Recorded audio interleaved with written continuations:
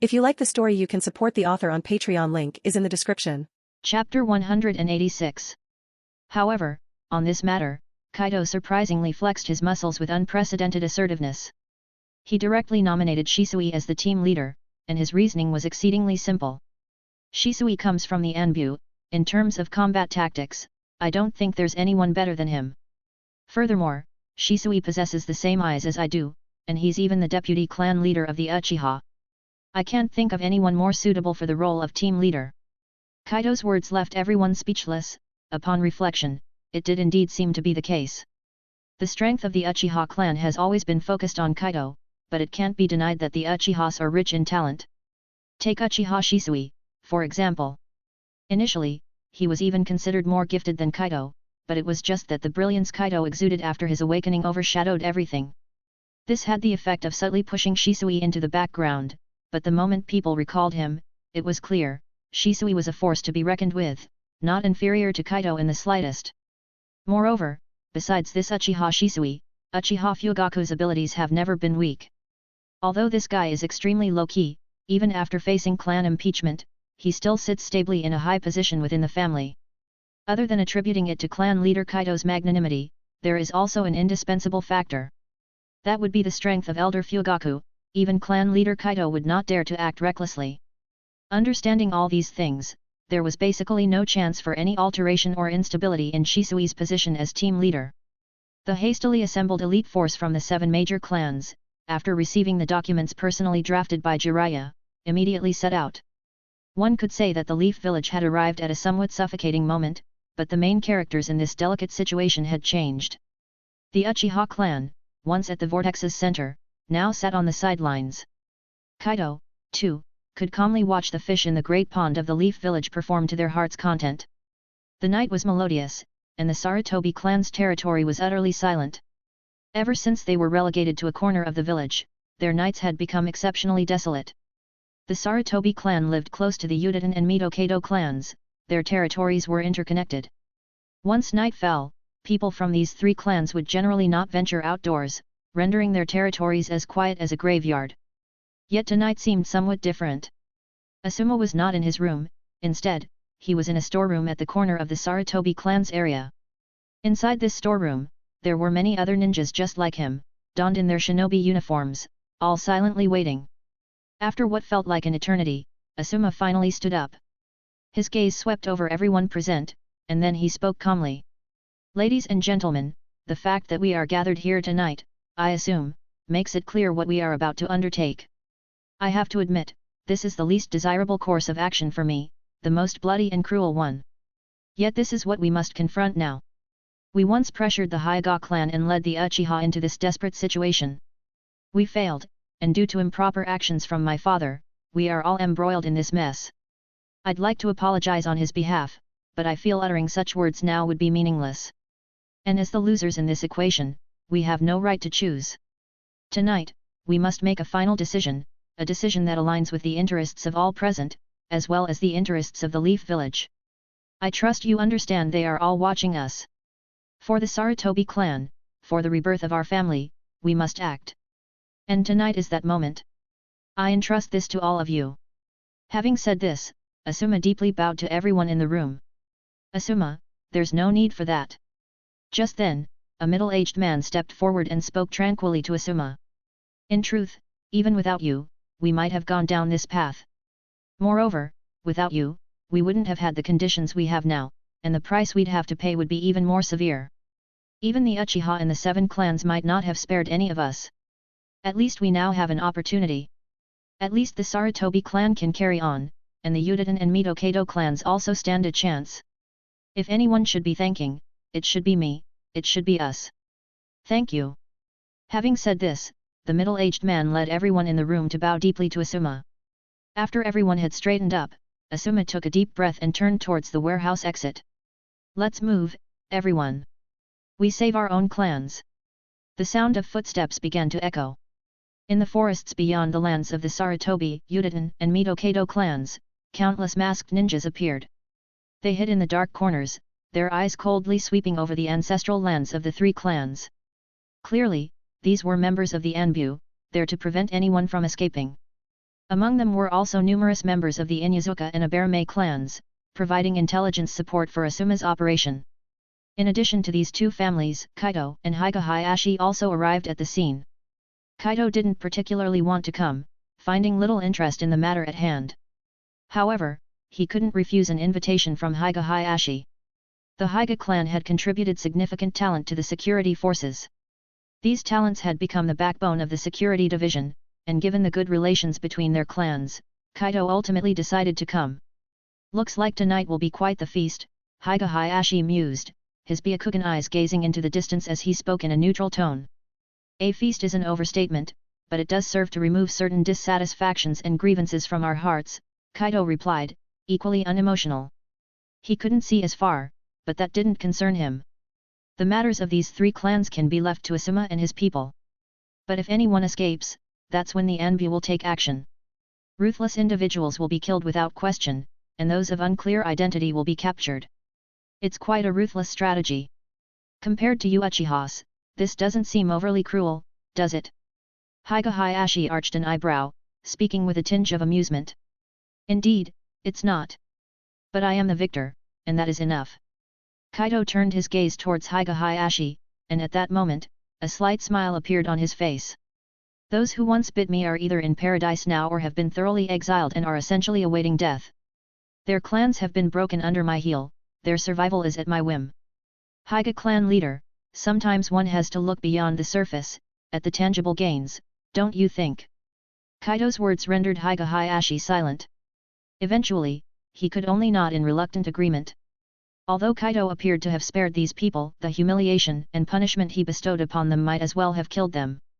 Kaito's decisiveness and ruthlessness are precisely why even a prodigy like Shisui disappeared under his dazzling aura. Thinking of his own past hardships and current hesitations in dealing with clan matters, Higa Hayashi couldn't help but sigh lightly. He suddenly felt that he might indeed be inferior to this younger man.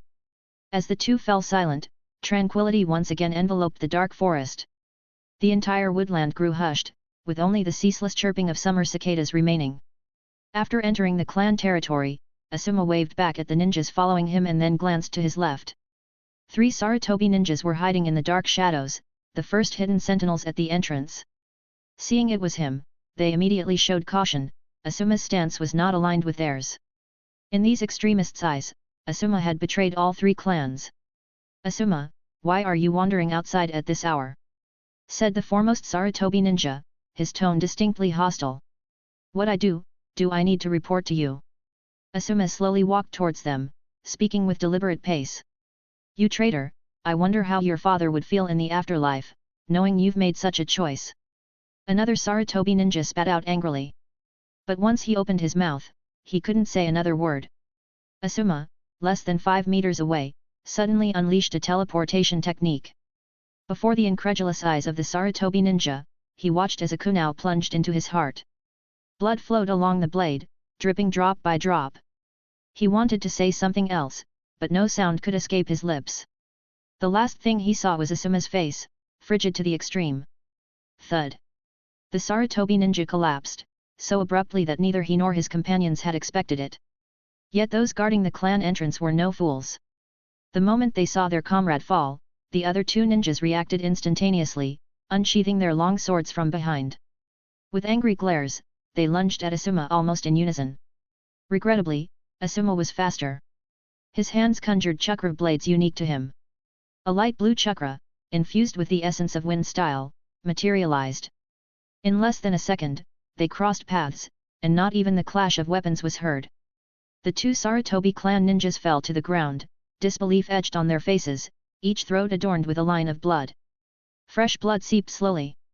Asuma looked at the trio, their eyes wide in terror and yet filled with deep rage, now lifeless.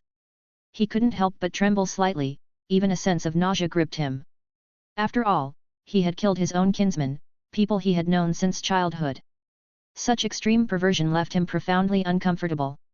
He knew Uchiha Kaito had undertaken similar missions, knew too that Kaito had volunteered for them. But he couldn't fathom how Kaito could willingly go through with such tasks. Such acts were almost too hard to accept. Uchiha Kaito must no longer be human, for no human could be this detached. Asuma took deep breaths, readjusting himself. It took him quite a while to get used to the stench of blood. His grip on his chakra blades tightened. He knew there was no reason, no excuse for him to back out. He could only see this through to the end. Feelings of kinship no longer bind us, this is a battle of ideologies. If I win, the clan survives. If I lose, the entire clan faces extinction. As he mulled over this, chakra surged through Asuma's body. When he looked at the fallen men, all that was left in his eyes was detachment. He knew what he should and shouldn't do. For the sake of the clan, he must now eliminate these disruptive elements. Take action, everyone! Asuma whispered commandingly, leading the charge. However, do not lay a hand on those who surrender, they are still our clansmen, and we must prepare for the future. But spare not a single resistor. The night of slaughter had commenced. You really don't hold back, do you? Atop a rooftop within the Sarutobi clan's grounds, Kaito and Hyuga Hayashi stood still, peering down. Bodies lay scattered all around the Sarutobi clan's area, fires burned ceaselessly, and the sound of cries was deafening. Kaito didn't really enjoy such scenes, just like years ago when he and Shisui witnessed a small village destroyed by the Cloud Shinobi. It filled him with a similar anger. Time changes, but some essential things do not. Of course, Kaito is a man of double standards. He'd have others do what he couldn't, not that he hasn't acted himself. But there's a difference between doing and watching others do it. Yet who can deny being a person of double standards? He was here merely to gauge just how far Asuma could descend. From what he could see, Asuma was thoroughly resolute, he understood his task well. But some humanity remained, he had yet spared women and children. Should that change, Kaito would have to be even more cautious. A man completely detached cannot be trusted. Just like Uchiha Kaito. Kaito would rather chase him 1,000 miles, even prepared to unleash Sasuke to eliminate him, than let Itaki ever return. Even the trick of placing him in the dark Enbu division, faking his death, Kaito would never resort to it. Because in his eyes, Uchiha Kaito had utterly lost his humanity, and such a detached man is better off dead. Preserving humanity comes at its own cost.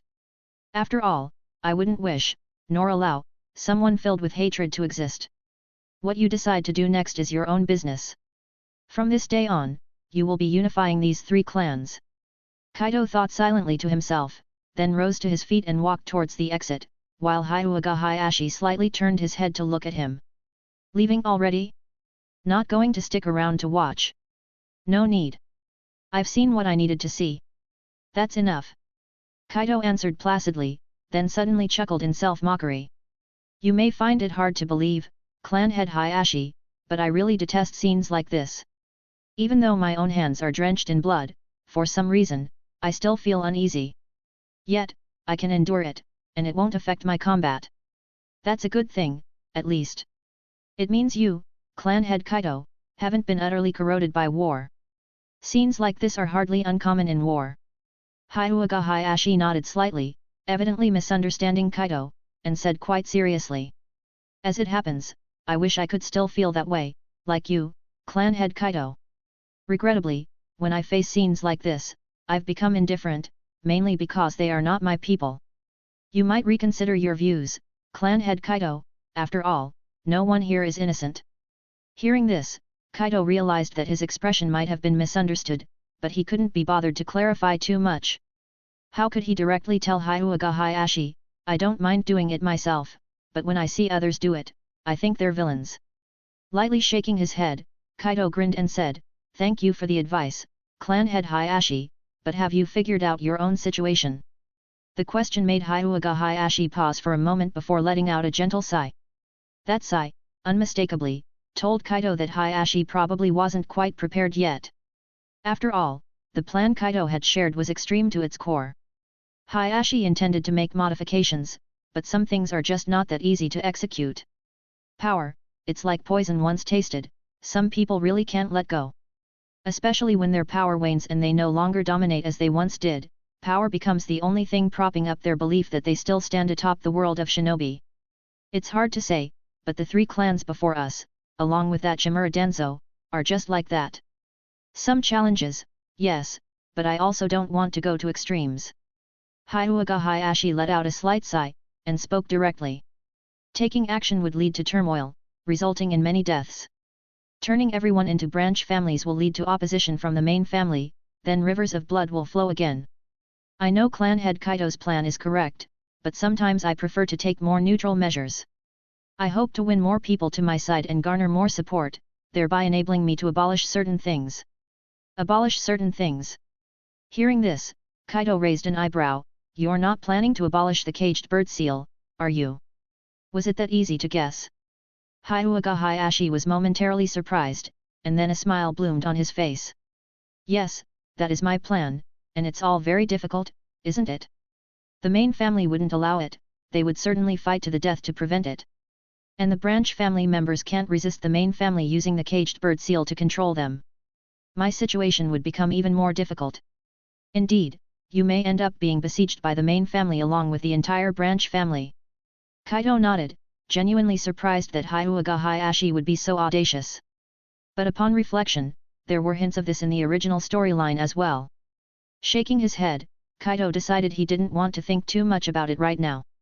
He looked at Hyuga Hayashi quizzically. Have you considered that, if you succeed, what would happen to your Byakugan once the caged bird seal is gone?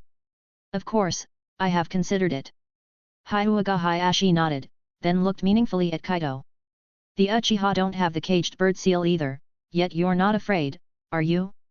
Besides, under such pressure, haven't various prodigies emerged? Such as Shisui, such as yourself. Chapter 187. When Hyuga Hayashi began to harbor such audacious thoughts, Kaito remembered, it likely started when he realized his own brother was marching towards his doom. The relationship between Hyuga Hayashi and Hyuga Hisashi is complicated. Hayashi embodies the sentiments between brothers in the world of shinobi, but as a member of the main family, he must restrain his emotions. Especially as he is the heir to the clan leadership, he has to strike a balance between the main and branch families. Therefore, even if such emotions exist, he has to show a particular stance. Hyuga Hisashi's internal life is also incredibly complex.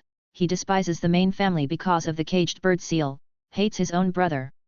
Yet behind the scenes, he was also defending his brother. During his lifetime, the branch family he led was fully aligned with Hyuga Hayashi, keeping him from being overshadowed by the elders. Although his death was verbally justified as a quest for freedom, he couldn't have seemed so composed without genuine fraternal affection. Of course, from a more cynical angle, he had to worry that, should he resist, he would still die and his family and children would suffer. Regardless, it was around that time that Hyuga Hayashi planted a seed of thought. And the realization of this thought can be understood by looking at Hyuga Hinata and Hyuga Hanabi, who both do not have the caged bird seal. Kaito remembered there was a notion that Hyuga Hayashi was very dissatisfied with Hyuga Hinata's talents, hence his diligent cultivation of Hyuga Hanabi. But the thing is, while cultivating Hanabi, he didn't brand Hinata with the caged bird seal either. Hinata still enjoyed the treatment of the Hyuga family's young lady. And as for Hanabi, who often appears in fanfiction and should have been branded with the caged bird seal at age 5, she never was.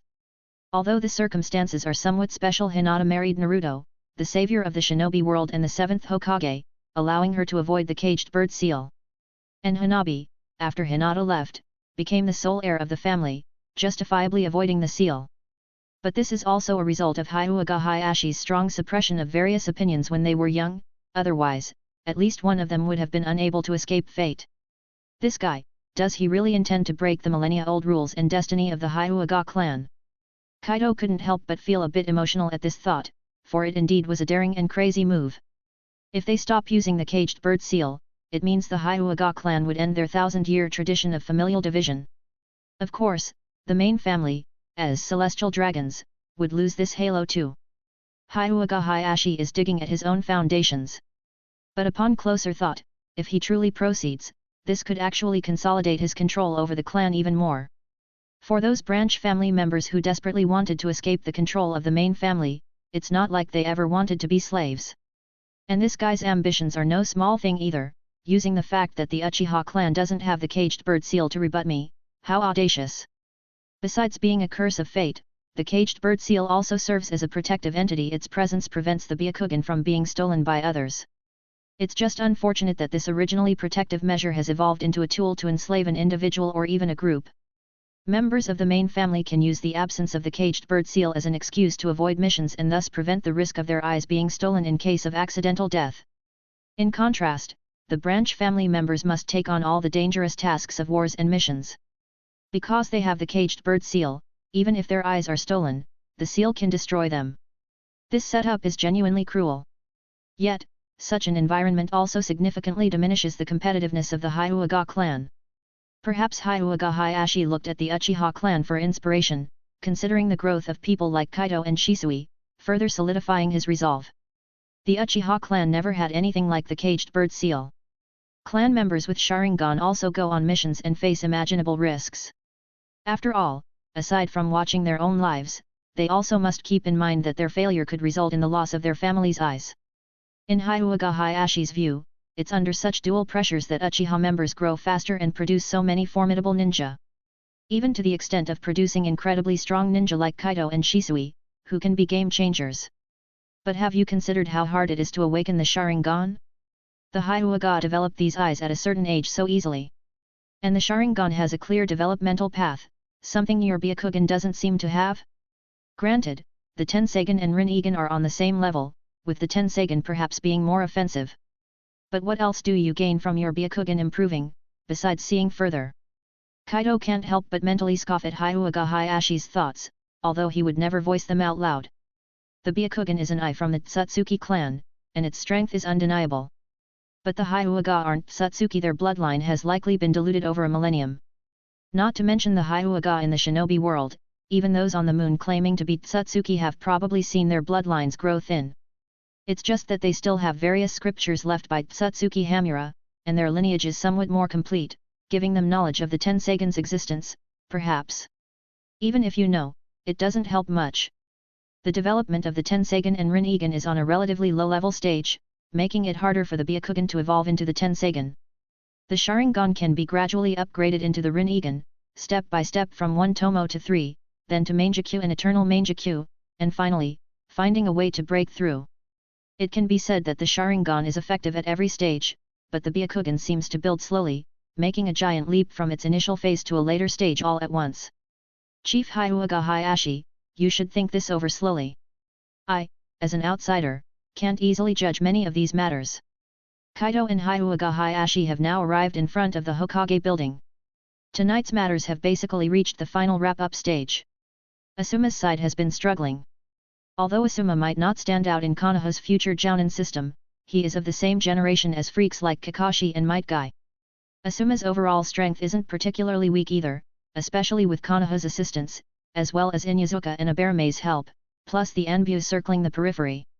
Although he has suffered some loss of manpower, they generally hold an upper hand. And their losses align with Kaito's interests after all, it's best for the reborn Sarutobi clan to be somewhat crippled. The next morning, all Konoha residents noticed that something seemed amiss today. They clearly found that Konoha seemed to be reducing control over those three clans. Ever since the impeachment incident erupted, these three clans have been forcefully sealed off by Konoha or, more precisely, by the 7 great clans. Whether it's their business or personnel, everything has been under a lock and freeze, forbidding people from leaving clan territory and businesses from operating. This has caused great inconvenience to many Konoha residents since these 3 great clans are fundamentally tied to the livelihood of the people. Yet nobody dares to speak up, especially as more areas are gradually being reopened. Of course, how those 3 clans are handled remains everyone's focus. After all, this could potentially develop into Konoha's most horrifying action since its establishment. Whether these 3 clans will even continue to exist is a question. But no one dares to think about or ask such questions. Everyone is silently awaiting an answer. Today, it seems, an answer has arrived. However, after Konoha's guard forces completely withdrew, the answer the villagers received shook them to their core. Rivers of blood flowed within the territories of the 3 clans, countless corpses were slowly being taken out. These scenes truly agitated the nerves of all Konoha residents. It wasn't until the specific details began to slowly emerge that they realized what exactly had transpired. People within the 3 clans plotted a rebellion, aiming for a coup against Konoha. Asuma discovered this and led those willing to follow him, and directly wiped out these conspirators. This news really left them at a loss for words, because there were too many loopholes. Let's not talk about how Asuma discovered it. When did he even find so many people willing to follow him, and where did he get so many weapons? These are questions worth pondering. Besides, there's the matter of Asuma meeting with Jiraiya earlier, many people had seen it. Asuma going to the Hokage building without concealing his identity, and not just once or twice either. And then such a thing happens right after. Can this really be considered logical? These matters continued to ripple through everyone's minds, and nobody knew what was really going on. But they all knew that the best thing now is not to ask, not to overthink, just watch and wait for Konoha's official response. While blood and gore were raining in Konoha, Shisui and the others had already quickly arrived in the capital of the Land of Fire. For them, covering such a distance at full speed would take just a little over a day to arrive. Standing within the daimyo's palace, Shisui and his team were particularly silent, but they had already discussed many things before they arrived. Although the 7 of them weren't familiar with each other, at the end of the day they were from the same alliance, and all of them were young with not too shabby abilities. So they had plenty of common ground, especially since they all acknowledged Shisui's capabilities, making their interactions even smoother. Strictly speaking, they were all actually classmates, as they were all around the same age. Chapter 188. They might be classmates only in the loosest sense of the term, belonging to different cohorts and graduating at different times. Their paths had diverged after graduation, hence the initial air of unfamiliarity. Yet, as they made their way, casually chatting all the while, the strangeness ebbed away. They even felt an odd sense of familiarity, perhaps owed to the shared experience of education. The crux of their discussions often circled back to Kaito, adding a layer of excitement to their conversation. After all, Kaito was their peer, but this peer now unapologetically stood at the pinnacle of Konoha. How could they not be intrigued when he even had a commanding presence over the entire ninja world? Shisui did not shy away from this topic. In his view, his own inferiority to Kaito was a plain fact, nothing to evade. Kaito's strength isn't merely physical, his thinking, his logical ability, might even surpass his brute strength. Although our abilities may be in the same tier, I can sense that if I were to go toe-to-toe with him, I'd certainly be the one to fall. Shisui's praise for Kaito was sky-high, and even then, he felt his words failed to do justice to Kaito's full capabilities. Even with his cautious wording, some found his praise unbelievable, even excessive. Shisui offered no further explanation, only those who had actually interacted with Kaito would understand the extent of his prowess. Knowing all this, Shisui was entirely convinced that Kaito was indeed someone capable of reviving the clan, harmonizing relations between the clan and the village, and restoring the clan to greatness. Apologies for the wait. Just as Shisui was lost in recollections of their journey and silently awaiting the daimyo, a voice broke through their reverie. A man came into view, gently fanning himself, his face bearing a kind smile. It was clear that he was the daimyo of the Land of Fire. Behind him followed 11 ninjas. These were undoubtedly his protective force. There used to be 12, but Asuma's absence was palpable. It was evident they had not had the chance to find a replacement for him yet.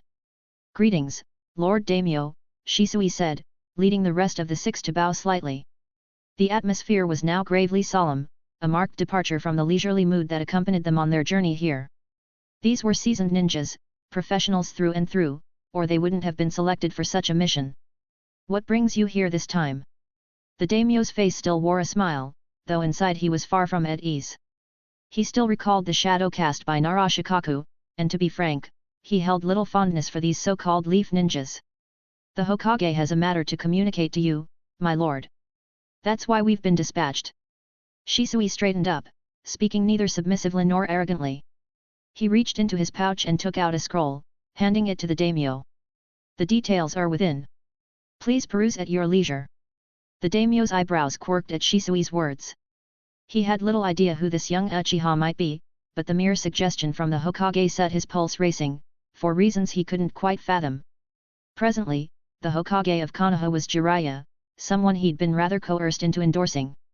As for those like Sarutobi Hiruzen who had passed away, he was rather glad, those individuals had shown him little to no respect. Jiraiya's conduct so far seemed acceptable, but who knew what he might do as Hokage? Receiving the scroll via his protective ninjas, the daimyo began to read. And just as he did, he felt his blood pressure spike. "A 50% increase? Is this daylight robbery?" The daimyo gripped the report in his hands, his eyes beginning to smolder as if ready to burst into flame. This was no exaggeration, in his view, it was an outright siphoning of his family's lifeblood. In the entire realm of the ninja world, the daimyo who contributed most to a ninja village was undoubtedly him with respect to Konoha. Otherwise, how could Konoha have developed so rapidly and so well? Without his money, what could Konoha use to cultivate so many ninjas? Without his funds, how could Konoha amass and store such vast strategic resources? Without his financial support, how could Konoha emerge victorious time and again in wars?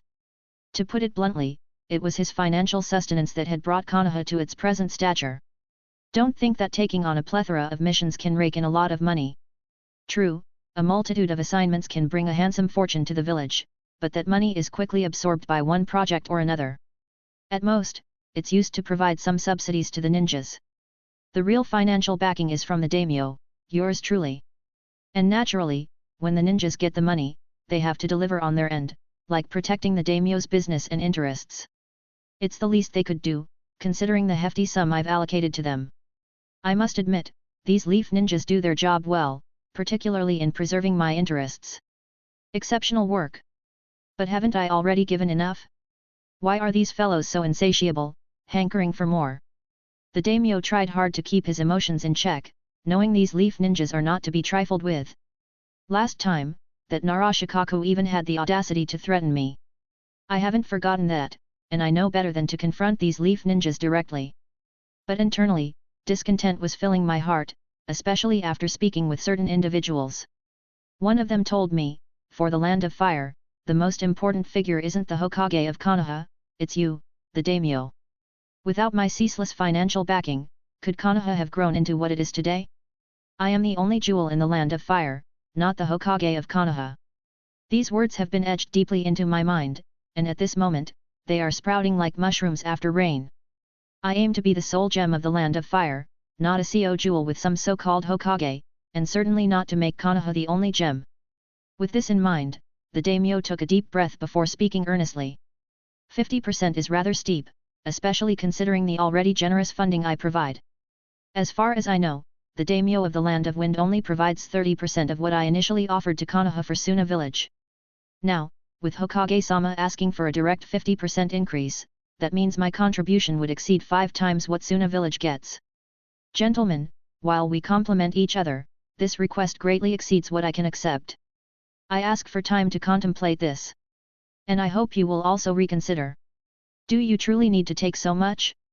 Please think carefully about whether, even now, you are not being overly excessive. Chapter 189. The daimyo's words were not harsh, seemingly logical even, but Shisui and others couldn't help but furrow their brows. They all sensed the undertone in the daimyo's speech, a refusal. Even worse, there was a subtle air of threat emanating from him. His posture seemed to suggest that Konoha had taken too much and he needed to reconsider.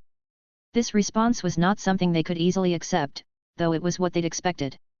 Shisui pondered for a moment, his eyes shifting to a member of the Nara clan beside him. The man gave Shisui a subtle nod, prompting Shisui to finally speak up. Lord Daimyo, while we are grateful for your financial support, let us not forget, without Konoha's protection, your family's business would not thrive so smoothly. You fund Konoha, thus enabling its flourishing development, while Konoha, in turn, shields your assets, offering you more wealth and glory. It's a symbiotic relationship, each entity aids the other. We have an obligation to protect Konoha and the Land of Fire, just as you have a duty to facilitate our growth. Think about it, Lord Daimyo, if we ceased protecting your assets in certain areas, would they continue to prosper? Local elements might cast envious eyes and resort to various means of harassment and plundering. Surely that's not a scenario you'd welcome. You. The daimyo found himself choked by Shisui's words. Though grudgingly, he had to admit Shisui had a point. Without Konoha's protective arm, his family business would indeed falter. However, deep within, he was truly reluctant to be under Konoha's thumb any longer. After all, he was the daimyo of this nation. But even a daimyo is only human. Faced with the imposing stance of Shisui and his companions, he felt a tinge of hesitation. Fortunately, a silver-haired ninja standing behind him stepped forward and spoke up. What do you lot mean by this? Are you threatening the daimyo? Don't forget, the real sovereign of the Land of Fire is not you ninjas, it's the daimyo standing before you. Know your place. Don't assume you ninjas can affront your own master. The words of this individual instantly made the faces of Shisui and his team change ever so slightly. Thanks to intel from Asuma, they already knew who this man was. He was the most extreme among them, hoping for the daimyo to be the sole Jade leader, and he was the one specifically marked for elimination. According to Kaito's directives, only 5 people needn't be handled lethally, a squad of 4 Raijin users and a monk. As for the rest, in Kaito's words, none should be spared, all must be sent below. Even the daimyo, in a necessary circumstance, could be sent below. Of course, this final directive was relayed privately to Shisui by Kaito. Some things can be done but shouldn't be declared so brazenly. And what are you, barking in my presence? Shisui set his gaze on the individual, and unconsciously he began to adopt some of Kaito's terminology. His words instantly twisted the face of Homa into an exceptionally ugly expression. But Shisui gave him no chance to speak. He just cast a cold glance at Homa, then turned his eyes back to the daimyo. Lord Daimyo, I ask you, is this your decision? The daimyo felt the pressure coming from Shisui. And not just Shisui, everyone else now radiated an aura that gave the daimyo an almost suffocating sensation.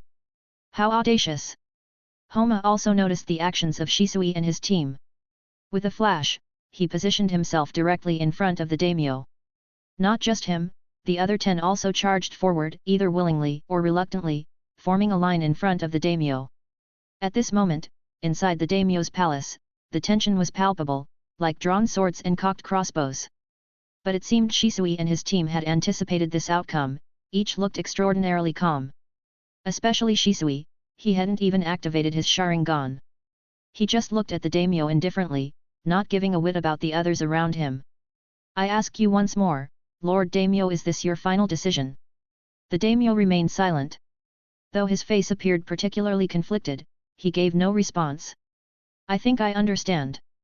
I must say, this is an unfortunate first meeting. Shisui let out a subtle sigh. His eyes began to narrow slightly, and his chakras started to surge. But problems always have solutions, albeit solutions that may change depending on Lord Daimyo's choices. Lord Daimyo, I've said before that Konoha stands with you. Without Konoha's protection, your business would face unimaginable disturbances. Yet, even without the daimyo's funding, Konoha can find others to sponsor us. Someone once told me that, in this world, it is the shinobi who are the true power. Chakra distinguishes ordinary people from ninjas. However, the heavens are fair, anyone can attempt to become a ninja, to become a person wielding power. It's a special pathway, an opportunity to change one's fate. And when an ordinary person becomes a ninja, they must follow specific rules. Just because you've become a ninja doesn't mean you can discriminate against non-ninjas. Because we respect ordinary people, any ordinary person can become one of us. But if someone tries to break this rule, if someone believes they can challenge the ninja system simply because they wield life and death power among ordinary people, then they're gravely mistaken for what they will face. At this point, Shisui's eyes were wide open, and a crimson light flickered continuously within them. Will be the backlash of the entire ninja system. Lord Daimyo, I must say, you are truly audacious. The term audacious, having been often used and mocked by a certain top cabinet secretary, was no longer a term of praise in Kaito's understanding. Kaito had privately joked with Shisui about similar phrases. For instance, Kaito once told Shisui that Sarutobi Hiruzen had made many audacious decisions, such as opposing the entire Konoha ninja clan system or ignoring everyone's opinions and stubbornly making a final decision that hugely damaged Konoha's reputation to avoid war. Although Shisui sometimes felt uncomfortable about the twisted usage of these words, a good word turned grotesque is hard for anyone to accept. One has to admit, sometimes using what appears to be praise carries an even deeper irony. What Shisui doesn't know is that far away in the land of Earth, Noki has indeed made an incredibly audacious decision.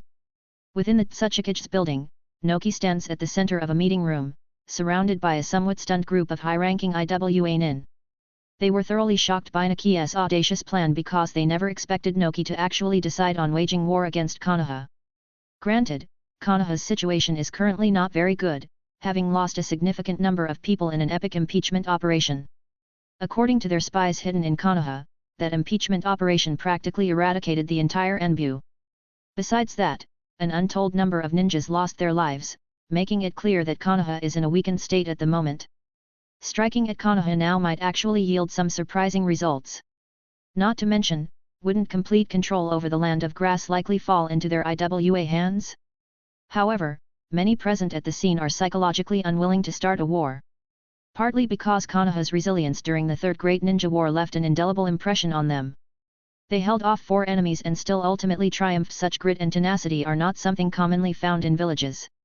Furthermore, once they act, it's hard to say whether this could ignite another great ninja war, which is not a favorable outcome for them.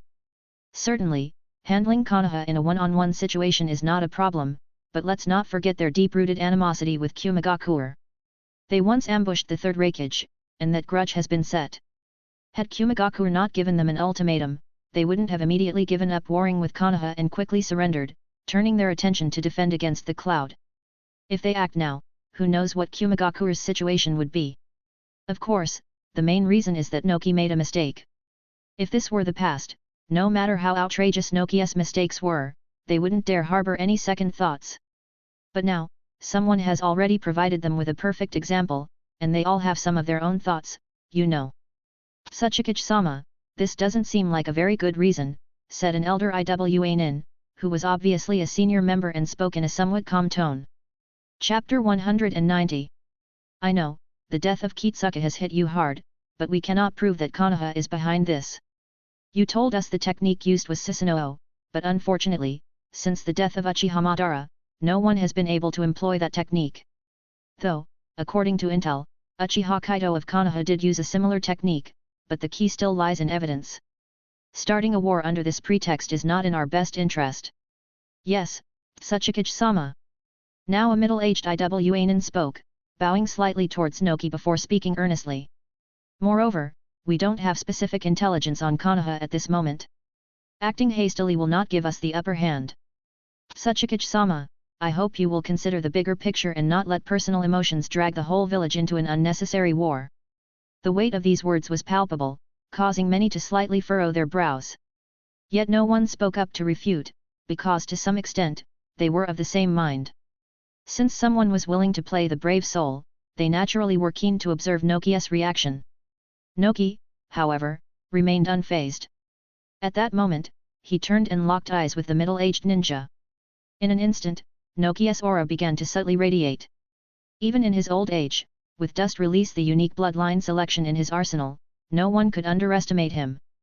At first, this aura appeared somewhat weak, but when it focused into a pinpoint directed at the middle-aged ninja, the latter's face went deathly pale. Cold sweat uncontrollably trickled down his forehead. Clearly, he was unable to resist under Noki's overwhelming aura. Young man, don't think that just because you're sitting in this room you can pontificate on many matters. Noki's voice dripped with apathy as he calmly observed the middle-aged ninja, whose forehead was now dripping with cold sweat. Trying to run before you've learned to walk is a mistake many young people make, but it's not a mistake someone your age should be making. Eager to prove yourself without even understanding the rules of the game? The only possible outcome for such bravado is to become a sitting duck, and get killed. There are no second chances. Today, I shall give you a lesson in the rules of this game. From this day forward, I don't want to see you in this conference room again. Understood? Having said that, Noki paused briefly before sweeping his gaze over the entire room. At this moment, no one dared to meet Noki's eyes, all subconsciously lowering their heads to avoid his gaze. Furthermore, the decisions I make are invariably for the greater good of Iwagakure. Though I must admit, I do want to avenge Kitsuki, do not think of me as narrow-minded. Look at the reports laid out on your desks. You lose your composure the moment you hear this news in the conference room. If I were to step down, what resources would you have to engage with the other villages given your current state? Noki's words sparked a glint in everyone's eyes, but they obediently picked up the documents in front of them and began to read. They had genuinely not paid attention to these documents, or perhaps it could be said that Noki had given them no time to do so since the beginning of the meeting. Upon entering the venue, Noki had initiated the meeting and directly stated his intentions to take action against Konoha. Who had the time or energy to read this document under such circumstances? Still, they were clever enough. Looking at the middle-aged man who seemed utterly soulless, like a frost-stricken eggplant, they mentally shook their heads. This was their silent way of paying respects. Then, they earnestly began to read the documents in hand. Upon further reading, their facial expressions subtly changed. At that moment, they finally understood the confidence and rationale behind Noki's thoughts. For these documents detailed events concerning Konoha's 3 great families, events bordering on annihilation. What in the world is going on? Inside the Hokage's office in Konoha, the leaders of the 7 great clans had gathered. Jiraiya and Tsunade also appeared within the office. Jiraiya's face was particularly unsightly. He had received a document from Uegakure, and its content made him extraordinarily angry.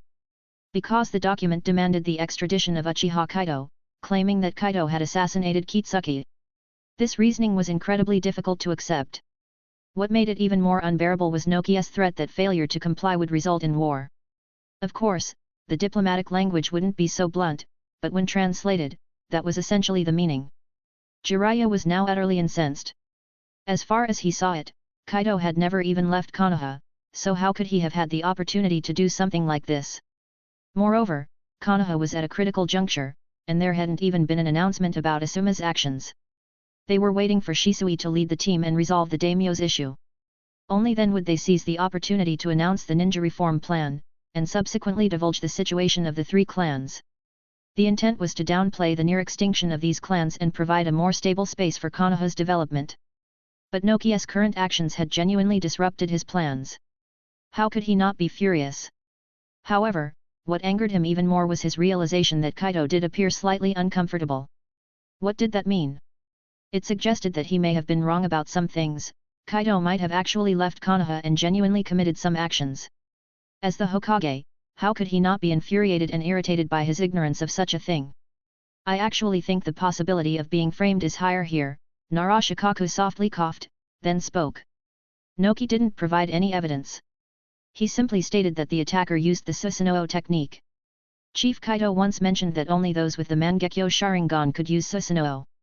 There are likely many people capable of using this technique.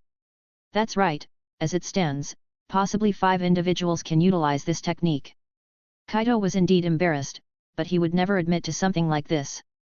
Besides, he already had a scapegoat in mind and was ready to pass the buck seamlessly. One is me, another Shisui, and then Fugaku, and the 2 Uchihas who are not in Konoha also possess the Mangekyo. So, they too are suspects, Lord Hokage. Moreover, I believe Noki is trying to pin this on me, given his precarious position lately. Also, this situation might not be as bad as we imagine. What do you mean? Jiraiya looked at Kaito with suspicion. He was somewhat skeptical of Kaito's words. It's simple, really. Kaito's mind whirred into high gear before breaking into a slight smile. Why not take full advantage of such a splendid opportunity to divert public opinion? Chapter 191. Kaito was genuinely bewildered at first, completely clueless as to what the hell Noki was on about. True, Kaito had indeed done these things. Whether it was the sizable group of Iwanin or that fellow Kitsuki, they all fell by his hand. But the thing was, Kaito had carried out these deeds so cleanly that it was virtually impossible to leave any evidence behind. Even if he had used Susanoo, he could easily pin it on Tobi or Itaki. It's not like that'd be something extraordinary. Would Tobi and Itaki really tell Noki that they can't use Susanoo because they don't possess both eyes? If it came to that, Kaito could simply have Shisui remove one eye and then demonstrate what one-eyed Susanoo looks like. But Noki, that old man, didn't follow any script. He straightforwardly concluded that Kaito was the perpetrator, and then brazenly signaled his intent to go to war with Konoha. This did make Kaito think, and not just Kaito. Narashikaku was also momentarily bewildered, before beginning to ponder the old man's thought process. At this level, wielding significant authority over an entire ninja village, these cages certainly had their own logic and thought processes behind every action. Some things may appear foolish, but that foolishness is merely the surface. Its intrinsic meaning is worth deeper consideration. Take, for example, Kaito's guess about Raza's decision to instigate the Third War, leaving Tsunagakure in a terrible state. But how does Tsunagakure's bad luck have anything to do with him? Raza did effectively divert attention and eliminate unstable elements in the village, thereby consolidating his authority. So Noki must have his own reasons for doing this, or perhaps these actions serve his own interests. Kaito quickly began to think through why Noki might have acted this way. As a transmigrator, Kaito's skills might be lacking in other aspects. If he were to micromanage, his proficiency might be less than that of an ordinary ninja. But Kaito had self-awareness. He knew his limitations and wouldn't mess around. He wouldn't emulate some island-dominating transport captain. Such a pity, I didn't even get to see us land on the island, and next thing I know, I'm transmigrating. What Kaito excelled at was actually overseeing the bigger picture and steering things in the right direction so they wouldn't go astray. With this skill, he could also analyze a particular event or someone's specific actions based on the overall situation to figure out what really lies beneath the surface. After only a moment of contemplation, Kaito pretty much guessed what Noki was thinking. If I'm not mistaken, Noki is currently in a tight spot, primarily because of us, Kaito chuckled as he spoke to Jiraiya and others. His words made Jiraiya furrow his brows, while Tsunade caught on immediately, understanding the implications. Are you saying that the impeachment event caused by your 7 families made him feel threatened, so he's using this Kitsuki incident to divert attention? I have to say, Tsunade is truly formidable. Despite her flaws in the original work, no, she still has the same flaws. For example, her love for gambling hasn't changed a bit, even though she's currently the head of the medical department. It's quite understandable, in the original work, she didn't mend her ways even when she became Hokage, let alone now when she's just in charge of medical affairs.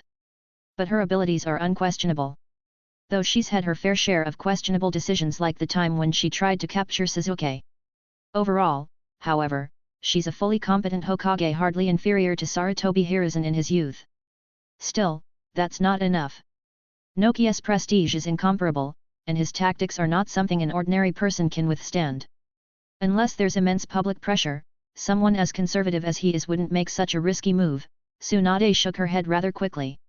Although she wouldn't call herself well acquainted with Noki, years of gathered intelligence meant that he was no stranger to her. Lady Tsunade, don't you know about that incident?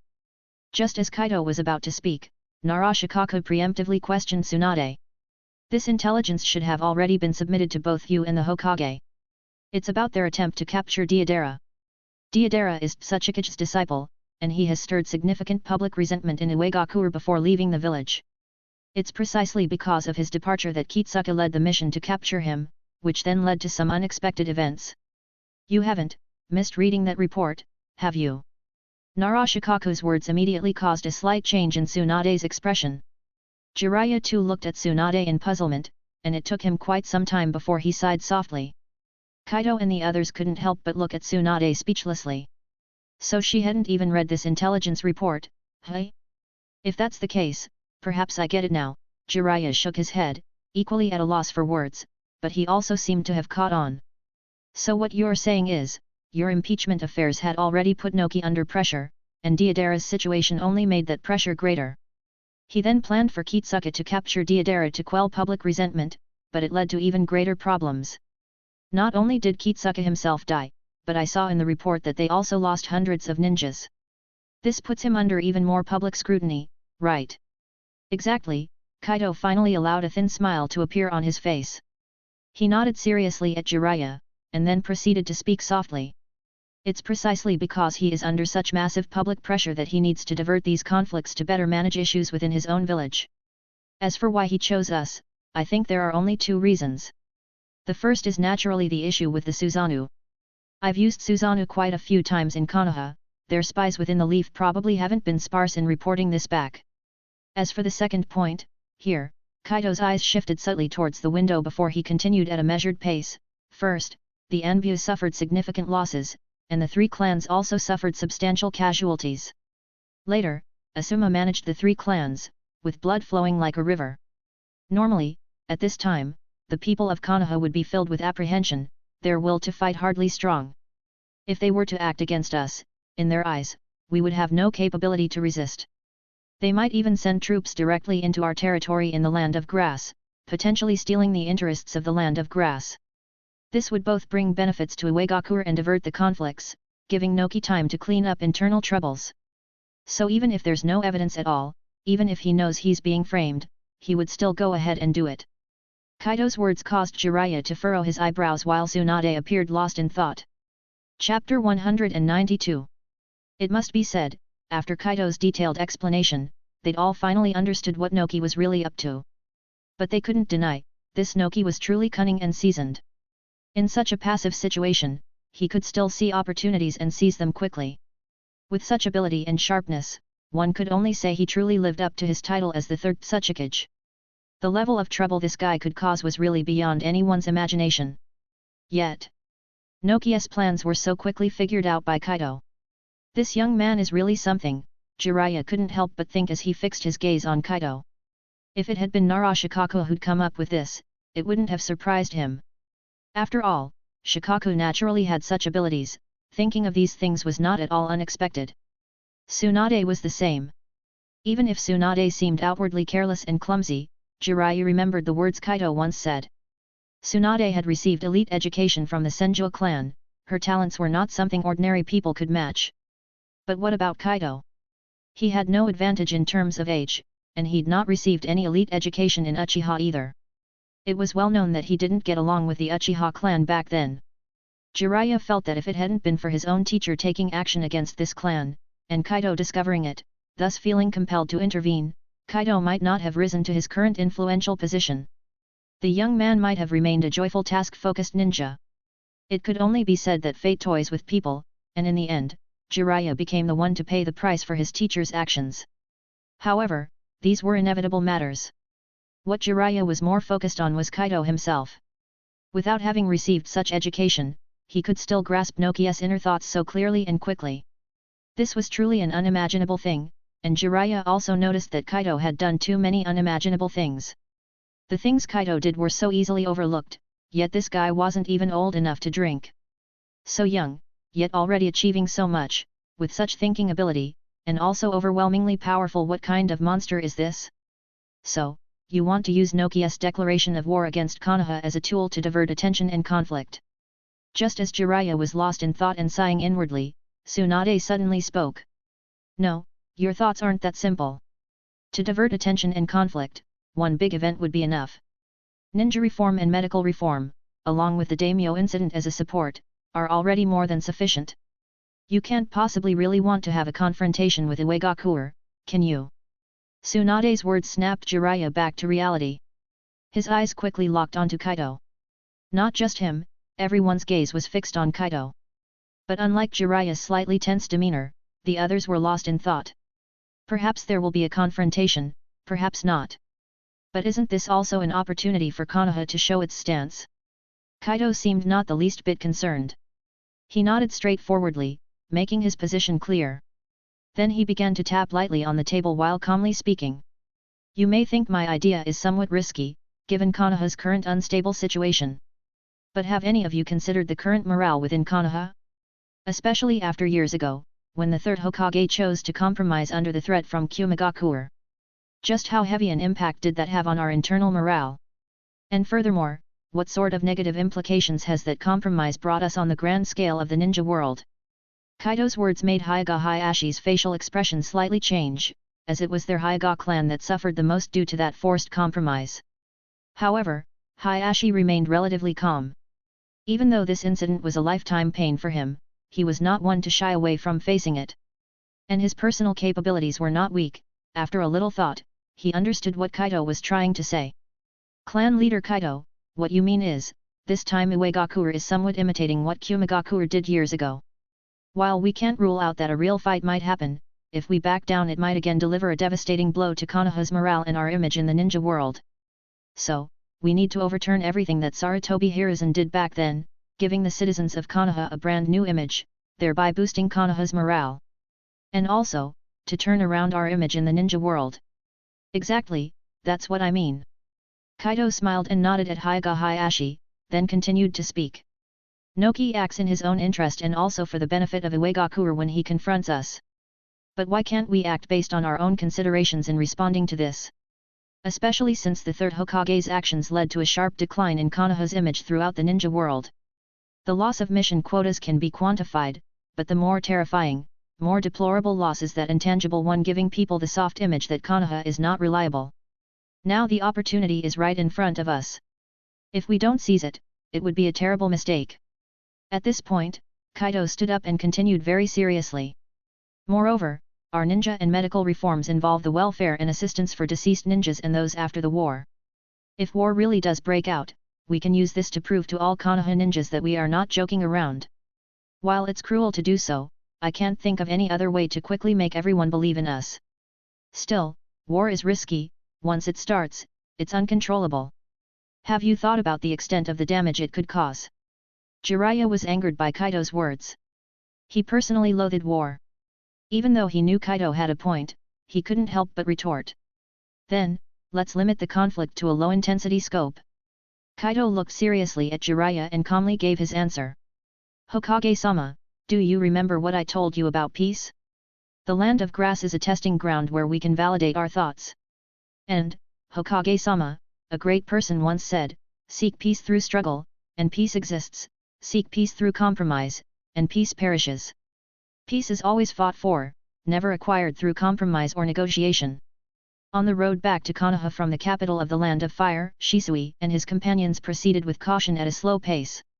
In their midst was a carriage, and surrounding the carriage was a group of people in ornate clothes, silently following along. Clearly, the individual inside the carriage held a position of lofty status. Behind the carriage, 3 ninjas and a monk followed in silence. These 4 were members of the Daimy's 12 Guardian Ninja. So, it was obvious that the person within the carriage was none other than the Daime of the Land of Fire. However, the atmosphere among the group seemed somewhat heavy, even Shisui was notably reticent. The reason was quite straightforward: they had made a big mess of things.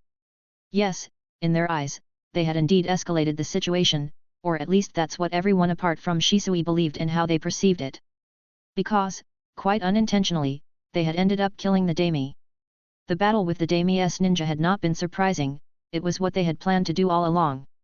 The Daimy's incredible belief that ordinary people could rule over ninjas was largely due to the extreme ideas instilled in him by these ninjas. Such troublemakers had to be eliminated. How could they possibly let them live?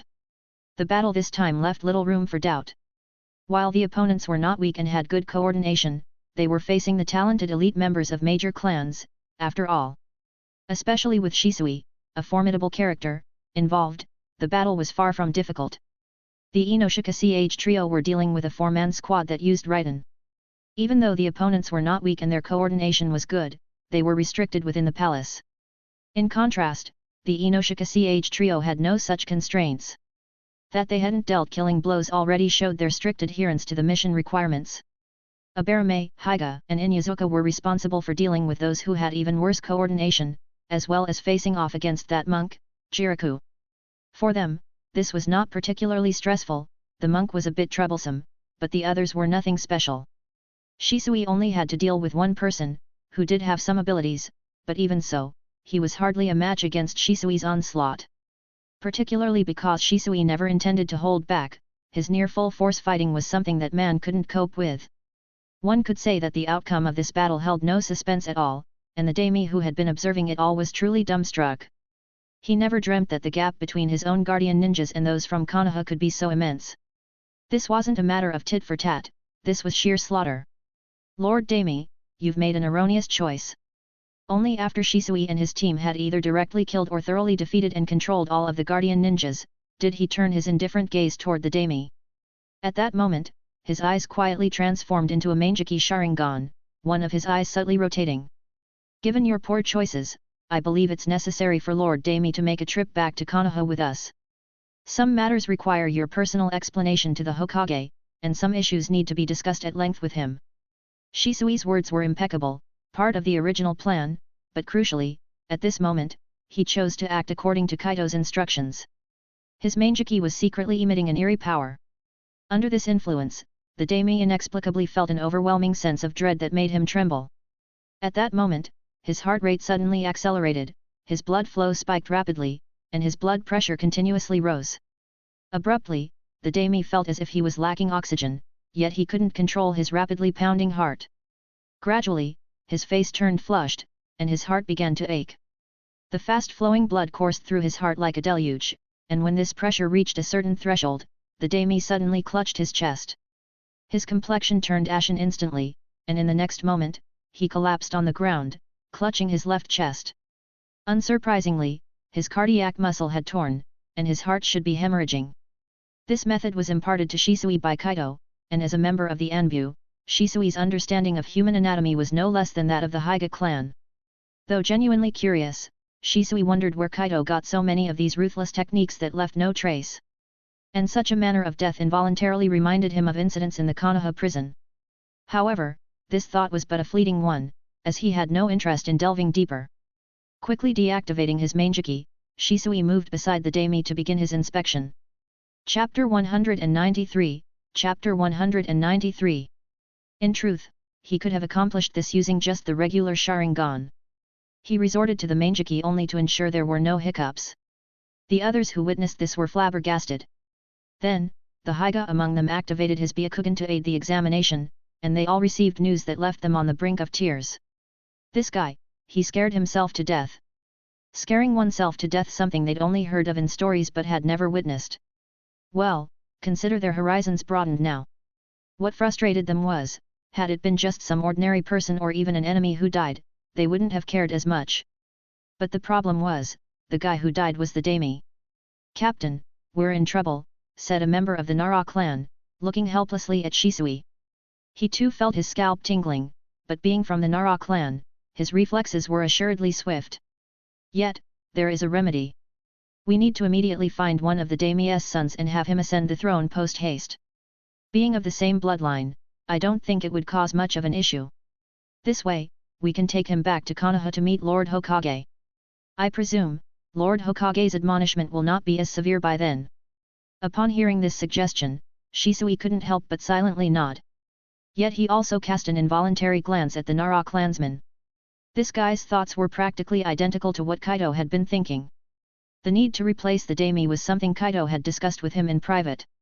The daimyo had begun entertaining thoughts of challenging the ninja system, and such thoughts would inevitably give rise to more ambitious figures.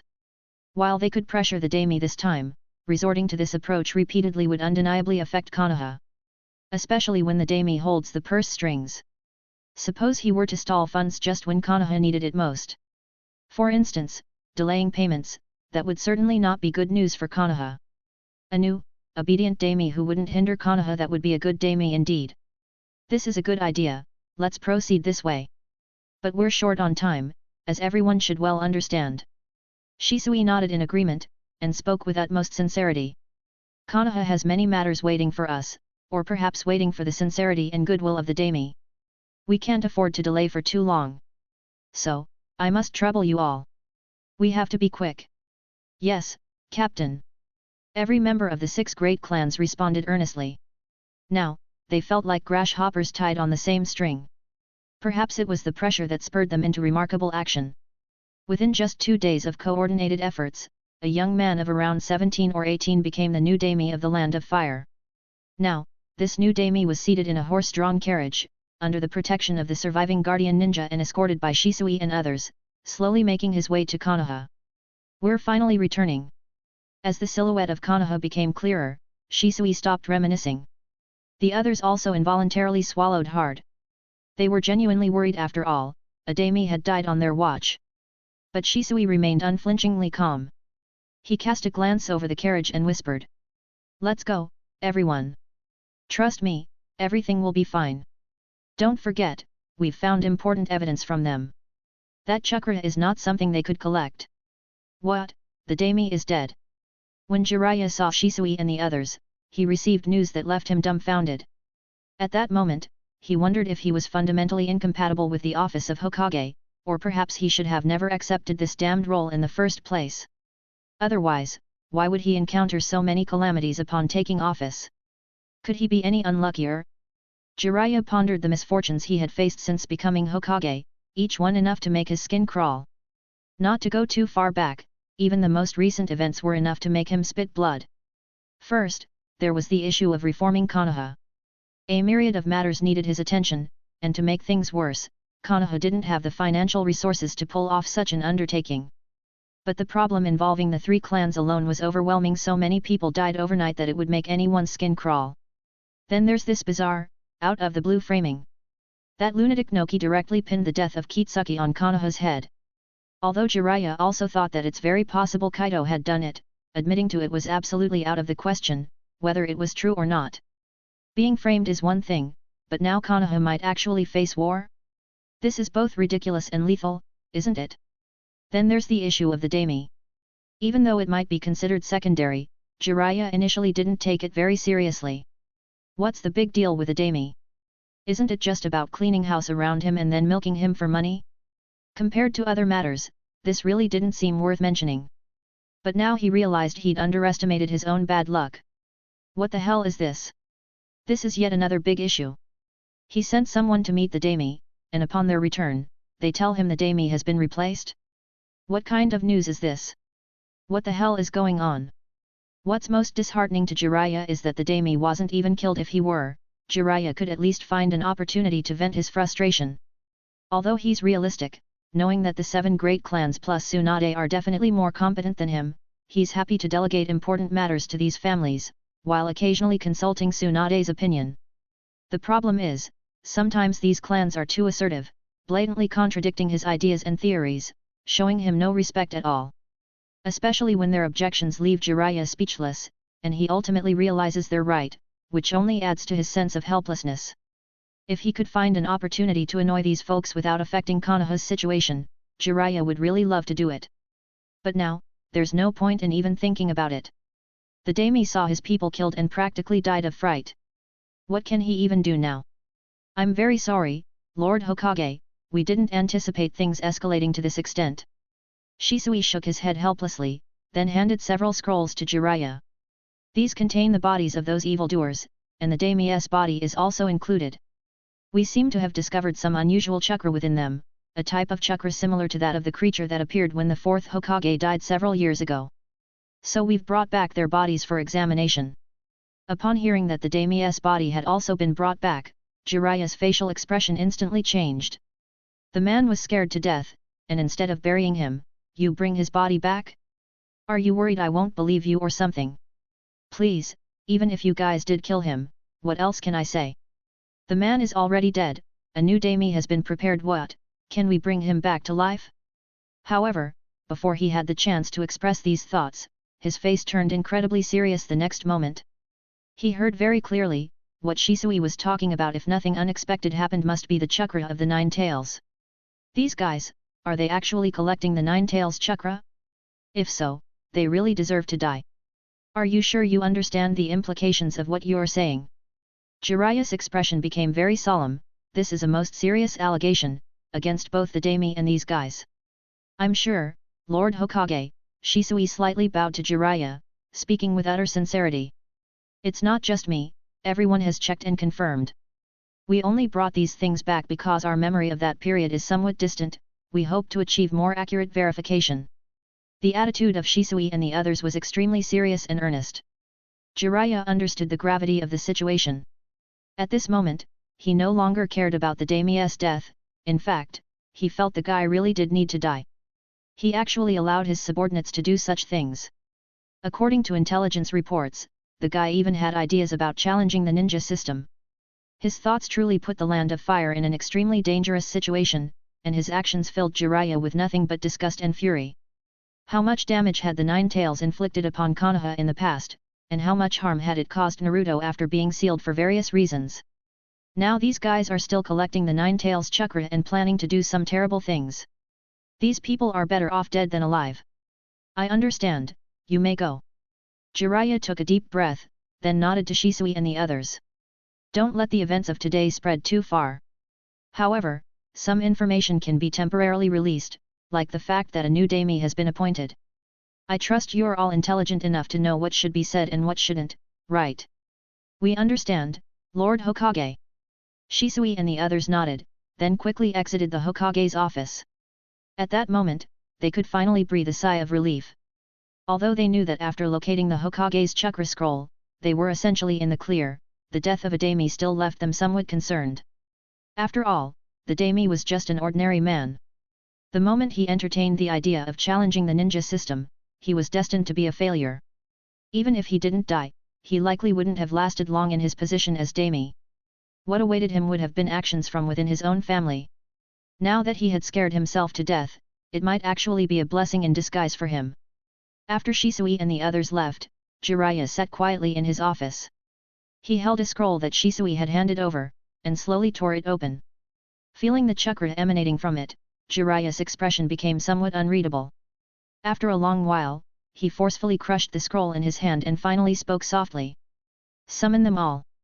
We have a meeting, an important meeting that needs to happen now. What exactly Jiraiya discussed in the meeting remains unknown. But the meeting ran late into the night, ending only when the moon was already high in the sky. And when a young man, dressed as the daimyo, met Jiraiya the following afternoon. Everyone received notices to assemble at the Hokage building. No one knew the reason, no one knew why, all they knew was that they had to drop everything they were doing, including their missions, because it was the Hokage's order. And when they arrived, they were dumbfounded to find that not only was the Hokage present, but so were all of Konoha's upper echelons, including members from the 7 great clans. This scene instantly made them realize that things couldn't be simple. Something major must have occurred to warrant such a decision. Everyone waited nervously until almost every corner of the bustling area around the Hokage building was filled. Then, Jiraiya stepped forward. "Ladies and gentlemen, I apologize for disturbing you at this time, but there are matters I must clarify with all of you, as they concern the entirety of Konoha." Amplified by chakra, Jiraiya's voice spread far and wide, and almost everyone could hear him clearly. Having said that, his gaze shifted toward Kaito and the others. Then, retracting his gaze, he spoke with an extremely serious expression. "I know, everyone must be perplexed about the many things that have recently happened in Konoha. The first point naturally concerns the situation of the 3 clans, which is closely related to everyone here. Yes, some unfortunate events have occurred within these 3 clans. After my teacher completed his mission of redemption, they were very dissatisfied with the outcome. They also chose a path that I, and everyone here, find unacceptable. They intend to betray us." Jiraiya's words were simple, yet everyone immediately grasped the crux of the matter. Betrayal, something absolutely unacceptable to all. If they truly kick up a fuss and actually do something, Konoha's days will certainly not be pleasant. It would unquestionably be a time of great upheaval. Asuma reached out to me and informed me of these matters. He also told me that he's willing to take some responsibility. At that moment, Jiraiya's voice rang out again. Therefore, before those within the 3 clans who harbored intentions of rebellion could make a move, Asuma took the initiative. Leading those of his clan willing to integrate into Konoha, he, despite suffering heavy casualties, dealt decisively with those rascals. However, to avoid further unrest and because much remains to be investigated, the details have not yet been publicly disclosed. The affairs of today do indeed need to be announced, and this is only the first matter for today." Upon hearing this news, everyone subconsciously began to stir. The downfall of the 3 clans apparently hid so much more. In reality, they were somewhat prepared mentally. After all, Jiraiya had already stated these people intended to stage a coup. But, no matter how you put it, with so many dead in one fell swoop, the corpses being carried out in the early morning, the lifting of the barrier and the pungent smell of blood continuing to spread, it's hard to accept that this all boiled down to a mere betrayal. People are naturally skeptical, especially when encountering things they find hard to accept. This gives rise to numerous speculations, and hence, the birth of conspiracies. And such conspiracies perhaps initially circulate only among a very small group of people. But when some individuals with ulterior motives such as spies hidden within the village begin to act, these conspiracy theories become extremely frightening. This is also why Kaito and the others are so cautious. Even with sufficient reasons, they must have even larger news to disperse these lingering clouds of suspicion. "Please, everyone, quiet down a bit." Hearing the ongoing murmurs below, Jiraiya's voice gained a certain heft. In that moment, everyone immediately fell silent. The second matter is that the daimyo of the Land of Fire has changed due to some special circumstances, and the new daimyo has promised to provide Konoha with even greater support. A change in the daimyo? All of Konoha's residents were momentarily stunned upon hearing this news. For the Land of Fire, this is indeed a significant event. Their attention was somewhat diverted, but not particularly significantly so. The daimyo is indeed important to the Land of Fire, but for them, the ninjas, it really isn't that significant of a matter. As for increased funding, although it sounds good, they really can't see how the money is actually being used. At best, mentioning it only piqued their interest, diverting their attention momentarily. However, Jiraiya soon spoke again. And the third matter, which concerns everyone here, is important. Because Konoha will undergo reforms, comprehensive reforms to the ninja welfare system, reforms to the ninja medical system. And these reforms will affect everyone present here. The articulation leaves you with a sense that something monumental, beyond just news, is being unfolded, a gravitas in transition, a shadow lifting. The elements of mystery, cautious optimism and underlying tension are woven seamlessly into the fabric of Jiraiya's speech, making every word weigh heavily in the air. Chapter 194. The term reform seems somewhat unfamiliar to the average person. Even though Jiraiya emphasizes that the reform will have a significant impact on them, for the average person and civilian ninja, the term remains somewhat alien. Yet no matter how alien, some specific information can be clearly understood even as they hear it, just like now. When Jiraiya slowly revealed the content of Konoha's impending reforms, everyone was dumbfounded in that moment. The reform is divided into two parts. The first part focuses on ninja welfare, a topic both simple and instantly understandable. Especially this area, just as Jiraiya pointed out, directly concerns matters of great importance to them. The scope of the changes in ninja welfare is vast, covering reforms for all ranks of ninja, from genin to jounin. The magnitude of these reforms has left everyone speechless and wide-eyed. To put it bluntly, the benefits they will receive going forward will be several times greater than what they had before. What a genin can receive in terms of benefits will soon be almost on par with what a chunin used to receive. While what a chunin can get may still not match current jounin, it's beyond what they had ever imagined. Within the ninja village, relationships between ninjas generally aren't bad, they usually shouldn't be, unless there's an inherent problem between individuals. But even so, there's still a significant gap in status between genin, chunin, special jounin, and jounin. Within the ninja ranks, there is a hierarchy unique to themselves, and it's far simpler than in civilian life. It's determined by strength. Resources allocated to each level of ninja are entirely different. Naturally, the stronger you are, the more you get. While this seems fair, at least it's not a zero-sum game where the winner takes all. It still contains elements of unfairness. For instance, high-ranking ninjas at a certain stage of their careers really don't need that many resources.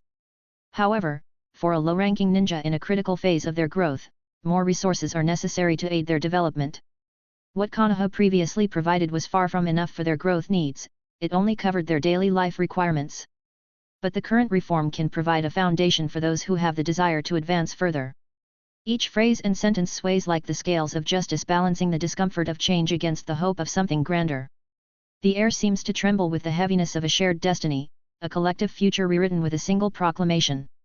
However, the corresponding penalties and inspection mechanisms have also become much stricter. Konoha provides so many benefits that even genin can be said to live without worries of food and clothing. This can motivate ordinary people to strive harder, to journey down the path of the ninja, but such generous benefits can also lead some to complacency. Some may think that spending a lifetime as a genin is enough to scrape by, all the while living off Konoha's generous welfare without any aspiration for advancement. So when Jiraiya and others were finalizing these welfare reforms, they specifically called upon Kaito and others for a detailed discussion. What they concluded was that even within the ninja system, there must be bottom-ranking eliminations and performance assessments. Every year, evaluations will be conducted based on the number of missions and strength assessments of current ninjas. Those who fail to meet standards will be demoted immediately. Such assessments and evaluations cover all ninja ranks, whether you're a jounin or a genin, no one can escape this. This effectively roots out those who merely want to coast along, greatly increasing the sense of urgency and competitive pressure on everyone. In terms of welfare, ninjas at every level will get more, but the most significant changes are really aimed at the jounin. After all, jounin are openly considered the reserves for the future Hokage. In people's understanding, every jounin has the qualifications to become a Hokage. While this is true, the key is that becoming a Hokage isn't as simple as being a jounin. There are many other interests and complexities involved. Unless you can become the head of a powerful department and gain everyone's approval, only then will you have the chance to vie for the position of Hokage. And within Konoha, the influence of a jounin isn't as significant as people imagine, a situation similar across all ninja villages. However, in this round of reforms, the rights of jounin have been greatly enhanced. From now on, unless there's a particularly significant issue requiring discussion by department heads or higher UPS, other matters will be resolved through jounin meetings. This means the influence of jounin within the village has been directly amplified. They now have the qualifications to discuss the village's future direction. And these matters are indeed the most attractive. After all, if you aspire to become the Hokage, you should at least know the operational mode of the village, and have a channel to express your own voice. Konoha is directly providing you with these, but the prerequisite is that you must become a jounin. How could this not stir the hearts of those with grand ambitions? Is all this true? It's fantastic, truly fantastic. Such reforms completely surpass the era of the third Hokage. This is the new chapter for Konoha. Merely this one point of reform is enough to stir all of Konoha into a frenzy. their cheers and jubilations unceasing, evidently invigorated beyond measure. In this moment, concerns regarding the three clans have largely been cast to the backs of their minds. What follows, the announcements from Jiraiya, has them over the moon. Reforms in the educational and healthcare systems. These are changes that affect each individual, my God. For the civilians, educational reform means a greater likelihood of becoming a ninja, thereby crossing societal barriers from bottom to top. Konoha will no longer strictly adhere to the old, all-encompassing method of nurturing. While still focusing on overall skill development, they will also help students hone their specific talents. And in the future, if you meet the comprehensive and combat requirements, you can still become a qualified ninja. Fantastic! Standing amidst the crowd, Guy clenches his fists quietly. Being a ninja specialized in taijutsu, he knows all too well the difficulties he has faced along the way. He has also heard some comments, that if it weren't for his father demonstrating the value of taijutsu, he would never have received Konoha's training. These words initially angered him, but after the death of the third Hokage, he took time for serious contemplation and observation. He found that among those in Konoha specializing in taijutsu, it seemed only he had fared reasonably well, a realization that also left him somewhat powerless. But now, with these new reforms public, he sees genuine hope, feels genuine hope. It's truly fantastic. It's not just Guy who is delighted, even those who may be lacking in physical abilities but are intellectually gifted find immense joy in this moment. For this means they too could have an entirely different future. And when they hear of Konoha's future plans for healthcare reform, a brief silence befalls the crowd, only to explode into even greater cheers. These are people who have experienced war, they've been tormented by it up to this point. They can never forget the suffering and sorrow that war has wrought upon them. Chapter 195, Chapter 195. Regrettably, not even the third or the fourth Hokage had ever paid them much attention, and they themselves had never raised any demands. After all, ninjas were tools, this notion was deeply ingrained in the zeitgeist of their times. But now, they felt as if they were being treated as human beings, as if Konoha had not forgotten them, as if the higher UPS of Konoha had not forgotten them. The current leadership truly outshines Sarutobi Hiruzen and his ilk by far.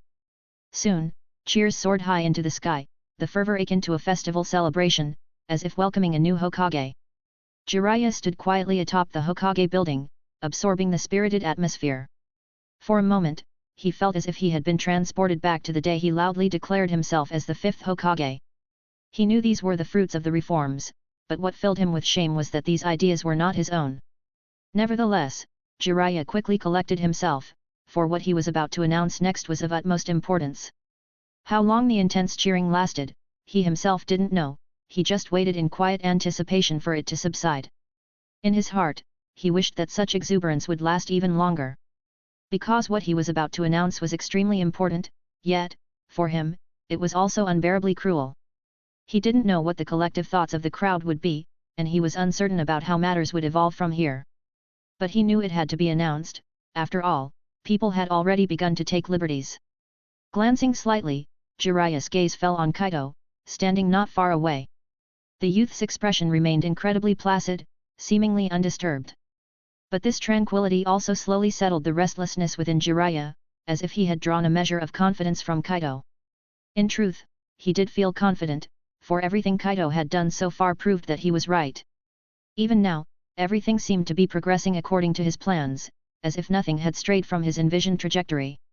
Moreover, this reform initiative, jointly formulated with the 7 great clans, was so successful that even Jiraiya himself felt swayed by the collective emotion of the people. Jiraiya was aware that focusing solely on Kaito wasn't fair. But Kaito was indeed exceptional, his youth starkly contrasted with the others, and it was precisely this gap that highlighted his uniqueness. Such a remarkable individual, Jiraiya found it hard not to lavish him with attention, and sometimes even found himself sinking into self-doubt.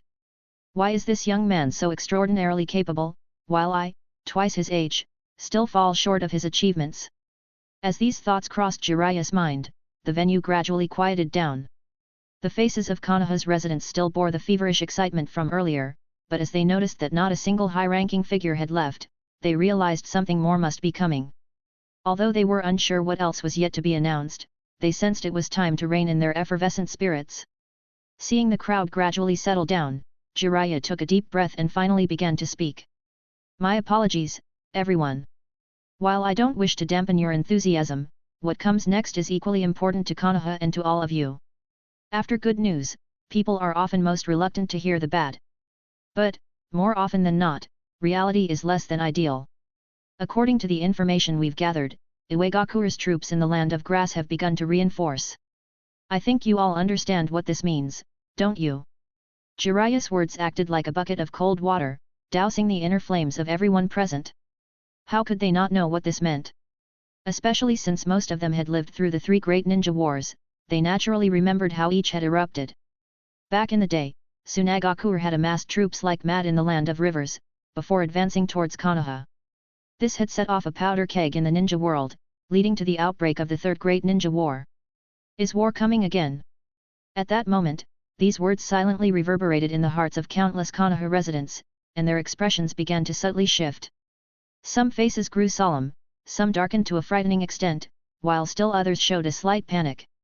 Especially among the civilians, their faces wore their panic most visibly. After all, they were not ninjas. I know, this news is unsettling to anyone who hears it. We have specifically communicated with Iwagakure, and the answer we received is absurdly laughable. As everyone maintained their silence, Jiraiya's voice rose once more. They claim that Uchiha Kaito, our minister, appeared within the confines of Iwagakure, obstructed their capture of their own rogue ninjas, and even killed the son of the 3rd Tsuchikage, Kitsuki. How laughable is that? Kaito has always been in Konoha, how could he possibly commit such acts? They blithely disregard the fact that rogue Uchiha ninjas exist outside Konoha, conveniently forgetting that runaway Itaki, the mysterious Uchiha behind the Nine Tails incident.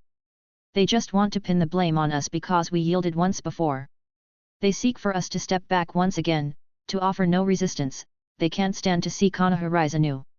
Jiraiya's voice began to elevate, his words drawing the assembled minds back to the events of yesteryears. Back then, the people from Kumagakure arrived in Konoha so arrogantly, so domineeringly certain that Konoha sought to ignite war. When, in reality, it was their people who kidnapped a child of the Hyuga clan, forcing Hisashi Hyuga to commit murder. Even so, Konoha was forced to bear the full brunt, to capitulate, and Hisashi paid with his life to appease the matter. The incident has forever imprinted itself in the memories of Konoha's residents. Perhaps some thought Hisashi's death was a worthy trade for peace. But many more viewed it as humiliation, for it made it hard for them, as Konoha ninjas, to hold their heads high in the ninja world for a long time thereafter. Ninjas have pride, that's beyond question. After all, being a ninja is a profession of combat. How can you fight if you don't even have that sense of honor? Even if at first, they might have thought themselves fortunate to have avoided war, in the years that followed, true peace was hard to find. My former teacher made a wrong decision back then. He thought sacrificing one person could bring peace, and so Hisashi paid the price. Jiraiya's voice remained strong, but it had shifted, elevating into a crescendo of heightened emotion. Yes, we avoided war, but we lost so much more. We lost the prestige we'd fought for in 3 great ninja wars, a prestige bought with the blood of countless ninjas. We lost our glory, we lost trust, our standing in the ninja world kept plummeting, our mission shares shrank as mistrust grew. We signaled to our enemies that we were weak and easily bullied. We let down those ninjas who laid down their lives for Konoha, those Konoha ninjas. Today, such an event unfolds before us again. They seek to incite war on false pretenses. Can you accept this? Can you bear this? Are you willing to see Konoha compromised once more? Chapter 196. Even if all 4 major ninja villages ganged up on Konoha, didn't they eventually retreat for various reasons? Konoha has grown weak, that giant-like entity has collapsed, and for the entire shinobi world, that is a good thing. Even if, regrettably, the ones to shake Konoha's beliefs aren't us but those idiots from the Hidden Cloud village, the joy in Nokia's heart can't be concealed. This time, he does somewhat want to emulate those guys from the Hidden Cloud. To force the currently precarious Konoha into compromise, thereby diverting the troubles and predicaments he himself is facing, and even gain some benefits from the Land of Grass. But Konoha's strong response has made Noki slightly worried. Simply put, in this response, Konoha has explicitly stated that they neither accept nor recognize the allegations from the Hidden Stone. Don't expect them to hand over Uchiha Kaito. As for whatever the Hidden Stone really wants to do, then Konoha will definitely see it through to the end. What on earth gives Konoha the audacity to do this? They just lost so many of their Enbu, and they've also conducted a large-scale purge of 3 clans. Even with their so-called reforms, they've been weak for so many years. This isn't something that can be resolved by Jiraiya's few words. Noki really can't figure this out, but since he can't, he might as well not overthink it. For him, this action is imperative, he must push forward with this operation no matter what. Otherwise, he has no way to divert attention within his own village, to suppress those voices, and he also doesn't have the time and space to solve some troubles. Moreover, this operation is really to avenge Kitsuki. Noki clenched the document in his hands, his face turning sinister, yet tinged with a trace of sorrow. Kitsuki's body has already been thoroughly examined. According to the report, Kitsuki's death happened in an instant, he had almost no chance to resist. He was killed in the course of an attack, instantly controlled by the enemy and pierced through the heart with a lightning jutsu. This news truly pained Noki, and also further confirmed to him that the one who took action must be an Uchiha. Although Kitsuki may be intellectually akin to burning books and burying scholars, his combat prowess was more than formidable. Anyone who encountered him would find him a headache, and there are very few who could take him out in an instant. Even if he was caught off guard, his reaction speed wouldn't be slow. The only explanation then is that Kitsuki, in the instant he was about to strike that guy, was controlled by an illusion jutsu and then killed in a counterattack. In the entire ninja world, the only person capable of such a feat powerful enough to instantly control Kitsuki is someone with the Uchiha's Sharingan. How powerful the Sharingan could be, perhaps the current shinobi world is somewhat unfamiliar with it, even the Mangeki Sharingan is largely a mystery to them. But Noki, he has witnessed Uchiha Madara.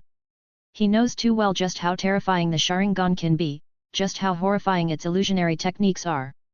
He's even clearer that, if you're not careful, making eye contact with a pair of potent Mangeki could lead to catastrophic results. And in the present shinobi world, Uchiha Kaito is a master of using the Sharingan. According to intel from Hidden Stone spies in Konoha, this guy's eyes are not just in some ordinary Tomo state, but in a sinister Mangeki state. That means Uchiha Kaito possesses power that surpasses the average Mangeki. He may even be walking down the same path as Uchiha Madara. If you don't die, I dare not imagine what the world will become. Especially now when there is no one like Hashirama Senju around. Given time and space to grow, the ninja world will sooner or later become your plaything. Be it for this ninja world, for my village, or for my son, this battle must be fought. Noki takes a deep breath, then decisively lifts his head, shouting, "Summon someone!" Tsuchikage-sama. In an instant, an Anbu wearing a mask appears before Noki, kneeling and speaking softly. Spread the word that Konoha has refused to hand over the culprit and is prepared for war. Noki says this emotionlessly, but after saying it, he pauses slightly as if pondering something. However, he soon recovers, continuing in a quiet tone. Inform all the reserve units to prepare for deployment. But before leaving, I need the entire Hidden Stone village to know something. Yes, Tsuchikage-sama, we will complete the mission. The Anbu replies softly, making his commitment without even asking what the mission is. I want the entire Hidden Stone village to recall the scene from years ago when we were forced to surrender. I want all of Hidden Stone to feel both shame and hatred. Noki stands as he speaks, his gaze firmly fixed on the Anbu in front of him, his voice deep and resonant. However, in the midst of such shame, they must also know that Minato Namikaze is dead. The time for revenge has come. What we've lost, we must reclaim with our own hands. Do you understand? Yes. The Anbu bows his head even lower, responding in a voice tinged with gravity. Tsuchikage-sama. As he watches the Anbu leave, Noki finally lets out a small sigh. The commencement of war is not just a test of combat and financial might, but a clash of wills. Only those whose spirits are high and whose hearts are filled with conviction can dominate the battlefield. And while there are many forms of conviction, hatred is the simplest, most direct, and most effective at stirring everyone's emotions. But let us not mistake, war is never merely a manifestation of hatred. For the true essence of war is not in service to mere gain. As the only living third-generation Kage in the world of shinobi, Noki understands this fully. Yet he also knows well the cruel reality that war inevitably brings death. This holds true not only in conflicts between two large ninja villages but also in the low-intensity warfare involving smaller nations and their ninja villages. Losses are inevitable. In such low-intensity conflicts, Noki has always preferred to hire mercenary shinobi to carry out tasks, thus reducing Hidden Stone's own losses.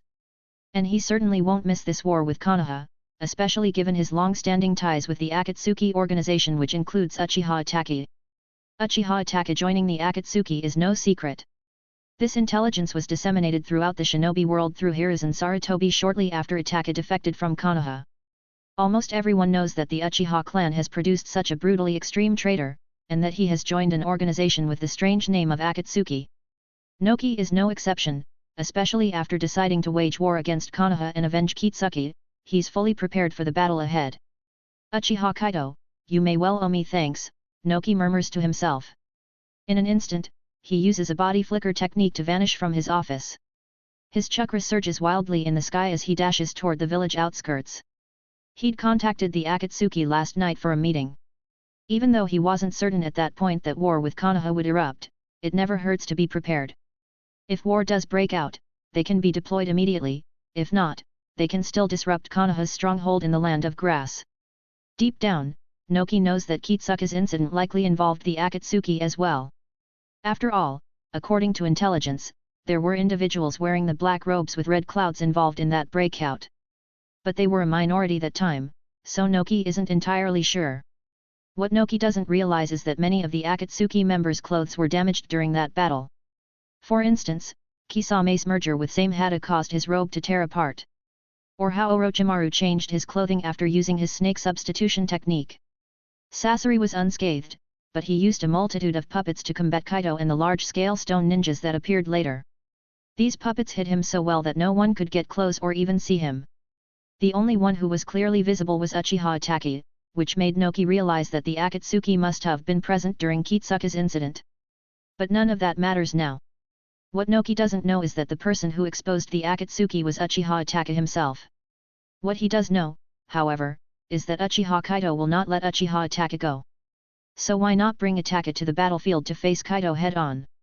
Employing the Akatsuki as mercenary shinobi in the war would undoubtedly alleviate the Hidden Stone's casualties. Plus, every single member of the Akatsuki is formidable, deploying them against Konoha will surely catch them off guard. And Uchiha Taka is also an Uchiha, capable of killing his own son, and furthermore, he is the prey of Uchiha Kaito. Once he takes the stage, Uchiha Kaito will inevitably come. The Akatsuki won't allow Kaito to kill one of their own, bloodshed is sure to follow. And all the Hidden Stone troops need to do is to seize the right moment, even if it's Noki himself making a personal appearance, he can surely kill both of them. This way, I will have avenged Kitsuki, Noki silently mutters to himself. By now, he has arrived at a valley just outside the Hidden Stone village, where someone is already waiting.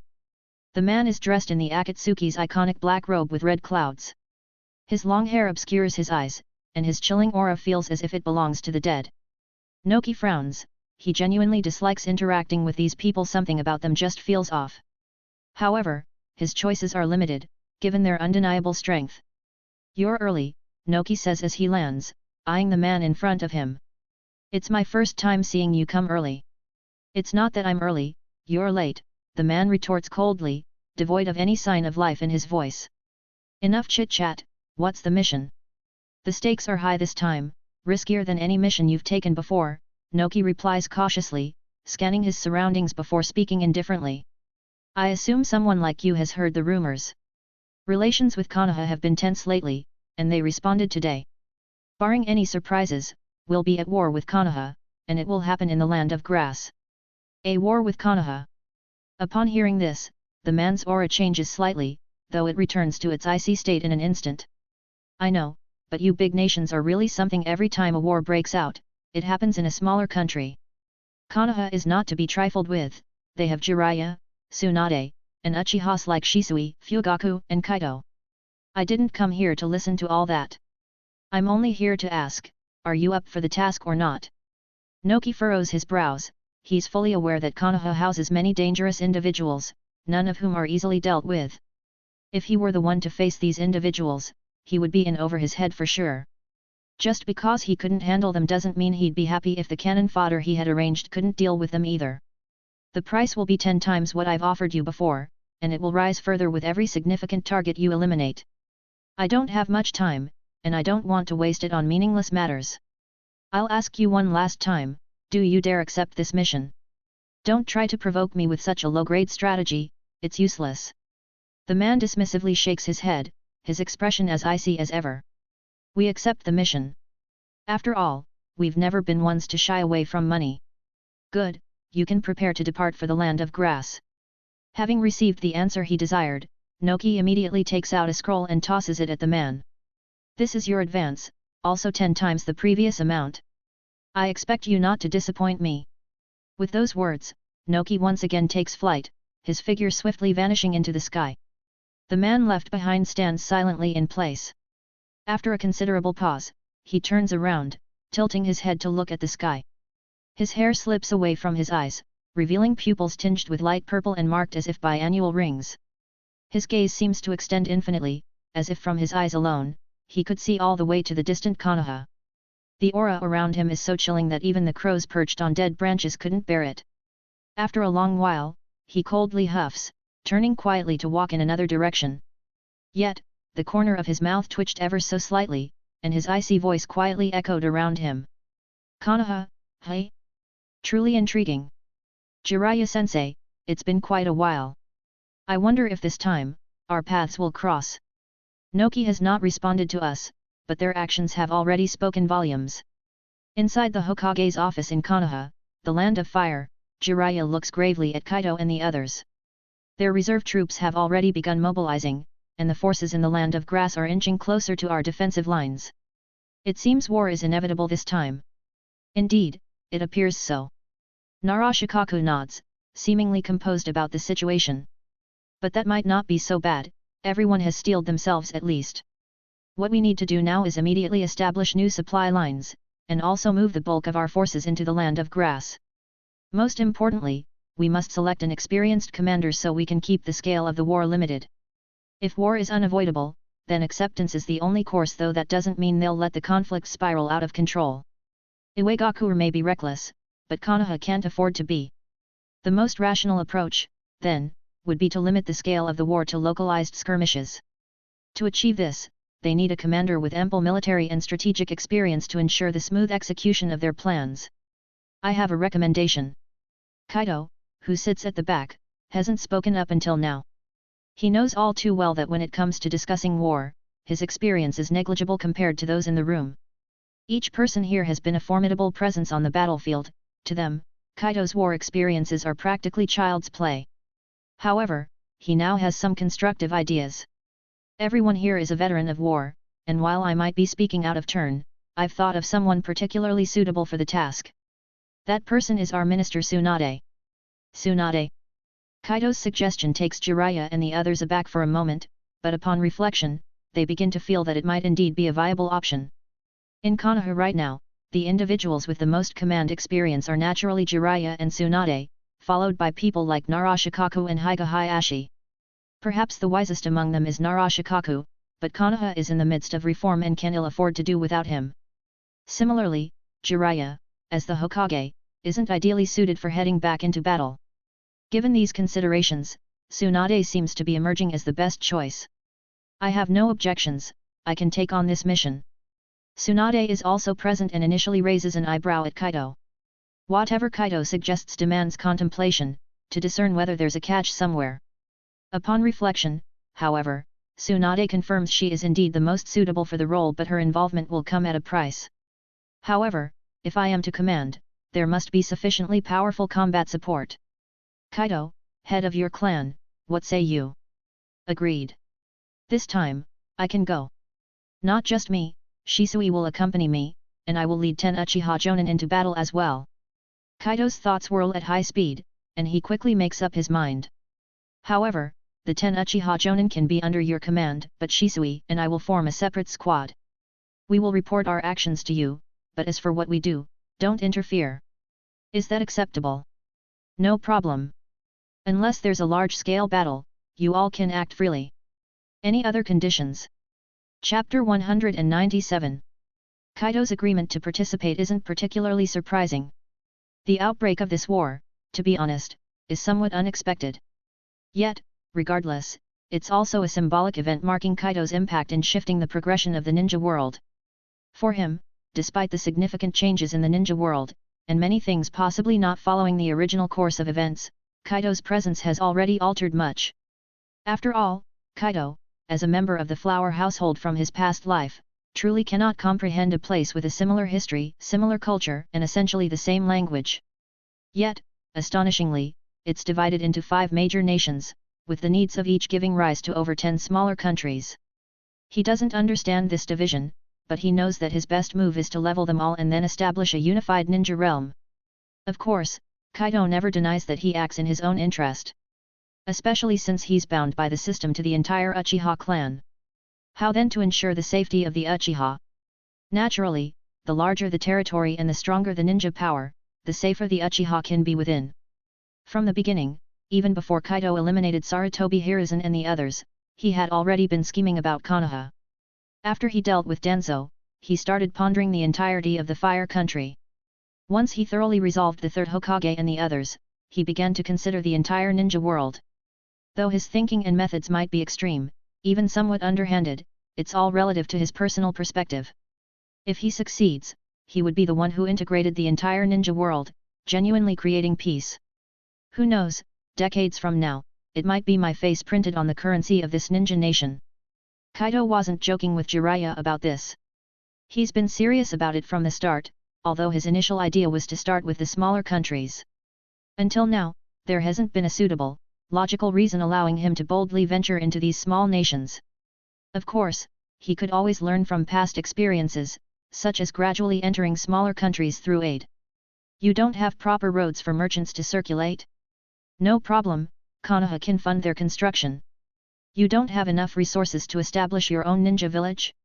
No worries, Konoha can finance your build. You lack enough ninjas to operate your village? No worries, Konoha can provide the manpower and effort to train for you. Any challenges you face, Konoha can step in to assist. But if you can't repay in cash, no worries either. Let Konoha have a share in your mining resources. Konoha can use your ports for free, and goods from Konoha can be tax-exempt or enter your markets with low taxes. Isn't that a win-win? You could say that this is gradually nibbling away at these smaller nations. And don't forget, the ninja village was built with Konoha's help, and the ninjas were trained by Konoha. In time, all Kaito has to do is get a bit tough, subtly indoctrinating them with Konoha's ideology during training. Ensure these foreign ninjas identify with Konoha from a young age. Then, wouldn't everything here, except legally, belong to Konoha? But such actions are time-consuming, energy-draining, and expensive. Money is crucial. Currently, Konoha itself is financially strapped due to reforms. How can it even aid others? To achieve what Kaito envisions would take at least 5 years. But in 5 years, perhaps the Fourth Ninja War might break out. Would all these efforts still matter then? Thus, with limited time, the rabbit's method is unfeasible. But the hawk's method might work, force your way in through sheer might. Yet, this could incite massive resistance. Kaito would undoubtedly have to intensify propaganda and education while deploying troops to eliminate the rebels. This will drain resources and manpower, but it might be better than whittling away slowly. However, at this moment, Iwagakure suddenly declared war, which is, ironically, good news for Kaito. He can directly act against some regions now, like the Grass Country, which is undoubtedly Kaito's target. And by showcasing overwhelming strength on the battlefield, making Iwagakure taste the bitter fruits of the Third War. Then, with the momentum of a victorious nation, Konoha can, under the pretext of security, directly enter the tea and hot water countries. If Iwagakure has fallen, and Tsunagakure, for now, is still an ally of Konoha, as long as Konoha doesn't make a move on the river country, they wouldn't act recklessly. The primary concern is Kumagakure, that village is full of lunatics. Indeed, Kumagakure is a troubling entity. They suffered the least in the Third War, losing only the Third Raikage in their elite ranks. They initially went to war with only a little over 1,000 troops and had fewer confrontations with Konoha. Primarily it was just the AB combo having a tough fight with Namikaze Minato. Had it not been for that, they wouldn't have had the audacity to trouble Konoha years ago. Now that Konoha is once again clashing with Iwagakure, it's hard to say if they won't intervene. And whom they target is not so easily predicted. Kumagakure holds a grudge against Iwagakure because of the incident with the Third Raikage, and their relations with Konoha are sour due to the Hyuga incident. If they were to step in, maybe Konoha and Iwagakure would cease fire and turn against them instead. Kaito suddenly thought, hoping that the madcap Kumagakure would genuinely intervene, but still, it's essential to be cautious. As for Kirigakure, whose relations with Konoha are perpetually poor, Kaito didn't care much. Kirigakure has suffered enough under Tobi's hand, so much so that they don't even have a cage now. Everything is under the control of the elder named Genma. Even if their relations with Konoha are terrible, they might not necessarily intervene at this time. So, overall, the situation isn't bad, just need to control the scale of this battle. Kaito thought silently, but as he returned to the Uchiha clan, a figure ran up to him. "Sensei." Without even looking carefully, Kaito knew it was Sasuke. After all, within the entire Uchiha clan, he only had Sasuke as a disciple. To be honest, he felt he owed Sasuke. Until now, he hadn't seriously instructed Sasuke in anything. He mostly let Sasuke grow independently, letting him spar with Karin and Naruto. Ever since Jiraiya agreed to take Naruto in, Naruto would come by whenever he had time. After Jiraiya adopted Naruto, and he got along well with children from major clans, he frequently visited the Uchiha clan. The villagers' attitudes towards him began to change for the better. One could say Naruto's life now is much improved. And with everything going well, Naruto's progress was swift. This meant that whenever Sasuke sparred with him, Sasuke often found himself losing. Sasuke genuinely couldn't accept this, but there wasn't much he could do about it. After all, Naruto had the careful guidance of Jiraiya. "Sasuke, what are you doing here?" Kaito greeted Sasuke with a smile and a nod before asking curiously. "Sensei, I've come to ask for your consent regarding a matter." Sasuke knelt on one knee, looking earnestly at Kaito, before slowly voicing his request. "I want to join this war." Kaito looked strangely at Sasuke, finding it hard to believe. Was Sasuke really so brave to voluntarily join the battlefield? Kaito couldn't quite comprehend this desire, as war wasn't child's play. Especially on the battlefield, no one cares about your identity. Any jutsu, a single kunai, or even a single shuriken could take your life in an instant. However, after contemplating it for a moment, Kaito seemed to grasp Sasuke's intent. Sasuke appeared to have some training injuries. It was evident that he had been pushing himself hard. While he might not reach the prowess of the original, he wasn't any less diligent than Kaito and Shisui in their younger days. Kaito had even heard from Shisui that Sasuke rigorously trained his physical stamina daily, aiming to be better prepared for the battlefield's demands. It's no simple task. Only those who've experienced how tedious physical training can be truly understand. Not everyone is like Might Guy, whose sheer passion makes even the most mundane training feel exhilarating, and fully commits to every exercise. And Might Guy's strength and skill can't be simply defined by his 8 inner gates. Even without his taijutsu, his level is top-notch. Sasuke's perseverance is due to adhering to Kaito's teachings and external pressures. Karin, the little devil, has slowly adapted to Uchiha life and has frequent interactions with both Naruto and Sasuke. The girl's progress in her skills is impressive, naturally pressuring Sasuke. Not only Karin, but Naruto has also been a motivating factor for Sasuke. Previously, Naruto was all guts and no skills. But now, under Jiraiya's guidance, Naruto's growth is rapid, making Sasuke envious and concerned. Moreover, there's always someone on Sasuke's mind. He had heard that at his age, that person's strength was already extraordinary. Chapter 198.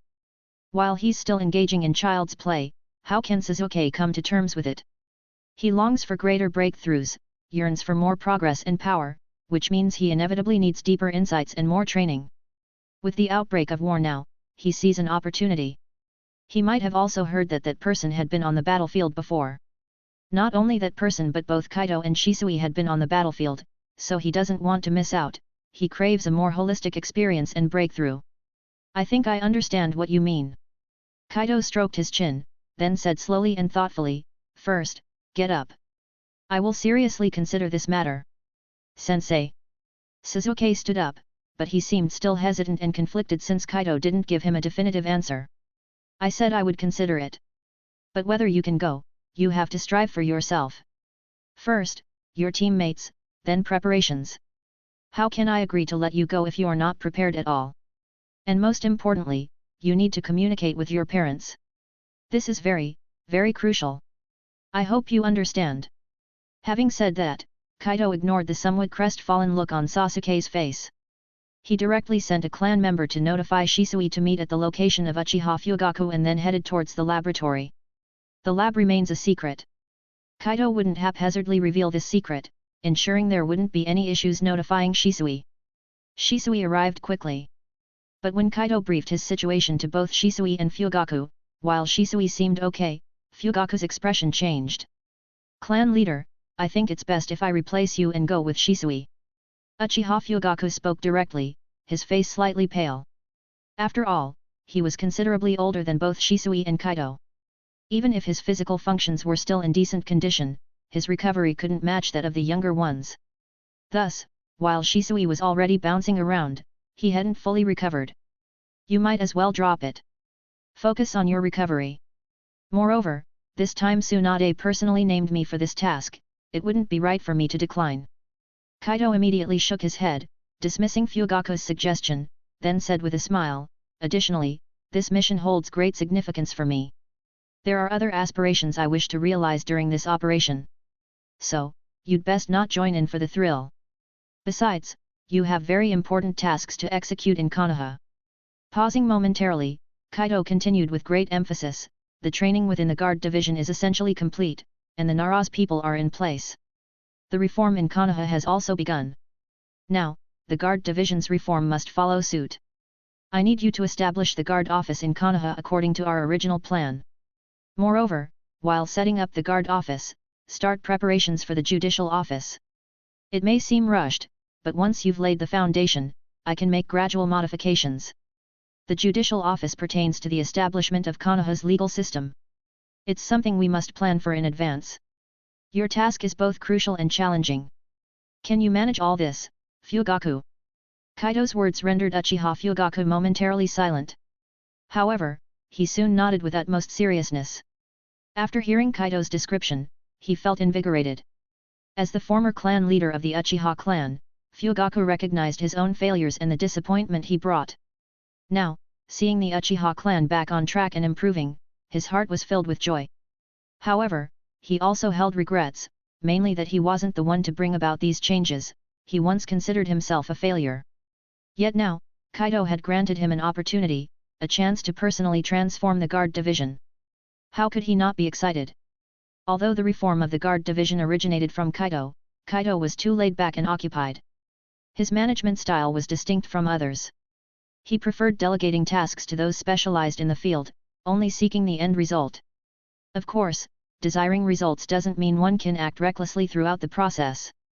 But this delegation has already pleased countless individuals. They could feel a deep trust. They could sense that, within certain constraints, they were given full latitude to showcase their abilities. Up till now, Fugaku Uchiha has been busily involved in the guard division. One could say that he's deeply invested in its reform. Now that Kaito had given him this pivotal opportunity, his heart was filled with gratitude towards Kaito. He swore to himself that he would do well. "I understand, clan leader." In an instant, Uchiha Fugaku's demeanor turned utterly solemn. Bowing his head, he earnestly said, "I promise, I won't let you down, clan leader. Your assurance is enough. I believe in you." Kaito, smiling, patted Uchiha Fugaku's shoulder. However, he soon remembered something and spoke up.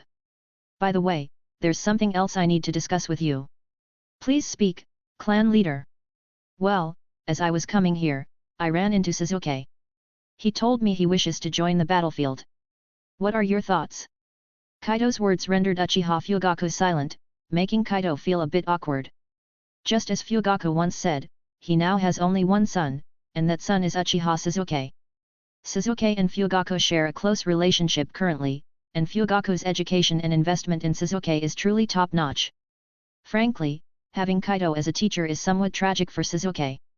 But having Fugaku as his father now is truly his good fortune. Where Kaito didn't instruct Sasuke, Fugaku would personally teach him. Before Kaito could teach Sasuke, Fugaku had already taught and trained him.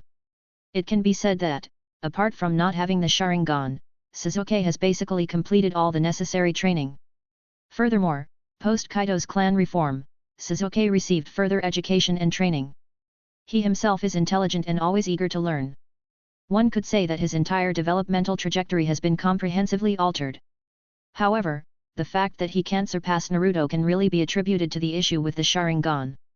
The battles among these youngsters are primarily focused on physical prowess, and the Uchiha clan has never been known for having exceptional physical strength. This clan has always excelled in techniques and combined the use of ninjutsu and genjutsu. Sasuke has already received some training in ninjutsu. He has mastered the shadow clone technique and can also use some basic fire release techniques. However, even though Naruto's performance with the shadow clone technique is average, with Jiraiya's assistance, he indeed became competent with it. Although he hasn't received much training in ninjutsu, his physical prowess has surpassed Sasuke, especially given this young lad is inherently filled with yang release, allowing for rapid bodily recovery. With such abundant stamina and a restriction on using offensive ninjutsu during their sparring, it would be surprising if Sasuke could best him. It can be said that mere sparring no longer satisfies Sasuke. He yearns to prove himself and break through on the battlefield, which is quite understandable. But then again, Sasuke is Fugaku's only son. Do you think Elder Fugaku will agree? Upon leaving the laboratory, Shisui couldn't help but ask. This Sasuke, he hasn't even graduated and already wants to join the battlefield. This is really... At his age, didn't both of us already experience war? Though it was during the less dangerous tail end of the war. Kaito, smiling, shook his head, interrupting Shisui's words. Besides, I'm not the one deciding if he can go to the battlefield. Otherwise, I wouldn't have informed Lord Fugaku about this, right? That's true. Such matters should be left to Elder Fugaku to decide. Shisui nodded, then began to speak with a smile. Moreover, if he really goes, it's no big deal. We can just have someone keep an eye on him. Isn't that Kakuzu fellow still in Konoha? Speaking of which, he's rather unlucky. He was about to depart when Uegakure caused disruptions again. He must be annoyed to death by Deidara now, right? Mentioning the unlucky Kakuzu, both Kaito and Shisui couldn't help but suppress their chuckles because Kakuzu truly had rotten luck. Chapter 199. If war breaks out on Uegakure's side, then Konoha's resources naturally can't continue to be sold externally, and he can naturally take a break. For him, this isn't a pleasant situation. He's a classic willing to be on call kind of person, and people like him are Kaito's favorite. But unfortunately, he's now encountering some minor troubles that prevent Kakuzu from being on call. This situation not only displeases Kaito but also frustrates Kakuzu greatly. Currently, Kakuzu spends every day with Deidara. Kaito has received messages from Kakuzu more than once, hoping he could be assigned solo missions away from that brat, Deidara. Clearly, he's been quite tormented by Deidara. So, are you suggesting we let Kakuzu take some action? Kaito immediately understood Shisui's meaning, which made him unconsciously stroke his chin. That might not be a bad idea. With Kakuzu overseeing things, a lot can be avoided. Moreover, I'm thinking, maybe we could also make a move with that guy Deidara.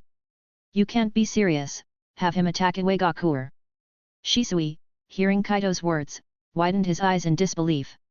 Though that kid is a rogue ninja from Uegakure, he doesn't necessarily hold any grudges against the village. Taking such action could very well backfire. Even though I didn't agree with you bringing him back from the beginning, now that he's here, we should take responsibility. Even if my viewpoint sounds naive, still. No, not naive. I hope you always maintain such a perspective. Kaito interrupted Shisui with a smile before he could finish. Even though we hold high positions and must view everything with a calm mind, being too detached can slowly erode our humanity. We live in this world as individuals, naturally having all sorts of thoughts. Being responsible and compassionate is good, and should be retained. However, this only applies to our own people. For outsiders and enemies.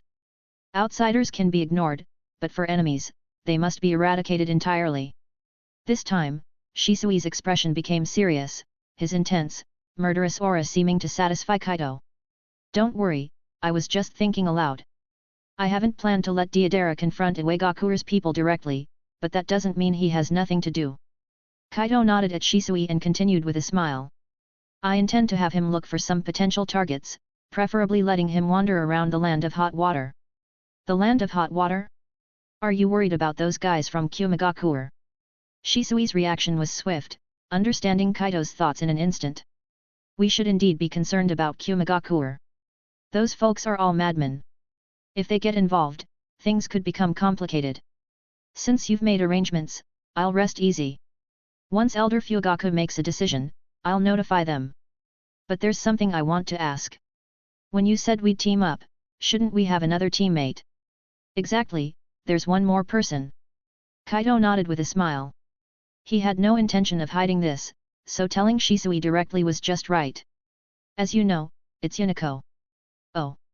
Upon hearing Kaito's words, a playful smile appeared on Shisui's face. The one from the Nara clan? I had a feeling. But being with her, why do I feel like I'm playing third wheel? You and your thoughts. Kaito didn't even bother responding to Shisui's jesting, finding his thoughts somewhat speechless. He admitted he had a certain fondness for Yuniko. After all, she didn't have the Nara clan male's distinctive pineapple-shaped hairstyle. Usually, she lets her hair down, the straight black locks deeply touching Kaito's heart. During battles, she ties her hair up, and that high black ponytail seems to constantly dance in Kaito's vision. Moreover, they've known each other since childhood and have been teammates. How could Kaito not have fond feelings for such familiarity and cooperation? However, this time, Kaito's decision to include Yuniko wasn't merely out of affection. Yuniko's analytical abilities are genuinely exceptional. Kaito's previously demonstrated skills were largely because he was familiar with the original work and understood how to navigate challenges. Furthermore, he emphasized more than once that his strength lies in macro perspectives. He's quite average when it comes to handling details. But Yuniko is different.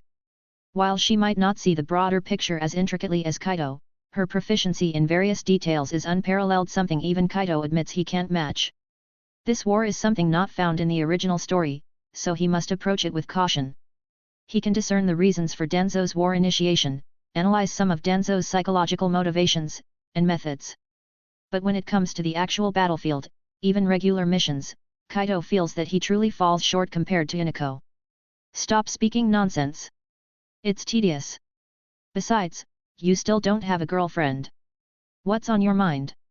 Is the clan leader admitting he has Yuniko as his girlfriend?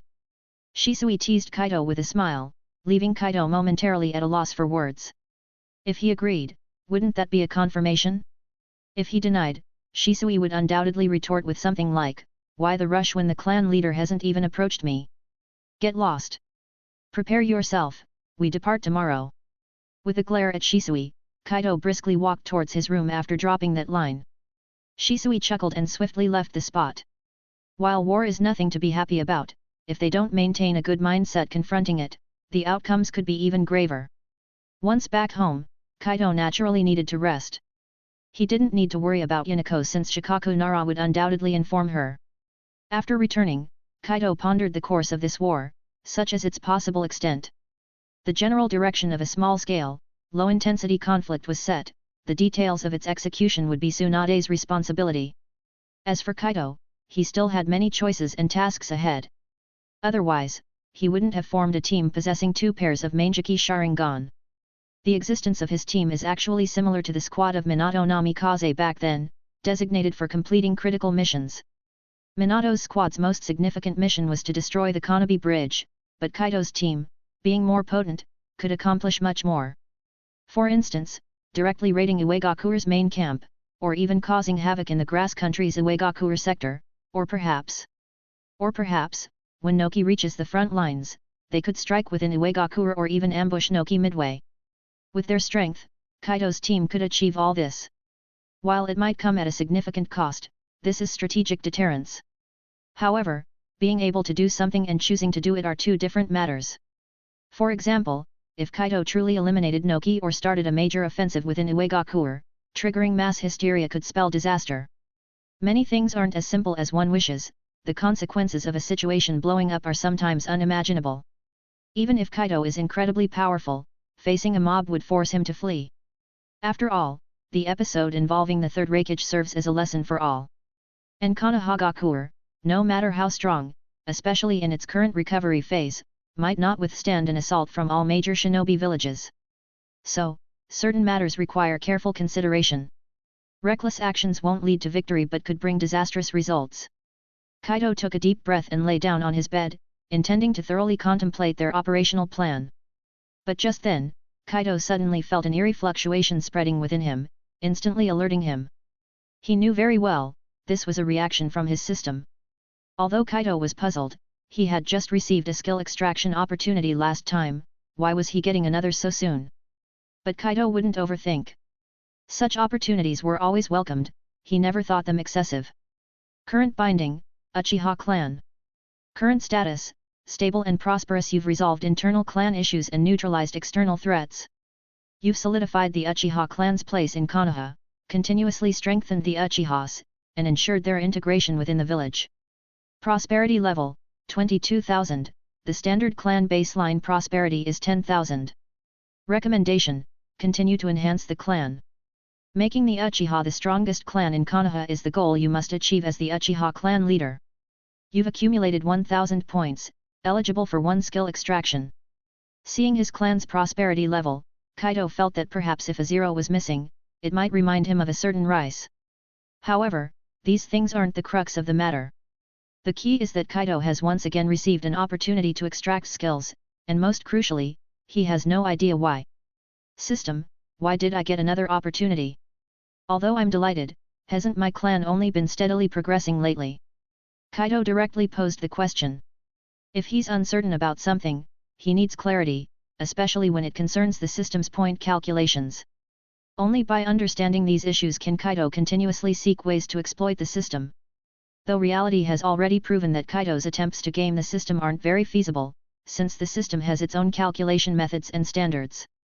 All Kaito can do is honestly adhere to these standards and continually improve. There isn't much else that can be done. Yet, Kaito still harbors hopes of exploiting the system. Even without opportunities, why not do some research? Due to the host's efforts in promoting reforms in Konoha, although you were just one among many involved in these reforms, it's sufficient for the residents of Konoha to recognize and appreciate the host, further enhancing the clan's reputation. Clan development is comprehensive, and reputation is a factor. The prosperity of the host's clan always takes reputation into account. Previously, the host's clan reputation was negative. While it improved over time, it merely reversed the previous adverse state. Now, the host's clan reputation is in a positive state, and we hope the host can manage this better. Reputation? Upon hearing this, Kaito found it somewhat ironic. He didn't need the system to tell him about the Uchiha's previous bad reputation, he knew it all too well. But he hadn't realized that the system also took these things into account. It probably didn't mention it earlier because it was too disastrous. Now that things have improved, the system started to calculate points. This realization made Kaito somewhat apprehensive.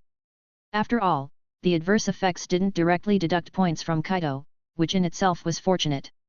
Wait, maybe it did deduct points, and I didn't know. After all, this darn system has never been transparent about its calculation methods. Any gratitude Kaito felt disappeared in an instant. Lack of transparency implies there's still much room for manipulation. Given his various moves within Konoha, especially after gaining significant influence, Kaito's actions have also been opaque. In his understanding, the residents of Konoha have the right to know everything, but they also have the right not to know. In other words, Kaito has the right to disclose everything, but he also has the right not to disclose everything. How to maneuver, how to manage both sides, it's entirely up to them. No one else should even think about interfering too much. However, Kaito quickly shook his head. Now is not the time to think about all this mess, as he has more pressing matters to attend to. That is, to extract this round's skill. Considering the skills Kaito has acquired, they are diverse and each one is exceptionally brilliant. He's already used up skills such as True Evolution, Dark Scythe, and Valor, all of which granted him significant power boosts. Yet, he still possesses numerous abilities, like the Black Flame that can replace a regular blaze, and the Waterfowl Dance, which earned him the title Uchiha Blade. To Kaito, these two skills are god tier, and he uses them the most and has mastered them perfectly. Besides these, he also possesses skills like the Sky Dance Technique, Chakra Shield, Mystic Art, Void Walk, Mystic Art, Thunder Prison, and Mystic Art, Steadfast Will. And the skill that can amplify the strength, speed, and power of his Susanoo, Grand Destruction. All of these are active skills. While Kaito uses some less frequently, each skill is immensely powerful. Even if he uses them sparingly now, who knows about the future? After all, some skills are specifically for preparing for what's ahead. Of course, most crucially, Kaito also possesses growth-oriented or unique effect passive skills, such as Ascension Steps and Forest's Friend. Both these skills are passive, but they genuinely offer Kaito an unimaginable growth potential. It can be said that the range of abilities Kaito has acquired is vast, and they're diverse. They contribute immensely to his actual combat strength, making him formidable and powerful. And he's greatly anticipating the current extraction, even if it's just one chance. Last time, I obtained the Forest's Friend, which allowed me access to sage techniques. I wonder what I'll get this time. Kaito muttered to himself, and soon after, he opened his extraction interface. But when he saw the skill he could acquire this time, Kaito was dumbfounded. He stared intently at the interface, his body starting to tremble. He had been waiting for so long, and when such a skill appeared again, he couldn't control his emotions. Mystic Art, Ravenous Crow Swarm, you've acquired the Spirit Communication Technique, Raven. The presence of the Raven can assist you in casting illusions and ninjutsu, and it can also enhance the effectiveness of the techniques you perform by 30%. After you defeat an enemy, the Raven can consume their chakra. This chakra can then be channeled back to you when needed in battle, ensuring the strength of your combat. Mystic Art, Multiplying Shadows, when you cast this technique, the vision of all enemies around you will be affected by chakra, making everything appear incredibly dim. At this moment, your teleportation technique will also see significant enhancement. Within a certain range, you can quickly appear next to an enemy using teleportation and deliver a fatal blow. Thousand Grace Mark, you can actively mark an enemy, or wait for the system to mark one for you. Once you complete the marked hunt, you can enhance a specific ability of your own. This ability is not limited to eyes, bloodline, or a certain technique. Chapter 200, Chapter 200. Actually, every skill that came up this time is not bad at all. Of course, the skills that appear for Kaito are never bad, it's just a matter of whether they suit him or not. For Kaito, there have always been only 3 directions in choosing skills. First and foremost are skills that enhance his bloodline and eyes. He has always been clear that his bloodline is a treasure. What he needs to do is continuously develop his bloodline, allowing this treasure to reach its utmost potential. Next, Kaito would consider developing his physical abilities. After all, only with a strong enough body can he harness more yang release and maintain a prolonged combat stance. Lastly, Kaito would choose skills that can instantly boost his combat power. After all, his personal strength is by no means weak. His body techniques and ninjutsu are sufficient for him to face most enemies. If all else fails, he can directly use Susanoo. Once it's activated, both offense and defense can reach an extreme level. Although sometimes it might seem like using a cannon to kill a mosquito, the strategic deterrence of this ability is terrifying. One could say Kaito has a clear understanding of the direction of his strength's enhancement and development. And every skill he chooses is the one that best fits his usage habits and can most enhance his actual combat power. The abilities he obtained this time are all excellent, but since he originally had to choose 1 out of 3, and among them appeared something of the highest priority for Kaito. So Kaito's choice didn't require much consideration. His focus has been on this particular ability from the beginning. Acquired skill, 1000 Grace Mark. Marking method, you can actively mark an enemy, or wait for a passive mark on an enemy. Mark requirement, 0/5. Friendly reminder, actively marking an enemy has a time constraint and will be influenced by the actual strength of the enemy. You can mark one enemy every month, with the marking taking half a month to take effect, and the mark remains valid for 1 year. Passive marking is when the skill automatically marks 1 or more ninjas from the enemy camp. Every time the host resolves a marked enemy, the mark will reset, with the reset taking half a month. The retention time is infinite, lasting until the enemy is defeated or the host completes the task. The host needs to hunt 5 times to upgrade the mark, and during hunting, whether it's a kill or a defeat, a layer of the mark can be obtained. When Kaito acquired this skill, in a flash, he found an abundance of information emerging in his mind. Beyond the basic introduction of the 1000 Grace Mark, this information also informed Kaito about how to actively mark an enemy and how to recognize a passive mark. Kaito was genuinely hesitant. He considered using the active mark to simply tag 5 weaker foes and then complete the task. However, this time the system seemed pretty sharp, as if it knew that Kaito was always tirelessly looking for opportunities to exploit its flaws. Therefore, in the description of this skill, there was a specific constraint placed on Kaito's wish to exploit any loopholes. While he could still try to game the system, the results might not be particularly good. If Kaito chose to take his time, then it would be fine. But obviously, the time cost wasn't acceptable to him. When it came to actively marking, Kaito found it quite challenging. He worried that if he marked a too weak opponent, he might not get a full mark. On the other hand, if he marked a too strong enemy, he might not be able to win and obtain the mark. After much thought, Kaito felt it might be better to let the system handle the passive marking. This way, at least, he could understand the system's evaluation of his own strength. Plus, he could determine who he might actively mark in the future. After all, the system can mark multiple enemies, while I can only mark one. It's quite unequal. Kaito was somewhat resigned to this preferential treatment by the system. But with the interpretation of the skill being in the system's hands, there wasn't much he could do. He was the beneficiary of the rules but not the one setting them. It was inevitable. So now, in Konoha, not only did he need to benefit from the rules, but he also needed to become one who set the rules. Children make choices, while adults, regardless of their abilities, always strive to have it all. After all, if you don't even dare to dream or put in effort, you're really no different from a dead fish. There shouldn't be any protective period at the start, right? Then help me mark. I want to see the kind of opponent I'll need to adapt to. Matching host with suitable opponents. Matching complete. As the enemies appear almost simultaneously and are brothers, the number of marks is 2. 2? Kaito was slightly taken aback when he saw this.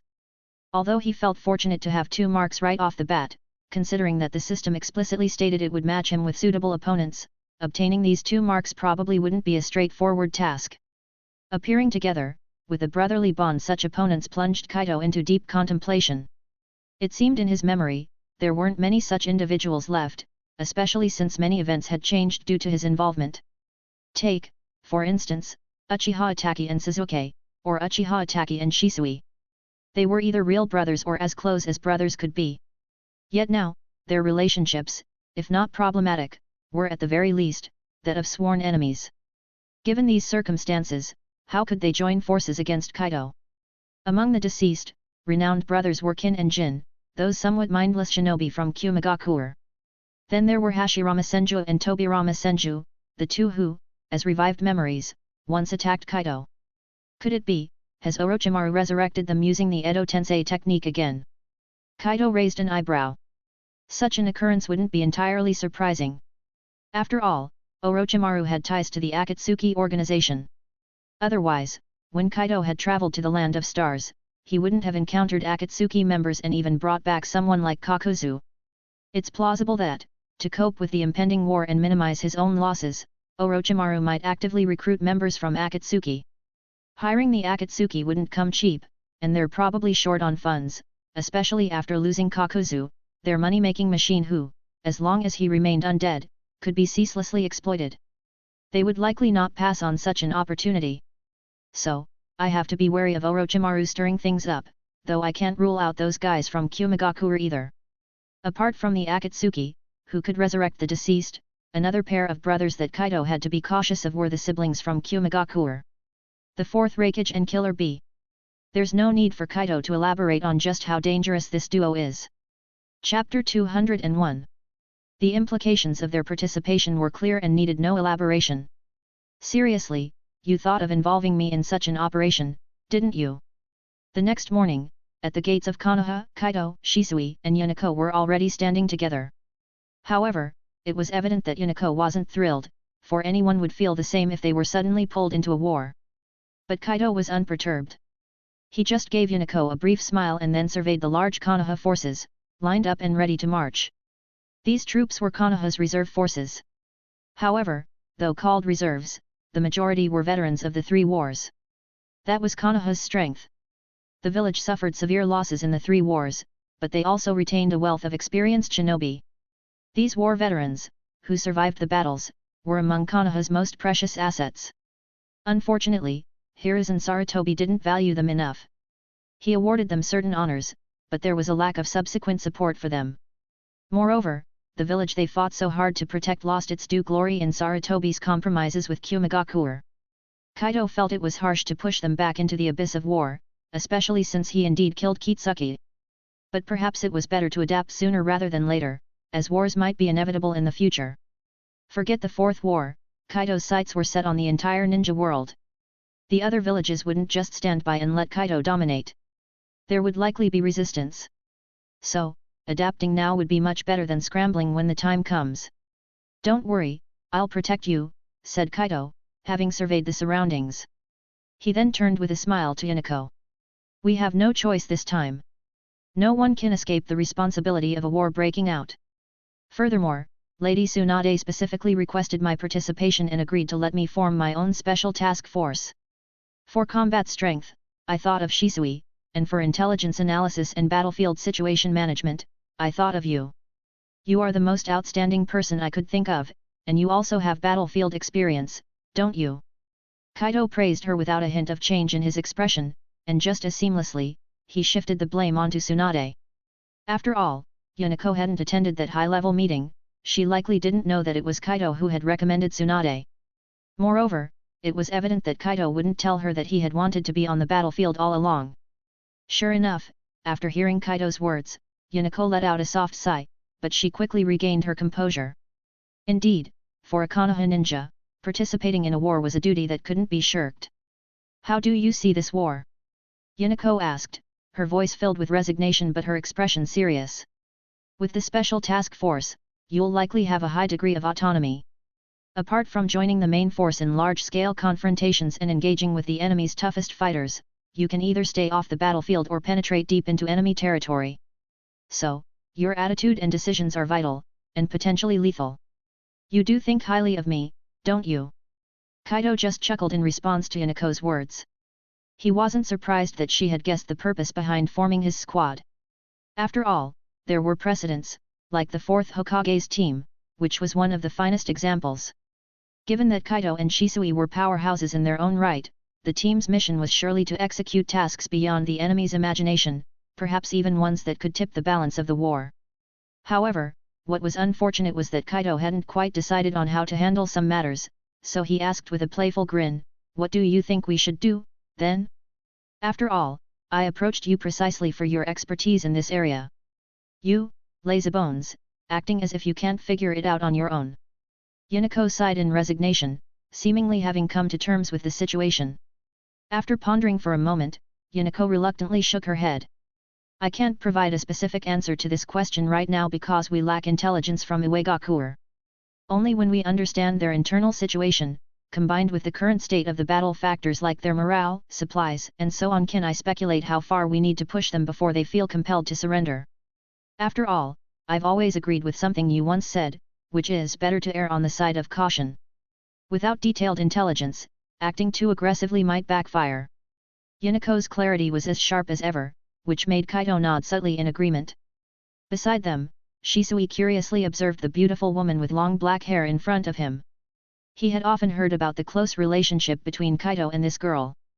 The first he'd learned of it was years ago when Kaito was still a mission ninja. He wasn't unfamiliar with Yunako, they were classmates after all. But this was their first direct interaction. He now had to admit that this girl's analytical ability seemed exceptional. Even without giving concrete answers, she had already provided a clear direction and logic for her analysis. And she did it so quickly, surpassing many ninjas he knew. Initially, Shisui hadn't paid much attention to her, thinking she might just be a whim of Kaito's or perhaps he wanted to give her a boost. But now, he recognized that she probably played a significant role. Yet, wasn't this good news? Although Shisui still felt like he was third-wheeling, the more capable this Nara clan girl was, the smoother their mission would likely proceed, right? As they chatted, Konoha suddenly began to mobilize. Kaito and the other two immediately ceased their idle talk and daydreams. They knew that at this moment, the war had begun. I never expected that guy to take on such a task. In his laboratory in the Land of Grass, Orochimaru looked at the Akatsuki members, who seemed like phantoms before him, and couldn't help but shake his head in resignation. The content of this video meeting was straightforward. Their leader, Pain, informed them that they would be participating in the war between Konoha and Uegakuer.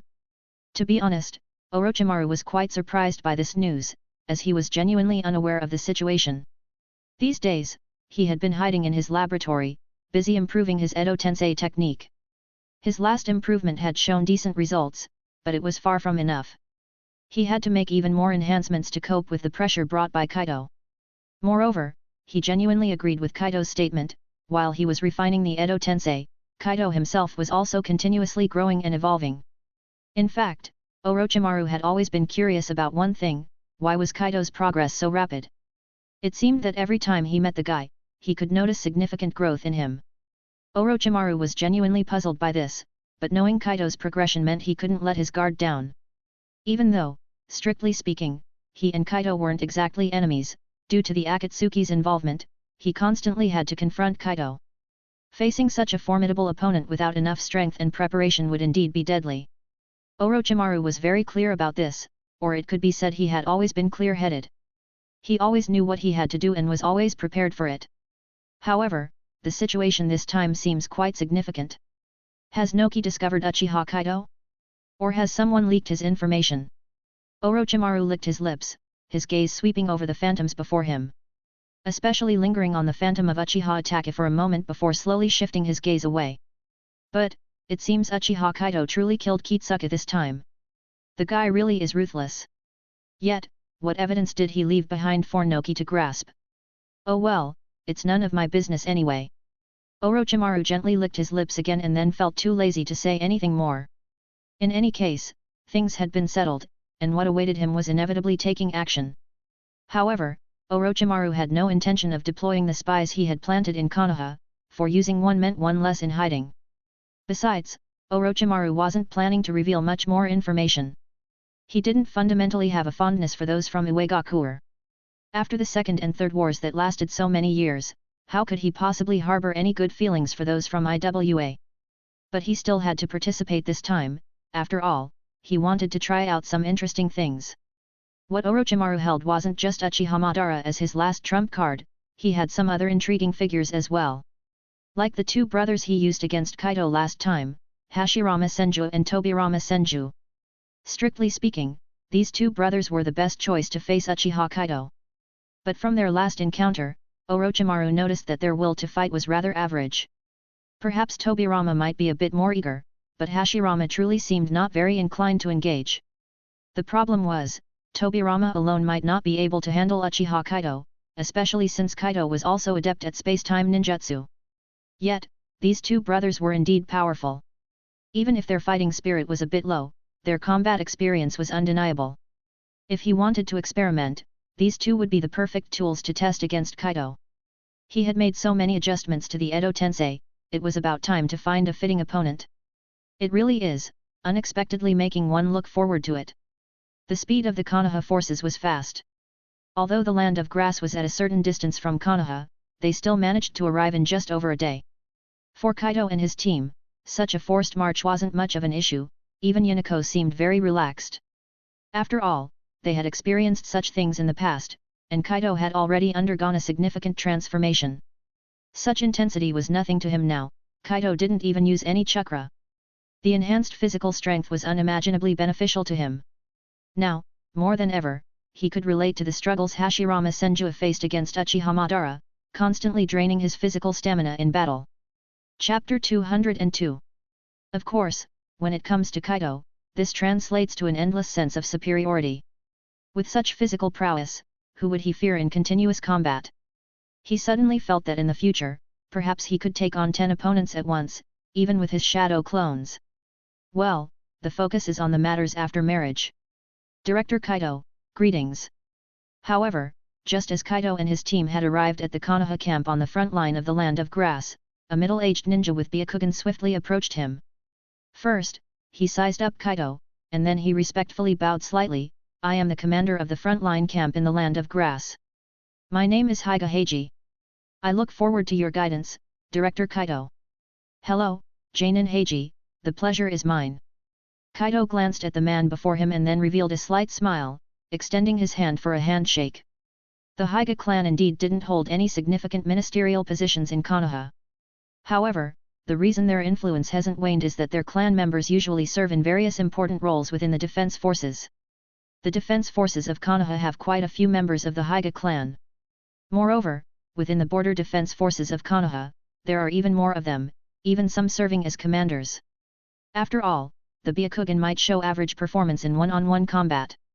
But in defensive roles and large-scale group battles, the Byakugan truly is a strategic asset. It allows the user to quickly detect approaching enemy ninjas and anticipate enemy formations in large-scale battles.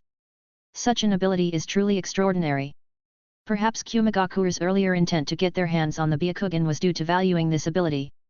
Of course, there's also the possibility they simply wanted to create chaos in Konoha.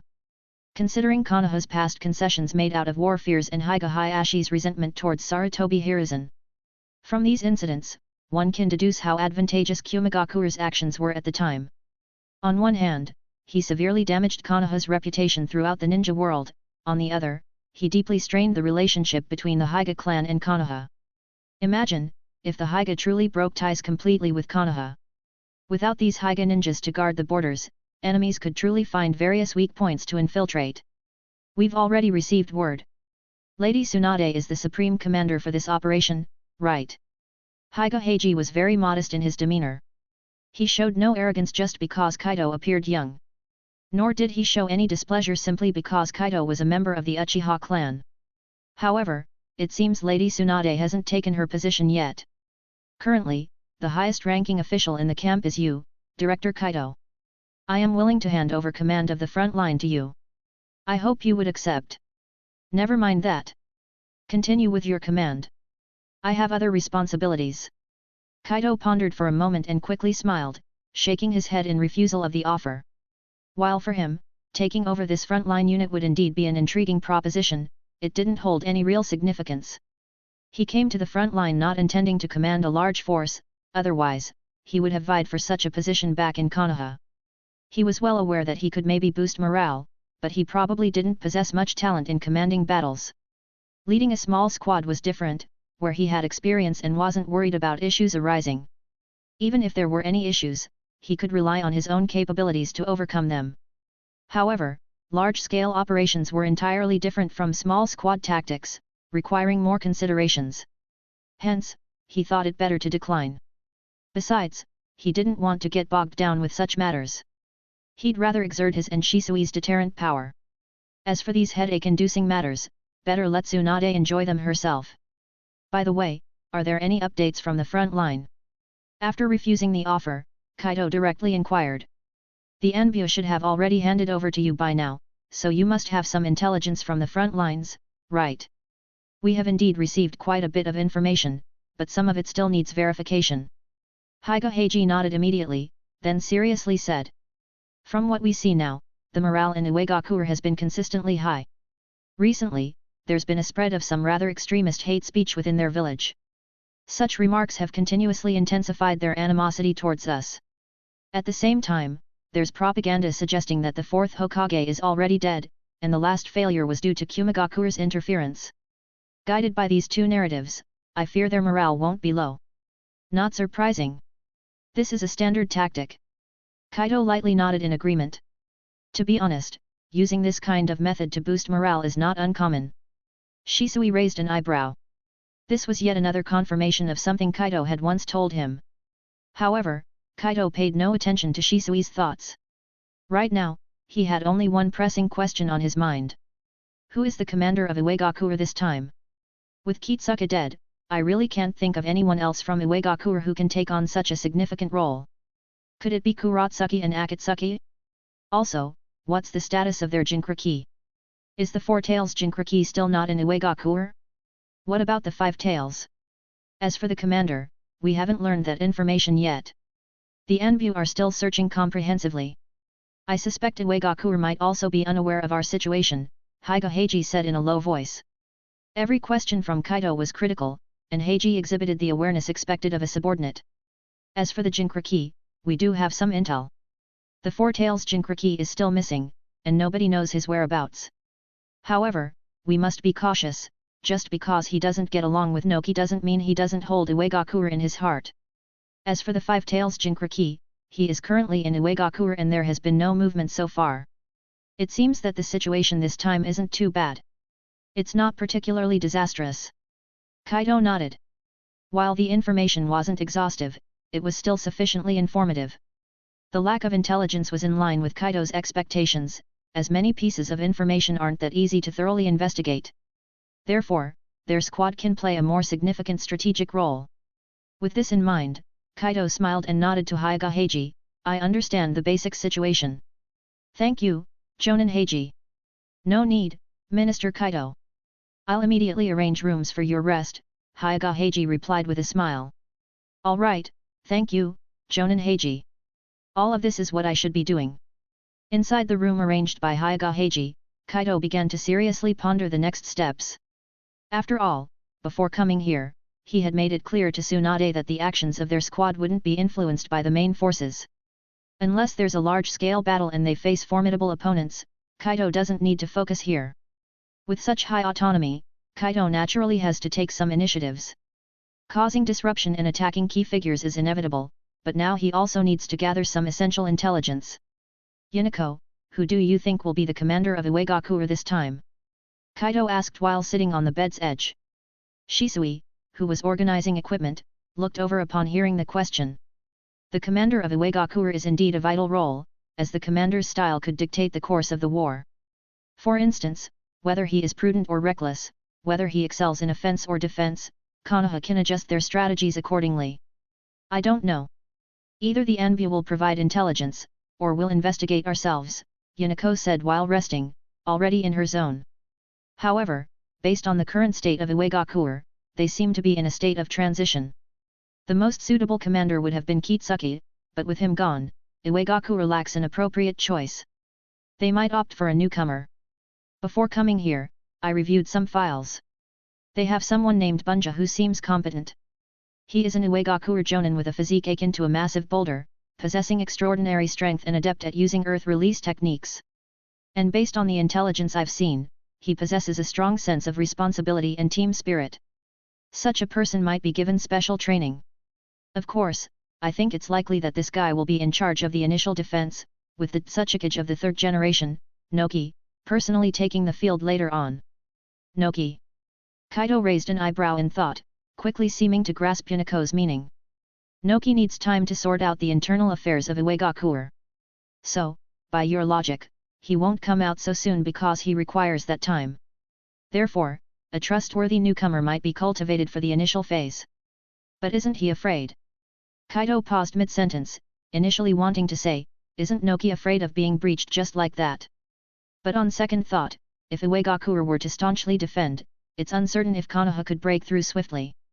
Moreover, in Noki's style, he might likely summon members of the Akatsuki. And these Akatsuki members could adequately harass Konoha. Furthermore, Noki has a strong sense of revenge. Calling the Akatsuki might not just be about dealing with Konoha. He likely harbors a vendetta, especially with Uchiha Kaito being part of the Akatsuki.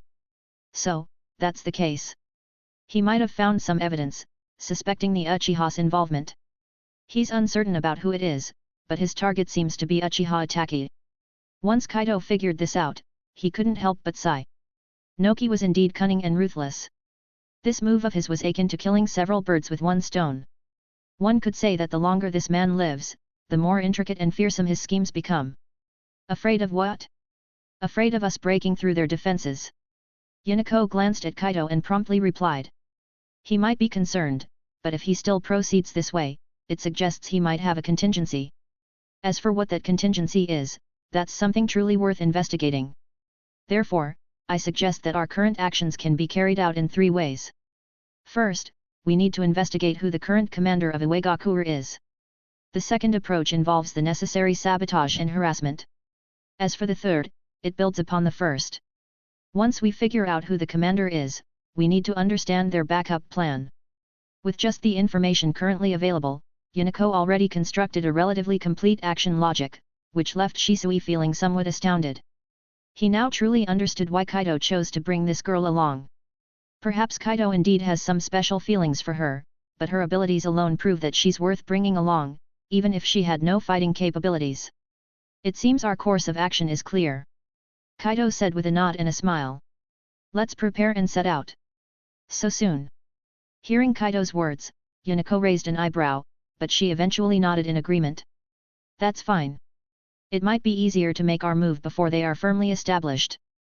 That's one way to see it, but I have some additional thoughts. Kaito's gaze drifted to the window, his expression reflecting a hint of inexplicable emotion. After a while, he turned to Shisui. Shisui, do you remember when we first encountered Kakuzu and Orochimaru? Of course. Shisui nodded, seemingly grasping something instantly. You mean, Noki might seek them out? It's not out of the question. Didn't he do exactly that in the land of bears? A subtle smile appeared at the corner of Kaito's mouth, and he then rose to head outside. So, we can skip some steps, like trying to locate these guys. After all, strictly speaking, their attire is quite recognizable, and their strength is formidable. If they truly get involved, the consequences would be unimaginable. Upon hearing Kaito's words, Shisui immediately stood up. Indeed, none of these individuals are simple. If they really were to join the battle and we remain unaware, the consequences would indeed be dire. Seeing the actions of Kaito and Shisui, Yanako also stood up. Although she didn't really understand things about the Akatsuki organization, she was familiar with Orochimaru. If Orochimaru was in such an organization, then the danger of the organization was beyond imagination. And Kaito was right, it's better to be safe than sorry. What Shisui and Yanako didn't know was that Kaito was almost 100% certain that the members of the Akatsuki were here. Because his grace mark had already given him a hint. This time, his hunting targets were Senju Hashirama and Senju Tobirama. In the dense forest of the Land of Grass, Orochimaru, dressed in a white kimono, walked leisurely forward. Sunlight filtered through the thick foliage of towering trees, casting mottled shadows on the ground. This environment was just right for him. At some point, Orochimaru no longer cherished the sunlight as he once imagined. Perhaps it's related to his research, as his behavioral patterns and some habits have increasingly leaned towards those of a snake. Maybe because he had gotten used to working in the dark while researching for Denzo in Konoha, he didn't really enjoy basking in sunlight anymore. But all of that didn't matter. The upcoming mission was the key. No, to be precise, the upcoming test of the results of his experiments was the most crucial.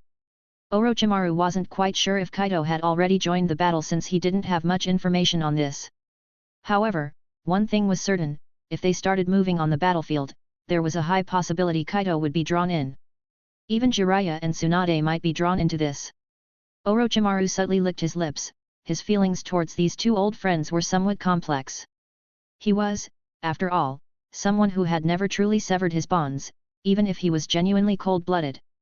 But for those few friends he had, there was still a place for them in his heart.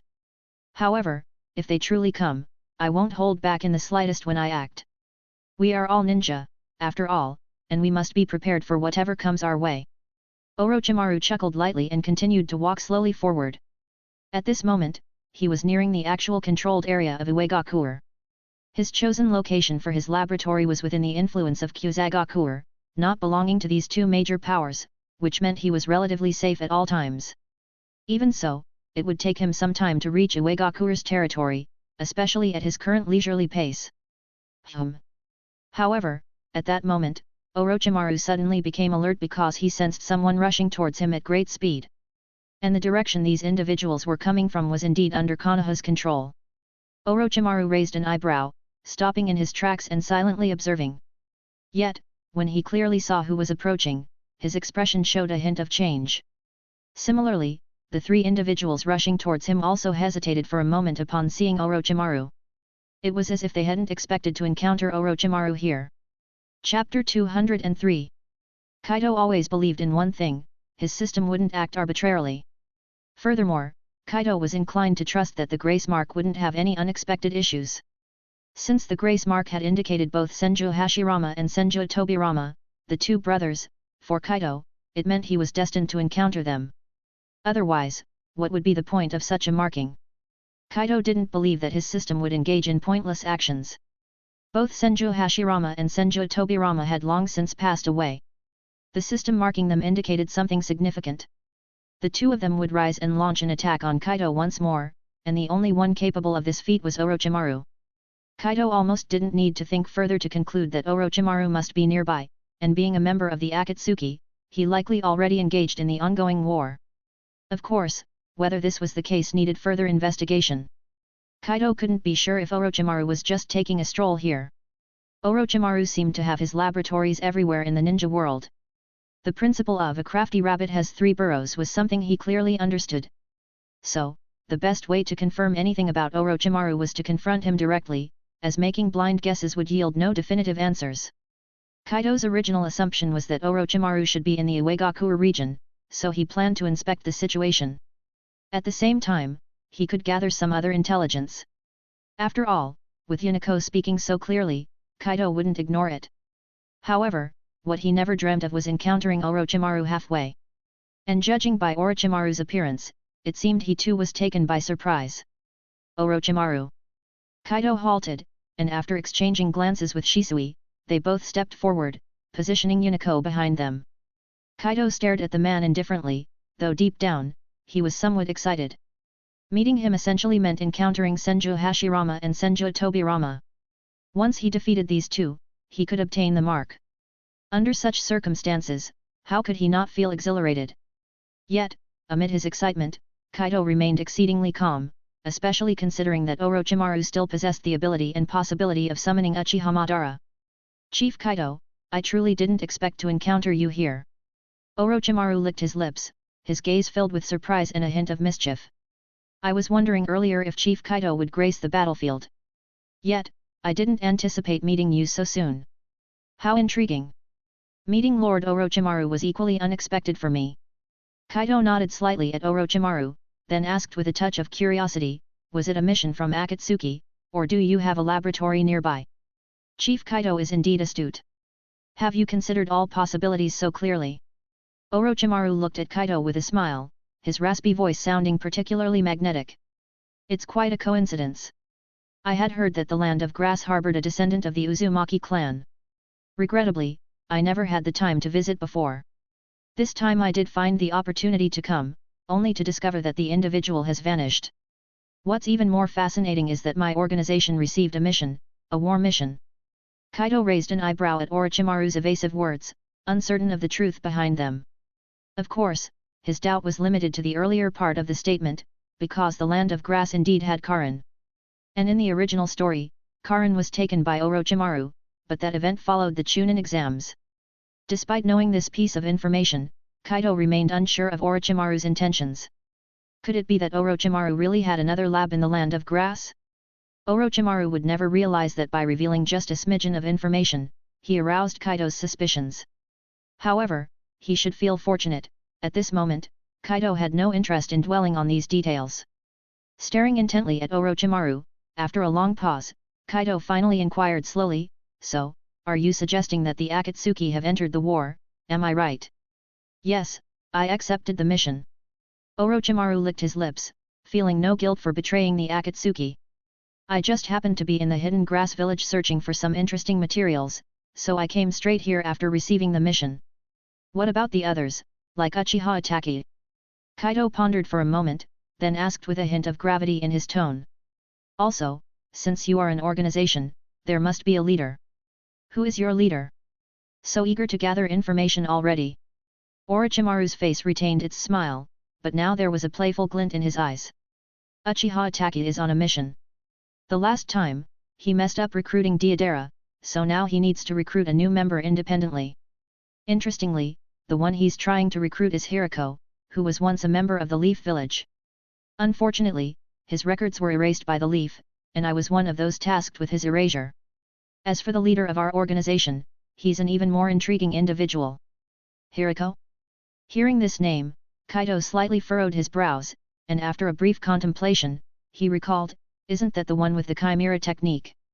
Kaito remembered him as a character from the movie and knew that he was particularly interested in the Sharingan. Most importantly, he had created an incredible jutsu called the Chimera technique. This technique is a combination ninjutsu that allows one to merge with a ninja or a summoned creature, even absorbing Kekkei Genkai. Such a technique is truly an unimaginable existence. If it could be modified to merge chakra. Kaito dared not imagine further. Being aware of the Kekkei Toda, he knew exactly what that implied. In truth, Kaito wasn't unaware of this individual, but he hadn't expected a character from the movie to actually appear. Strictly speaking, the version of the world where Hiriko exists is quite different from the one Kaito remembers. For instance, in Hiriko's movie world, the Uegakure ninjas specialize not in explosion release but in some sort of steel release. The one who was directly stabbed to death by Kunao excelled not in scorch release, but in some kind of swift release. The funniest thing is that Troy, who Kaito personally took out, no longer specializes in magnet release. Instead, he could directly be a candidate for the next Raikage or even his successor, possessing something called storm release. With such serious discrepancies, Kaito thought there wouldn't be a Hirako. And previously, when he searched for information, he couldn't find him, which made Kaito even more certain. But now Orochimaru is telling him that Hirako exists and his records were erased. Why would this upset Kaito? Kaito's thoughts began to churn, and clearly, whenever he contemplated like this, someone was bound to be unlucky. As for my leader, that guy might come back. After all, this is a big deal. Seeing Kaito fall silent, Orochimaru discreetly started to circulate his chakra. He gently licked his lips before finally speaking. Moreover, my leader possesses a pair of truly extraordinary eyes, the Rinnegan. The Rinnegan is a legendary set of eyes. Anyone hearing about them might struggle to remain calm. Even if they think he's spouting nonsense, they would at least show some sign of doubt or curiosity. That's the reaction Orochimaru is waiting for. If it appears, it would be Orochimaru's chance to make a move. He doesn't believe Kaito would let him leave unscathed. Although they aren't exactly enemies, given their current positions, neither would let the other go easily. Orochimaru really couldn't figure out why Kaito remained so nonchalant upon hearing this news. Shisui, standing behind him, already displayed a puzzled expression. Yet this guy seemed utterly unaffected. The Rinnegan is known as the legendary Eye of Creation. Does he not know about this eye? Or, did he already obtain some intel, and he's only asking to confirm his information? Chapter 204, Chapter 204. Orochimaru wasn't sure, but his gaze shifted to behind Kaito and Shisui. Both of them were guarding a girl, which surprised Orochimaru. Without saying more, anyone teaming up with Kaito and Shisui mustn't be insignificant. Really intriguing, the Rinnegan, hey. Kaito seemed to see through Orochimaru's intentions, looking at him with a slight smile. As someone who had traversed realms, how could he be shocked by such information? If anything truly startled him for a moment, it was the existence of Hirako. Sadly for Orochimaru, he didn't seize that chance to strike, which meant he lost another opportunity to catch Kaito off guard. For most people, news of the Rinnegan would be startling, but for Kaito, it was quite mundane. Is Chief Kaito aware of Rinnegan? Orochimaru furrowed his brows, finding Kaito hard to gauge. I'm not aware, but I'm not surprised either, Kaito responded, playfully eyeing Orochimaru. He continued, after all, anyone worthy of Orochimaru-sama's attention can't be simple. Judging by your actions, I believe you have one primary interest in him, to study him. This means he possesses something truly remarkable to captivate you. It turns out that it's none other than the legendary Rinnegan. To think that the one who understands me best would be Chief Kaito. Orochimaru's golden serpentine eyes locked onto Kaito, taking a moment before he chuckled, since Chief Kaito knows so much about me, I assume you also know what I intend to do. Of course. While we might not have any specific issues between us, our positions make us adversaries, Kaito calmly stated, his chakra also beginning to stir. You have this determination, as do I, so. Suddenly, Orochimaru's chakra began to rise rapidly, its intense force making it hard to breathe. But at that moment, a figure appeared behind Orochimaru as fast as lightning, swiftly drawing a sharp ninja blade, aiming straight for Orochimaru's neck. Orochimaru's focus was impeccable, and he twisted his body in an uncanny manner, dodging the strike. He realized he was a bit unlucky this time. Not only did he encounter Kaito, but he also faced the body flicker technique. Under the watchful eyes of these two, one careless move would mean more than just a simple mishap. Fire release, Great Fire Dragon technique.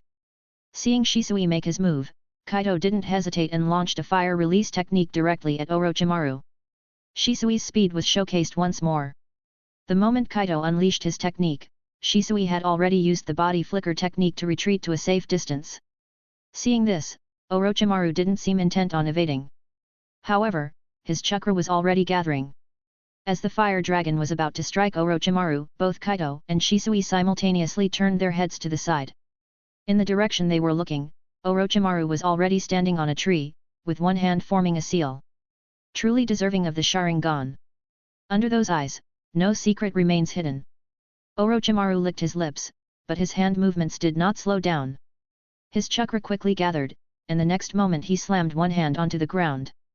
Ninjutsu, Serpent Array Technique. Countless foul-smelling venomous snakes were summoned by Orochimaru, swiftly slithering towards Kaito and the others. Kaito was forming hand seals, preparing to unleash a fire release, but he quickly paused. Releasing a fire release now to burn the snakes would create a blind spot in his vision. This would provide Orochimaru the perfect opportunity to take advantage of such a blind spot for his next move.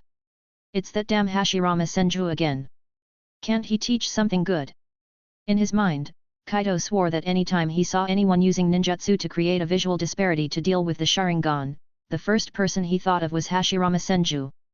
Whether this guy deserves the blame or not, he indeed has earned Kaito's resentment. Even though blocking was also a good option, it allowed Orochimaru to safely release the Edo Tensei. But being maneuvered this way, Kaito was still somewhat displeased at heart. However, Shisui didn't think so much about it. Although he wondered why Kaito suddenly stopped, seeing the increasingly close venomous snakes, he still acted. This scene made Kaito's eyes shine slightly, but soon he pretended to shake his head and sighed, looking at Shisui. Nice fire release, but it's better not to do it next time. Kaito shook his head slightly. What happened? Shisui was somewhat puzzled, but the next second his face changed slightly. You felt it, right? This guy is just using fire release to obstruct our vision. Kaito patted Shisui on the shoulder, speaking softly. After all, the Sharingan is not the Byakugan, it doesn't possess the ability to see through.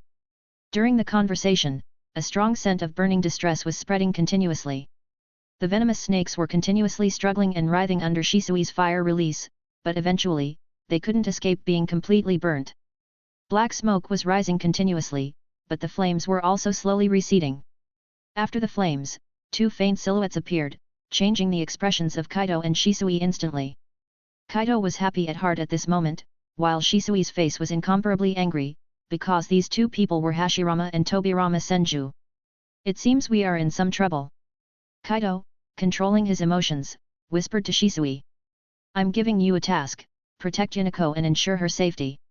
Also, depending on the situation, be ready to retreat. Do you understand? Kaito, you should handle this. Shisui shook his head, his eyes filled with anger as he stared at the two figures. But before he could finish speaking, Kaito interrupted him. My power is stronger than yours. Plus, I possess space-time ninjutsu, which gives me the ability to escape.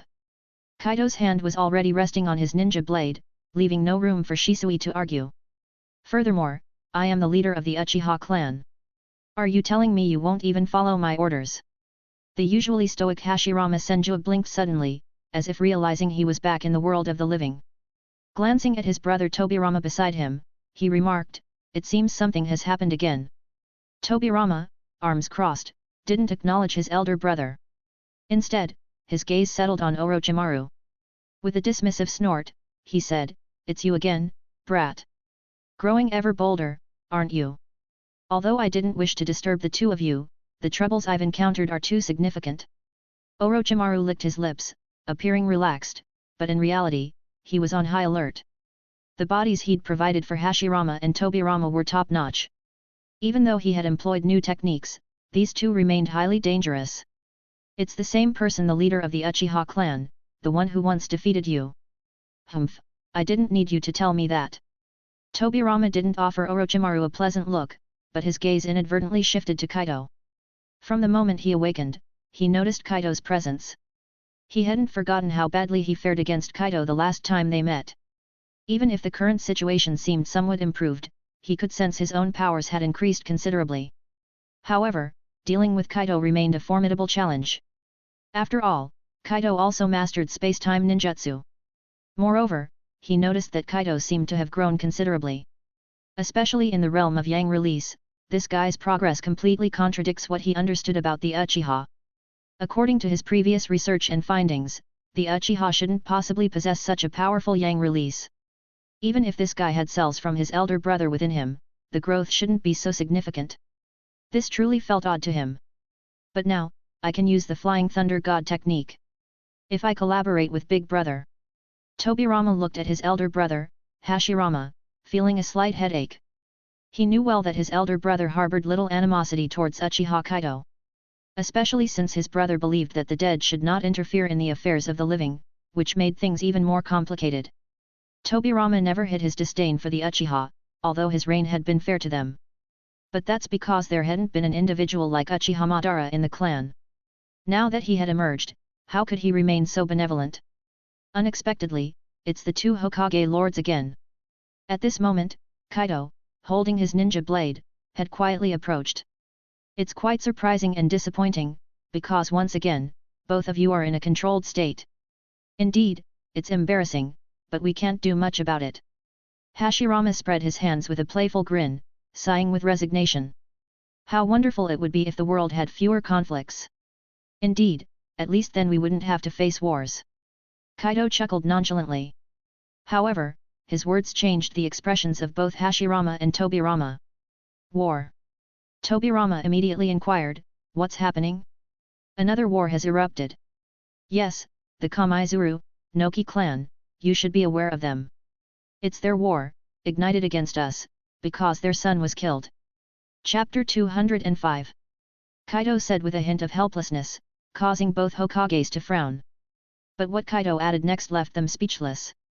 Oh, by the way, I was the one who killed his son. You killed his son, and that's why he declared war on Konoha. Hashirama massaged his brow, feeling that the situation was hard to judge. But why did you have to kill him? Instead of asking me why I killed him, why don't you ask yourself why you initially refused Uchiha Madara's idea to unify the shinobi world? Kaito didn't mince words. He didn't answer Hashirama's question, instead countering with his own. His words caused a slight change in Hashirama's expression, while Tobirama remained silent. Tobirama's disdain for Uchiha Madara was well known, but he strongly agreed with Madara on one thing, unifying the shinobi world. However, Tobirama couldn't express this openly, as his elder brother firmly believed that peace had already arrived. Had he not intervened back then, his elder brother might have given away all the tailed beasts. I truly don't understand why you believe that establishing a ninja village symbolizes the arrival of peace, Kaito said, his expression changing as he spoke. When the family-based system ended, replaced by village-based armed forces, did you consider the extent of their combat power? I've read reports. The conflicts during your time were just small-scale, low-intensity skirmishes. Back then, you only had to consider vendettas and the interests that could sustain a clan. But when a shinobi village is established, you have to consider the collective interests of the entire village and the livelihood of all its inhabitants. A village needs to expand to develop. Konoha might not have this concern, but what about other villages? Expansion will lead to wars, and these wars orchestrated by shinobi villages are on a massive scale. Have you ever imagined the devastation they can cause? While you were alive, you could dominate the era, so you could see the dawn of peace. But to put it bluntly, all you did was force everyone to acknowledge you through might. And after you died, did you ever ask your younger brother what exactly happened? Is this what you call peace? Kaito's continuous questioning caused Hashirama's face to darken, and his fist began to tighten slightly. The only other person who ever doubted him, and said words of similar intensity, was Uchiha Madara. Now once again faced with such a situation, how could he feel at ease inside? He wanted to retort, if you hadn't killed that guy, wouldn't everything be fine? But he couldn't voice these words. During missions, it was either kill or be killed. His own hands were stained with blood, how could he possibly utter such words? He silently looked at Kaito, and after a while, he sighed softly, indeed, you really do resemble Madara, both in strength and in thought. But I am not him because I don't have someone like you standing in my way. Kaito slowly spoke as chakra began to surge within him. Come on, let me see your conviction. Even though I know that compared to you in your prime, I'm nowhere close. But I still want to see what a person highly regarded by Uchiha Madara is truly like. I really don't want to fight you because I always believed the dead shouldn't intervene in the affairs of the living.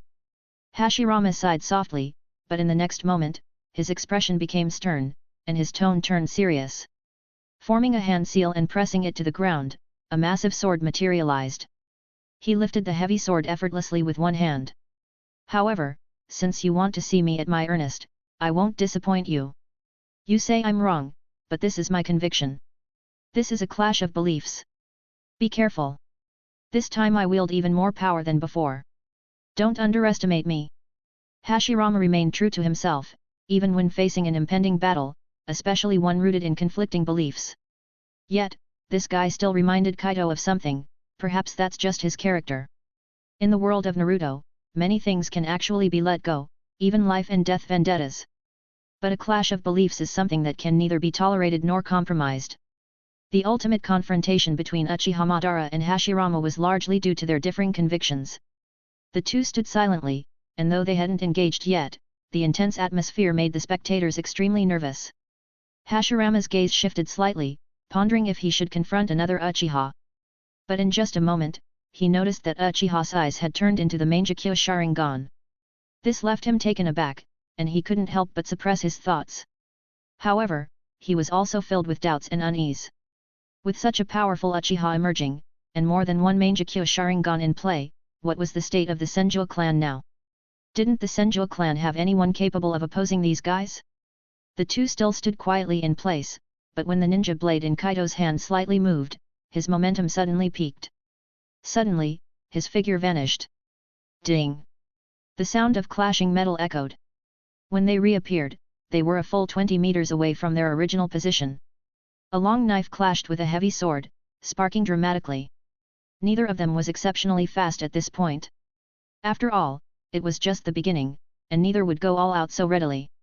After all, they had clashed once before and were somewhat familiar with each other.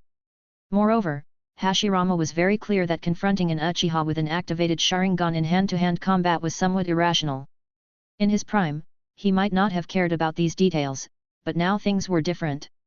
Even if he had gained strength this time, he was still far from his prime, and he had to be careful. However, even if Hashirama was far from his prime, his combat skills were still intact. While constantly clashing blades with Kaito, he was constantly assessing the way Kaito used his power. After all, Kaito also possessed Yang release, and his physical constitution was strong, so he wouldn't be at a disadvantage in terms of strength. Only by determining the level of power Kaito was using could he counter more effectively. Now's the time. Hashirama's eyes became focused, and he suddenly exerted force. The next moment, his massive heavy sword unleashed a terrifying power when it collided with Kaito's ninja blade. Caught off guard, Kaito's ninja blade was almost sent flying. The sudden burst of power and the attack it formed might not necessarily be detected even by the Sharingan. Kaito could see the flow of chakra, the mode and angle of the attack, but not the internal changes in the human body. Of course, he could see muscle movements, but Hashirama was a reanimated body and was wearing traditional Warring States armor. Confronted with this blow, Kaito could only step back to dissipate the tremendous force. But Hashirama was relentless, and with his body flicker technique, he instantly appeared in front of Kaito. The heavy sword in his hand seemed as light as a feather, slashing down fiercely towards Kaito. Three tomo spun in his eyes, and in an instant, he had perceived everything. Facing the descending blade, Kaito subtly shifted his body to the side. This slight movement allowed him to narrowly dodge the attack. Without even looking, his ninja blade lashed out. A cold glint flashed as the ninja blade met the changing trajectory of the heavy sword, and the sound of clashing metal echoed once more. This engagement, sometimes close and sometimes distant, saw their speeds evidently change, with the sound of clanging metal ever present. Truly impressive.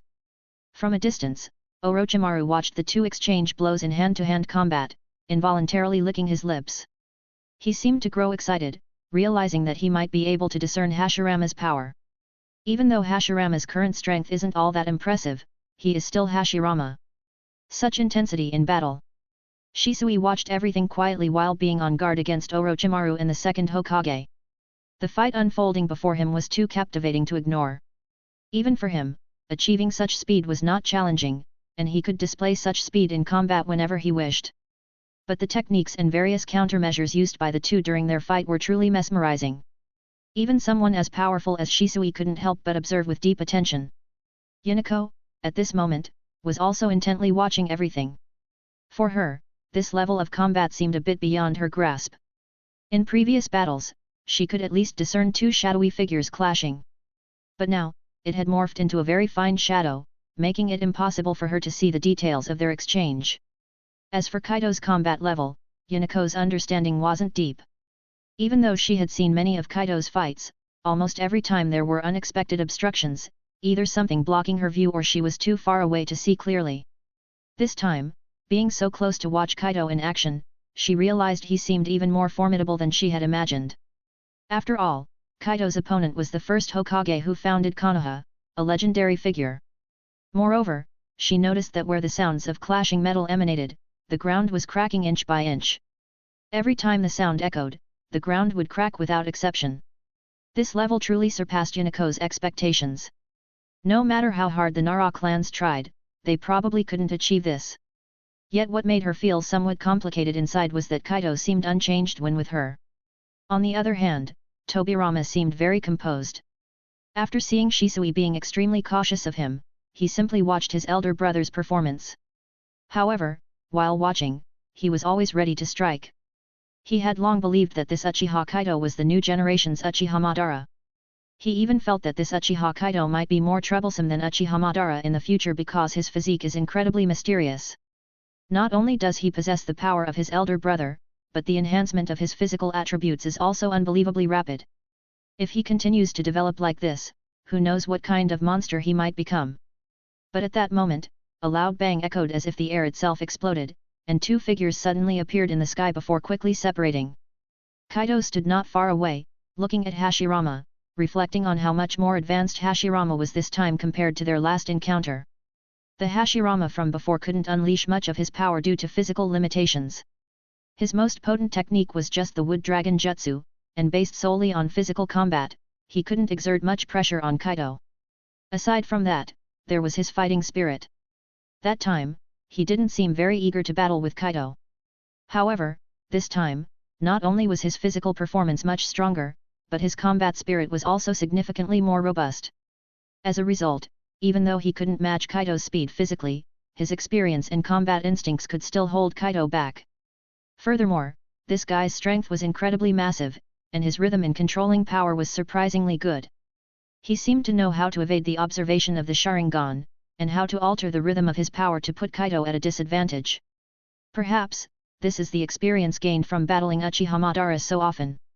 These Senju clan members, not a single one of them is easy to deal with. Kaito muttered to himself. Meanwhile, his chakra began to gather rapidly. After fighting with physical techniques for so long, Kaito still doubted he could match Hashirama's intensity. Moreover, their earlier skirmish could at best be considered a warm-up, so the real battle should now escalate. In a blink, the three tomo in his eyes spun, transforming into a Mangeki pattern. The pattern in his right eye started to spin rapidly, and a mysterious power began to spread around. Fire release, Great Fire Annihilation. With the eruption of chakra, in an instant, the stark black and white of the greatly amplified Great Fire Annihilation was spewed out by him. The raging flames spread far and wide, rushing forward like the descent of celestial fire. Such flames again, is this a dojutsu? Hashirama Senju, upon seeing this, furrowed his brow. Kaito's abilities were too enigmatic, making it hard for him to ascertain the true nature of many of his techniques. Moreover, Kaito possesses the ability to enhance the power of techniques, a trait seemingly identical to Uchiha Madara's. However, Hashirama, being highly experienced, didn't show the slightest fear. If it had been his previous body, he might have opted to release a jutsu as a shield and then turn to flee. But now, he might not need to retreat, affording him more opportunities and space to act. Wood release, Wood formation wall. Hashirama's chakra surged quickly, and he suddenly thrust a heavy sword into the ground, subsequently bringing his hands together in a seal. In the blink of an eye, the ground before him trembled, and three vines sprouted out madly, weaving together to form a thick wall. Wood inherently feeds fire, being highly flammable. Yet, astonishingly, the intense flames of the Great Fire Annihilation, upon hitting the wood release, didn't ignite it even slightly. Instead, they split into two parts, continuing to race forward. Perhaps this is the magic of wood release, or more specifically, the magic of Hashirama's wood release. Yang release. Kaito keenly sensed the power imbued within this wood release, and this yang release was perfectly integrated into the wood release. Such integration was so seamless it seemed indistinguishable. In truth, Kaito had always been curious about something, whether wood release was a Kekii Genkai or fell into the category of bloodline selection. Typically, a Kekii Genkai requires the fusion of two types of chakra to form a new technique, and that's it. Of course, while it sounds simple, the number of Kekii Genkai possessors in the entire ninja world is actually a very, very small figure. Within the ninja world, 99% of the shinobi actually do not possess a Kekii Genkai. Constructing a Kekii Genkai is already incredibly difficult, let alone fusing three types of chakra to create a Kekii Tota. Currently, in the entire ninja world, the only one who possesses a Kekii Tota is Noki. From this, one can gauge the level of difficulty involved in achieving such a feat. As for the power of wood release, to be honest, Kaito is somewhat at a loss for words. If one were to create it using the typical Kekkei Genkai method, the greatest, or perhaps best outcome, would likely be at the level of deep forest emergence. Hashirama Senju has showcased similar wood release techniques, and the last time he did, it was of that caliber. However, once such a wood release incorporates yang release and perfectly integrates it, the wood release undergoes an incredible transformation. That is to say, in reality, wood release should be categorized under Kekkei Toda. But has no one ever noticed or realized this? Kaito gently shook his head, not particularly wanting to ponder over these issues. Right now, the most pressing matter was for him to secure his own seal. As for the wood release, couldn't he experiment with it once he returned? With that thought, Kaito's figure swiftly took to the air. In just a moment, he stood high in the sky, and his chakra began to erupt violently. Like hiding behind your wood release, do you? Now, I want to see how you'll evade this. Fire release, Great Fire Annihilation. Chapter 206, Chapter 206. Though Hashirama Senju always hid behind his wood release, he remained vigilant against Kaito's assaults at every moment. Although there was some time since their last battle, for Hashirama, it felt as if it had just occurred a moment ago. However, such continuous battles weren't much to him. Remember the long-lasting battle he had with Uchiha Madara back in the day? Moreover, now that he was reincarnated through the impure world reincarnation technique, he didn't need to worry about external factors like fatigue affecting him. This young man's strength is truly formidable. Even if he existed in our era, he would undoubtedly be top tier. Whether it's taijutsu or ninjutsu, his skill level is remarkably high, and the techniques he possesses are formidable. Apart from a slight lack of experience, which might put him at a slight disadvantage, his learning and analytical abilities are impressive. I don't know how much time has passed, but I can sense that in addition to a significant improvement in his physical prowess, his combat awareness has also enhanced. Hashirama quickly analyzed the information about Kaito. However, when he assessed, he unconsciously saw Kaito through the lens of an elder observing a junior. Moreover, as of now, the information he had on Kaito was quite scarce. But it didn't really matter to him. Being reincarnated through the impure world reincarnation technique granted him a higher margin for error.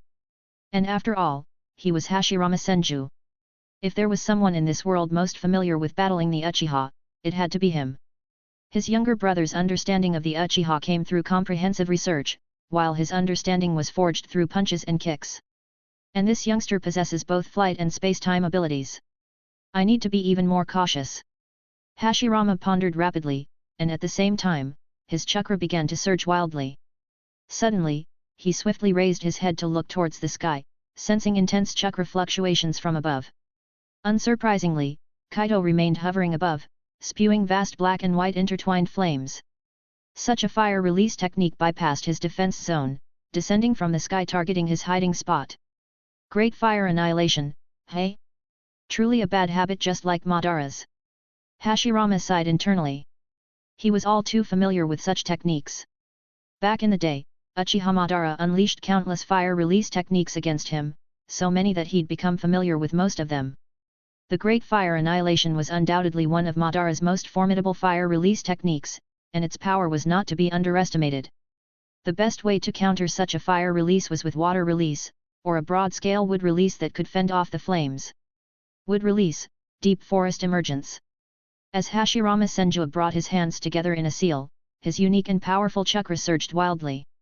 Suddenly, the ground trembled. Plants imbued with yang release energy burst forth from the earth. Boundless giant trees, vines, and tendrils grew rapidly, their vastness overshadowing everything like the sky pressing down. Boom! At that moment, Kaito's Great Fire Annihilation, resembling a falling meteorite, brutally struck the forest. Normally, upon impact, flames meeting trees would quickly spread, forming a sea of fire, even instantly igniting an entire forest. However, against Hashirama's wood release, Kaito's fierce flames were completely halted at the treetops. But this time, Hashirama's wood release couldn't entirely evade being set ablaze. Flaming wooden spikes shot straight towards the skybound Kaito. Kaito lost sight of Hashirama amidst the scene, all he could see were the entwining vines, with no trace of a human figure. Humph! With a cold snort, Kaito slashed with his ninja blade. Under the empowerment of his chakra, the blade revealed a blue gleam, severing the massive burning wooden spike before him. As the wood splintered, new buds sprouted from the break.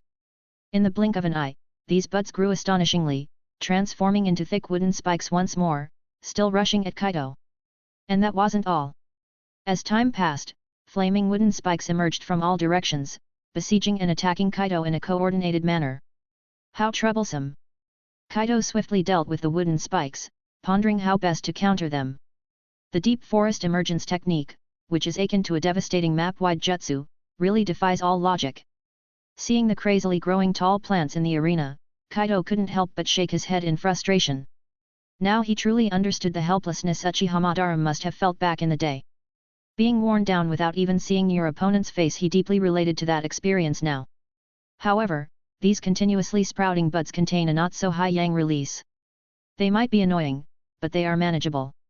Kaito's figure danced about, and the attacking vines were instantly shattered. With a subtle manipulation of his chakra, his figure instantly transformed into a shadow, evading a new round of onslaught from all sides. The next moment, he spewed out a massive fireball, turning the pursuing huge vines into ashes. His instantaneous response was almost perfect, but it seemed to be of no avail. In just a breath's time, even more plants crazily assaulted him. Such a battle was making him slightly irritated, but he maintained his cool throughout. After all, he had partially activated and restored a portion of the power belonging to Hashirama Senju. His perception was no joke. He had been trying to pinpoint Hashirama's location, knowing that only by capturing him could Kaito launch a more aggressive ambush. Found you! Suddenly, Kaito's expression shifted slightly. In the next second, his chakra vibrated rapidly, and he disappeared from the spot. Deep within the dense woods, Hashirama had been constantly on alert, keeping his senses trained on Kaito at all times.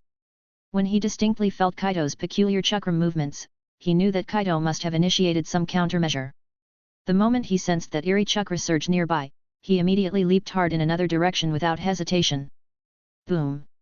As expected, right when he made his move, Kaito, charged with roaring chakra, appeared right above where Hashirama had just been. Kaito slashed fiercely, and the terrifying blade edge aimed mercilessly at Hashirama. It was a space-time ninjutsu after all. Even though Hashirama had anticipated and reacted in advance, it was truly challenging to avoid completely. When the blade slashed down ferociously, one of Hashirama's arms was cleanly severed. However, since Kaito lacked the power of yin-yang release, it wouldn't take long for Hashirama to recover from such an attack. Hashirama Senju was clearly prepared. The moment Kaito appeared, terrifying tree vines lunged at him aggressively. Here, there wasn't the constant harassment of Kaito's flames, these vines were filled with the power of yang release.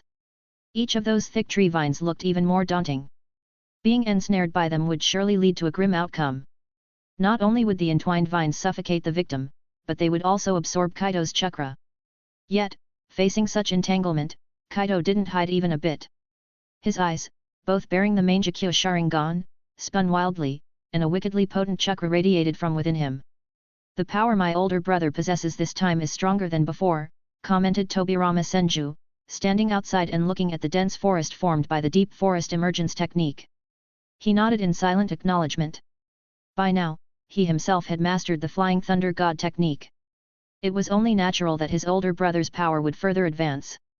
As for the extent of this increase, Tobirama had been pondering over it. Perhaps it was reaching a level where one could control multiple wood dragons simultaneously, or maybe even execute the deep forest emergence technique. Regardless of the extent, it was still a vast difference from when Hashirama was at his peak.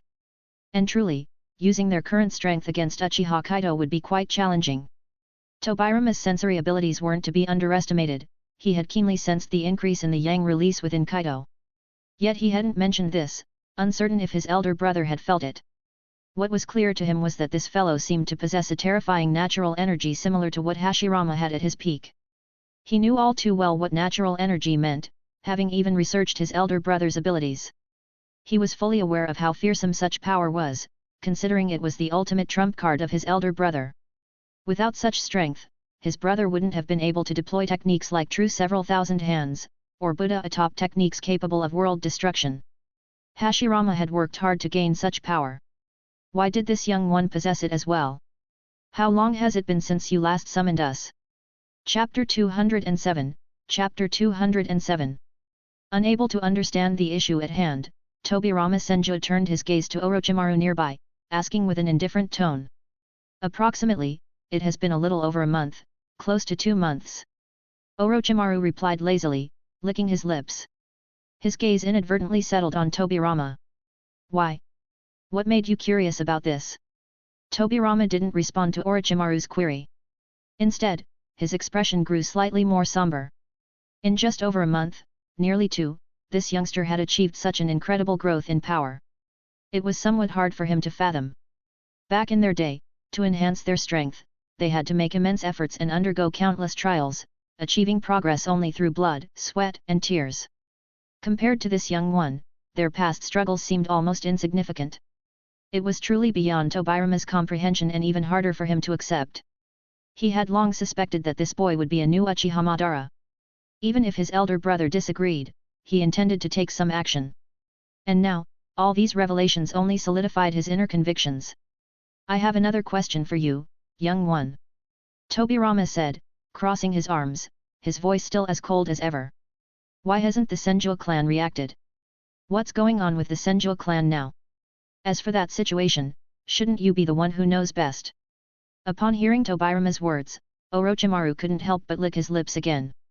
After all, wasn't it your policy that determined the path of the Senju clan? My teacher, the third Hokage, has been strictly implementing your plan, though, of course, with some slight extensions. Hearing Orochimaru's words, Tobirama was momentarily taken aback. Then, he seemed to freeze in place. His expression darkened, his gaze firmly fixed on Orochimaru, clearly finding it hard to believe this revelation. However, Orochimaru's expression remained unchanged, looking as if he wasn't affected at all. He even flashed a smile towards Tobirama Senju and said, I'm not controlling you now. Can't you use the reanimation jutsu?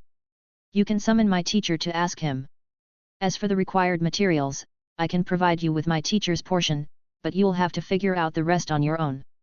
Orochimaru's confident assertion silenced Tobirama, who eventually turned his gaze back to the center of the battlefield. Initially, he had thoughts of attacking Shisui and Yuniko, but now, due to Hashirama's summoning of the deep forest, they were inadvertently separated. This separation might be for the best, as it allowed him to avoid the boy with the Mangekyo Sharingan. Even during his prime, although he had ways to counter the Mangekyo, he had to tread carefully when under its gaze. Are you all right? On another side, Shisui, while intently watching the dense forest ahead, whispered to Yuniko beside him. At this point, Shisui had no intention to take on the 2 previous Hokages. Such power wasn't something he could challenge lightly. However, he felt something odd. He could distinctly sense that the wood release techniques contained a power similar to what resided within him. But now wasn't the time to ponder on that. He needed to quickly ascertain Yuniko's condition, a task given to him by Kaito. I'm fine, don't worry. I'm a capable ninja. Yuniko quickly shook her head, appearing exceptionally calm. Staring at the distant forest, Yuniko pondered swiftly, then said with utmost seriousness. The situation is quite dire. Right now, your concern shouldn't be my condition, but finding a way to support Kaito immediately. I refuse. Shisui immediately shook his head, his fist clenched slightly, yet his voice remained calm. Kaito would never act without purpose. His order to me was to protect you and retreat based on the situation. So, don't cloud my judgment. Your importance is higher than you imagine. I'm just an ordinary ninja, but Kaito is a minister and a clan leader. Yuniko stared at Shisui as she whispered. Most importantly, this intel must be relayed back. By now, we can deduce that Uegakure has employed war ninjas, so it's very likely that Noki won't be on the front lines. I've heard from Kaito that you once served in the Anbu. You should understand the significance of this intel without me spelling it out. Besides, in the midst of battle, Kaito's capabilities would surpass mine. Yuniko's words did have some impact on Shisui. After all, this woman's assessment of the battle was truly insightful. It's for this reason that Shisui realized Yuniko's importance, making him somewhat conflicted. But as he was pondering, a change occurred in the forest formed by the divine tree. An even more terrifying chakra began to spread rapidly in all directions. Susanoo. Accompanied by the surge of Kaito's chakra, countless layers of massive vines were instantly shattered by a formidable force. Centered around Kaito, a blue giant phantom appeared, which then materialized. The giant swung its arms continuously, tearing apart numerous vines with an overwhelming force. Is he getting serious now? Hashirama Senju quickly retreated. His severed arm was also steadily regenerating. Yet, even in retreat, he continued to exert relentless pressure on Kaito. Endless tree vines madly approached Kaito, but such attacks were futile against Kaito's Susanoo. Especially since Kaito, controlling the Susanoo, drew out a shinobi blade, its fearsome blade continuously sweeping away those vines. The rigid vines were swiftly cut by the blade. Although the vines persisted endlessly, they couldn't inflict much damage under Kaito's assault.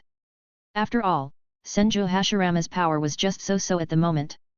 Even though he had made significant progress, there were limits to it. Kaito became serious, and began to combine his attacks with the reverse path of his right eye. Those vines couldn't stop his offensive at all. Seeing this, Hashirama, with his remaining hand, quickly made a seal, and vast chakra began to surge madly. In an instant, the ground beneath him shattered, and a massive vine broke out of the ground, carrying him rapidly away into the distance. As he retreated, the blade of a giant crashed down, accompanied by a loud bang. Boulders flew everywhere, and a spreading crack appeared on the ground. He sure runs fast. Kaito shifted his gaze to Hashirama's movements and, with a cold snort, his Susanoo turned around. With a gentle swing of his ninja blade, he sliced off the approaching plants. Then he, controlling his Susanoo, charged forward. The immense Susanoo, on his body, didn't seem cumbersome at all and moved at high speed towards Hashirama in mid-air. However, Kaito knew that his energy consumption was significant at this point. Such a massive Susanoo would naturally affect his speed. Even though Susanoo was formed from chakra, its weight was not negligible. Kaito hadn't activated the power of annihilation at this moment, so he naturally didn't benefit from any speed boost. He now relied solely on his body's strength to propel him forward. Fortunately, his physical power was more than enough, and he didn't need to worry too much. Wood release, forest emergence technique. Seeing this, Hashirama immediately formed a seal with one hand, controlling the vines beneath him to dodge Kaito's attacks. At the same time, he extended his hand, transforming into countless vines, quickly wrapping around Kaito's Susanoo's limbs. Kaito paused slightly. A light flashed in the eyes of his Susanoo, and then the ninja blade in Kaito's hand danced swiftly, cutting those branches off. But at that moment, Hashirama made another seal, and suddenly, a wooden wall appeared in front of Kaito, separating the two.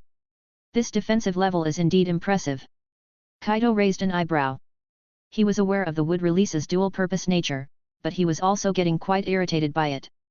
Chapter 208, Chapter 208. Just as Kaito was preparing to forcibly break through this wooden barrier, he suddenly felt an even stronger surge of chakra. This chakra fluctuation slightly changed his expression, because he saw the trees starting to transform. Wood release, flowering tree world descent. Hidden behind the wooden wall, Senju Hashirama formed seals with both hands, now fully restored. Immense chakra swirled wildly within his body, and vines tens of meters long sprouted from the ground, even more magnificent and grandiose than the previous tree world descent. The moment plants bursting with flower buds soared into the sky, the forest initially formed by the tree world descent once again expanded vastly. The flames spreading atop the trees were rapidly absorbed, leaving nothing behind. The lush forest appeared harmonious, yet so perilous. Seeing this, Kaito's expression slightly shifted. With the appearance of the flowering tree world descent, he knew this situation was getting tricky. Yet such complications only further ignited Kaito's competitive spirit. He voluntarily escalated this battle, intertwining it with belief, solely to genuinely engage with a serious Hashirama. He needed such a fight, such an opponent, and to understand how the man who defeated Uchiha Madara did it. Even if Hashirama wasn't at his peak now, Kaito too was continually growing. Such an opponent makes things much more interesting. Kaito silently mused, while the trees kept expanding. The next second, they once again extended thick vines to entwine around the limbs of Kaito's Susanoo, binding even tighter this time. Kaito, frowning, controlled his Susanoo to try to break free, yet the vines didn't snap under Susanoo's immense force. On the contrary, they kept tightening, and these vines began absorbing chakra from Kaito's Susanoo. At this moment, several more robust vines broke out of the ground. They madly wrapped around Susanoo in an instant, and within a mere breath, Susanoo's giant-like body was tightly bound, resembling a colossal rice dumpling. The vines grew tighter and tighter, to the point where even Susanoo's skeletal frame started to creak audibly. And as the vines continued to absorb chakra, Kaito found that his Susanoo seemed to be shrinking in size. "We can't go on like this," Kaito murmured silently, as a bizarre surge of chakra began to ripple within him. From the looks of it, the second stage Susanoo can't pose much of a threat to Senju Hashirama. So. Suddenly, a roaring sound emanated from the chakra within Kaito. A deep blue chakra glow constantly rippled around him, as strange armor began to manifest and solidify onto his body. Moreover, the power of the Susanoo kept increasing, and its strength kept expanding. Not only that, Kaito began to harness a new power, a power he hadn't used before but was exceptionally fitting for his current state. And this power naturally could act upon Susanoo, allowing Susanoo to possess the even mightier fighting capability of Great Annihilation. Having acquired this ability, Kaito never had the chance to use it before. Leaving aside the fact that he hadn't faced many battles for a while, common foes couldn't even force out his Susanoo, so how could he use this ability? But now, it's the moment to test the effectiveness of this power. Such chakra. With hands clasped, Senju Hashirama remained hidden behind the wooden wall, intently controlling the flowering tree world descent technique. But at that moment, he felt a surge of chakra so formidable that it slightly shook him. This chakra was filled with a malevolent aura, so cold and utterly destructive. With the appearance of such power, Hashirama instantly recognized that Kaito was surely enhancing the strength of his Susanoo. Having battled with Uchiha Madara for a lifetime, Hashirama was very familiar with the Susanoo technique. He knew that the technique had several stages, from the initial protection of just a ribcage around the user to the final, sky-blocking, even flying, colossal giant. Senju Hashirama had witnessed almost every stage of the Susanoo, even having battled against them.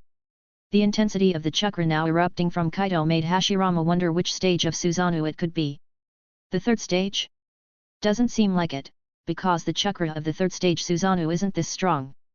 However, this level of chakra intensity also hasn't reached the fourth stage, and if it truly was the fourth stage. Hashirama slightly raised his head to look upwards, evidently seeing nothing of note. The fourth stage of the Susanoo had legs, and although it lacked the armor protection of the third stage, it possessed unparalleled agility. Such agility transformed the Susanoo from a stationary attacking and defensive technique into a strategic one capable of swift assaults.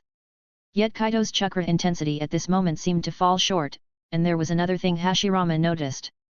His eyes haven't undergone the transformation like Madara's. In Hashirama's memory, Uchiha Madara utilized the fourth stage of Susanoo after obtaining his brother's eyes. Merely recalling that scene made Hashirama sigh. The death of Uchiha Izuna was truly a tragedy, but it was an unavoidable one. Furthermore, with Izuna's death, Madara gained an even more terrifying and potent power, the eternal Manjiki Sharingan. Hashirama could never forget the intensity of those eyes. Only after acquiring them did the Susanoo undergo a complete metamorphosis. Now, Kaito's eyes remained in the Manjiki state, something Hashirama could discern clearly. Without reaching that milestone, it was evident one couldn't utilize the fourth stage of Susanoo, let alone the even more formidable fifth and sixth stages. What puzzled him, however, was that the chakra intensity emanating from Kaito's eyes seemed even stronger than Madara's back in the day. This young man, does he truly possess the potential to surpass Madara? Hashirama pondered silently, and equally troubled was Senju Tobirama, who was on the periphery. He too felt this surge in chakra intensity, and such power genuinely made him furrow his brow. Such power was unsettling, and it also intensified the murderous intent within Senju Tobirama. Uchiha Madara was undoubtedly the person he despised the most and the one he least wanted to encounter. Even though he was aware of his elder brother's deep bond with Madara, it didn't mean he felt the same way. In his view, Uchiha Madara was a full-blown ambitious schemer, undoubtedly someone who would destroy the Hidden Leaf Village. Especially if someone like him took control of the leaf, he would certainly drag it into an abyss. Yes, Tobirama did support Madara's vision to unify the ninja world, but that was when there weren't so many ninja villages around. After the establishment of these villages, he believed that it was no longer feasible. The fact that the man before him still held such intentions at this stage was not a good sign at all. Besides, Tobirama never believed that the Uchiha clan was fit to govern the village. This group of madmen and warmongers would only incessantly seek battle and destruction. Thinking of this, Tobirama's chakra began to stir subtly. The other Mangeki hadn't made a move yet and had been constantly protecting the black-haired girl. While this seemed strange to him, it also presented an opportunity. An opportunity to join forces with his elder brother to defeat, or even kill, this new generation Uchiha Madara. It seems you can't hold back anymore. Orochimaru stood next to Tobirama. The moment he sensed Tobirama's intentions, he had already assumed a hand-seal stance. You're trying to stop me? Tobirama glanced at Orochimaru, asking in an utterly indifferent tone. Of course not, I'm merely taking necessary precautions. Orochimaru chuckled lightly, licking his lips as he spoke casually. After all, I was the one who summoned you. I am well aware of your capabilities. The second Hokage, in his current state, can use the Flying Thunder God technique. So, no matter what, I must be extremely cautious. However, does the second Hokage truly intend to get involved in this battle? Chapter 209, Chapter 209. Isn't that the very reason you summoned me? Senju Tobirama replied with disdain, then shifted his gaze forward, taking a deliberate step in that direction. For a ninja, you surprisingly hold on to the ideals of a samurai. It's quite pitiful. I never took you for such a person, but you've managed to surprise me. There's no need for surprise, nor to provoke me with such words. To me, you're just a dead man. Orochimaru nonchalantly licked his lips, but his words were exceptionally provocative. Indeed, we are ninjas. But for me, there remains a touch of human romance. You, being what you are, wouldn't understand. But it doesn't matter. If you can deal with him, I'd be even more pleased. After all, this is the very reason you're present in this world now. Senju Hashirama's fist tightened subtly. Orochimaru's words, both overt and veiled, were taunts. How could he not perceive them? But being a former Hokage, even if he recognized the flaws in his methods, he stood by them. He was a ninja, and ninjas always went to great lengths to achieve victory. A battle between his brother and this new generation Uchiha Madara might seem like a romantic ninja tale to others. But for Tobirama, it wasn't. To him, the goal was to eliminate a threat to the hidden leaf, unimaginable in its magnitude. Kaito's Susanoo continued to grow, especially after activating the Great Annihilation power. This growth became even more terrifying. Kaito could distinctly feel that the current Susanoo seemed to overflow with power, and its quality was continuously increasing. Most importantly, Kaito now understood the speed enhancement described in Great Annihilation. Simply put, it reduced the effect of Susanoo's mass and weight on himself, allowing Kaito to move more effortlessly. Such a change left Kaito both amused and bemused. So, this was what they termed a boost in mobility? Regardless of how one might view it, this indeed was a highly effective move. Kaito's control over the Susanoo had become even more refined. The most important thing is that my Susanoo seems to have been enhanced once again, bringing me even closer to that Uchiha Madara. Kaito slightly lifted his head, the kaleidoscope of his eyes spinning constantly. A streak of blood silently trickled from the corner of his eye. Yet, Kaito paid no heed to it, taken aback by his own Susanoo. From its back, two more arms emerged, and behind its face appeared another, forming a four-armed, two-faced Ashura likeness.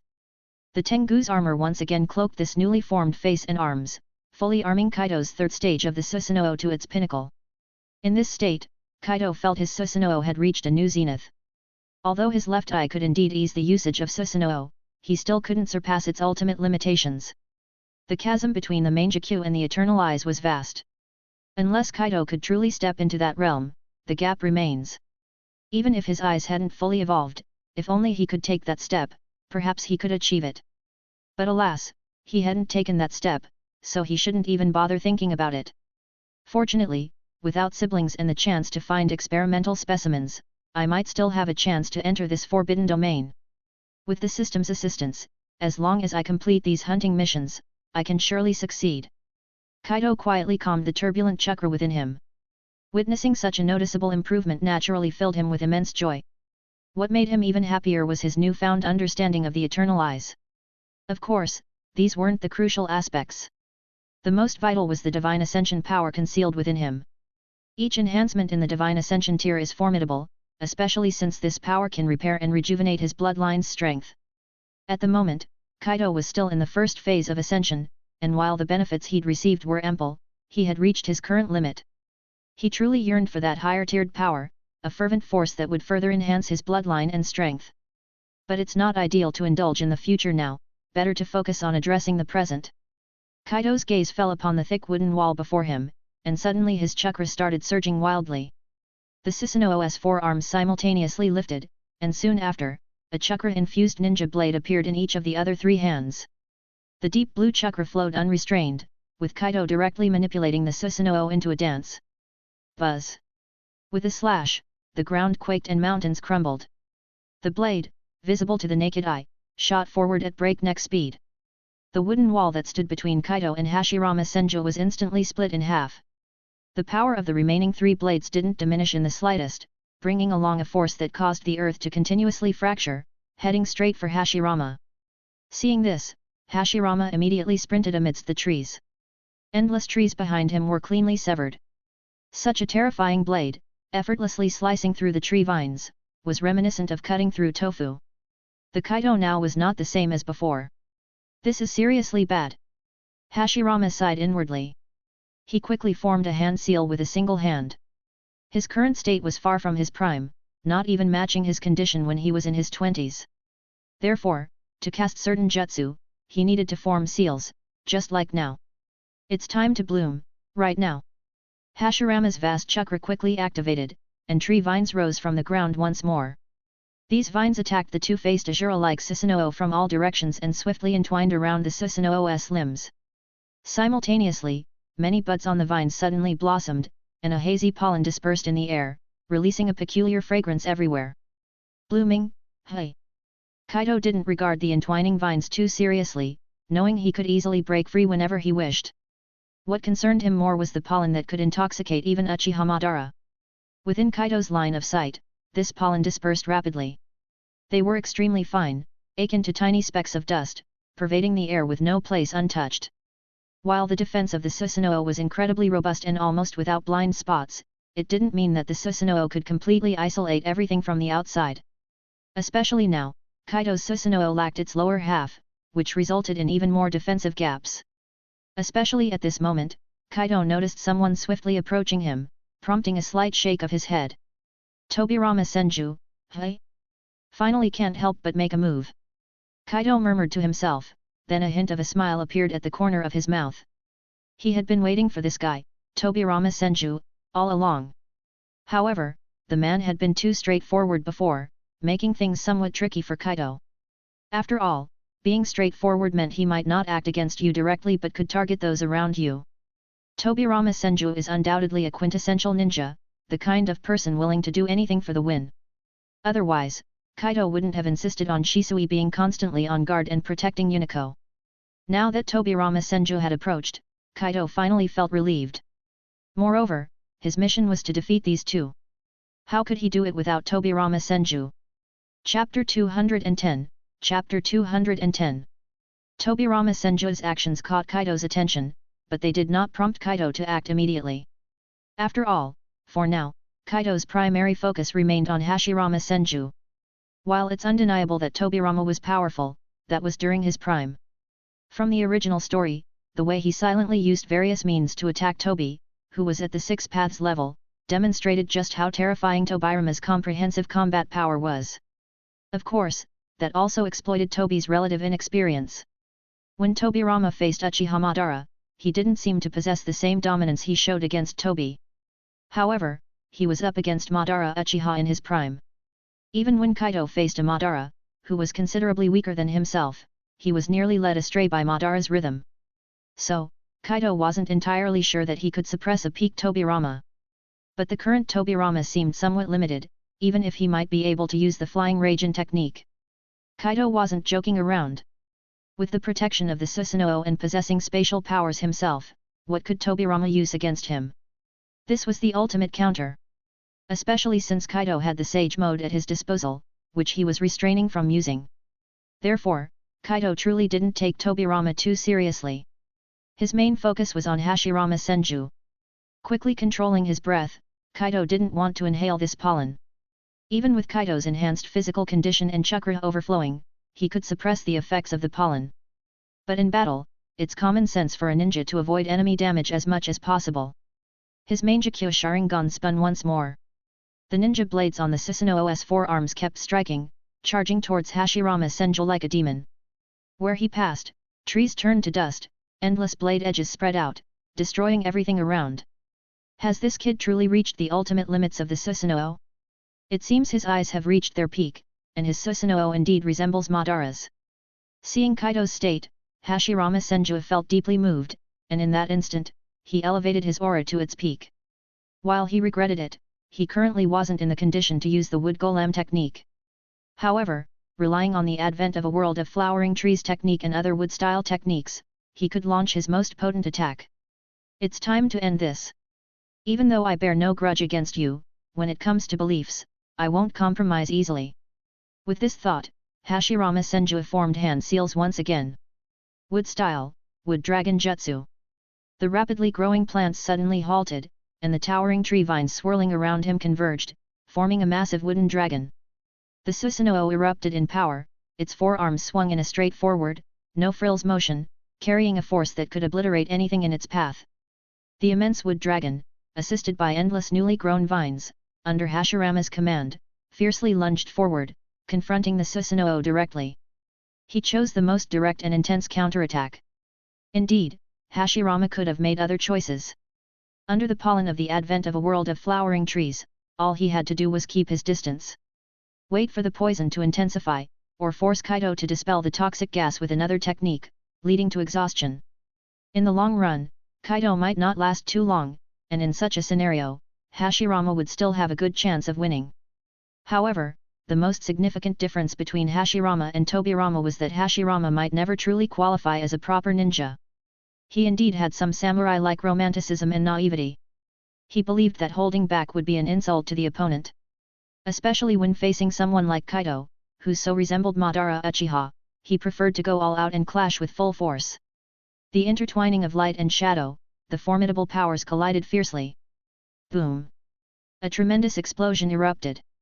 The intense light made Orochimaru, Shisui, and Yoneko reflexively shut their eyes to prevent injury.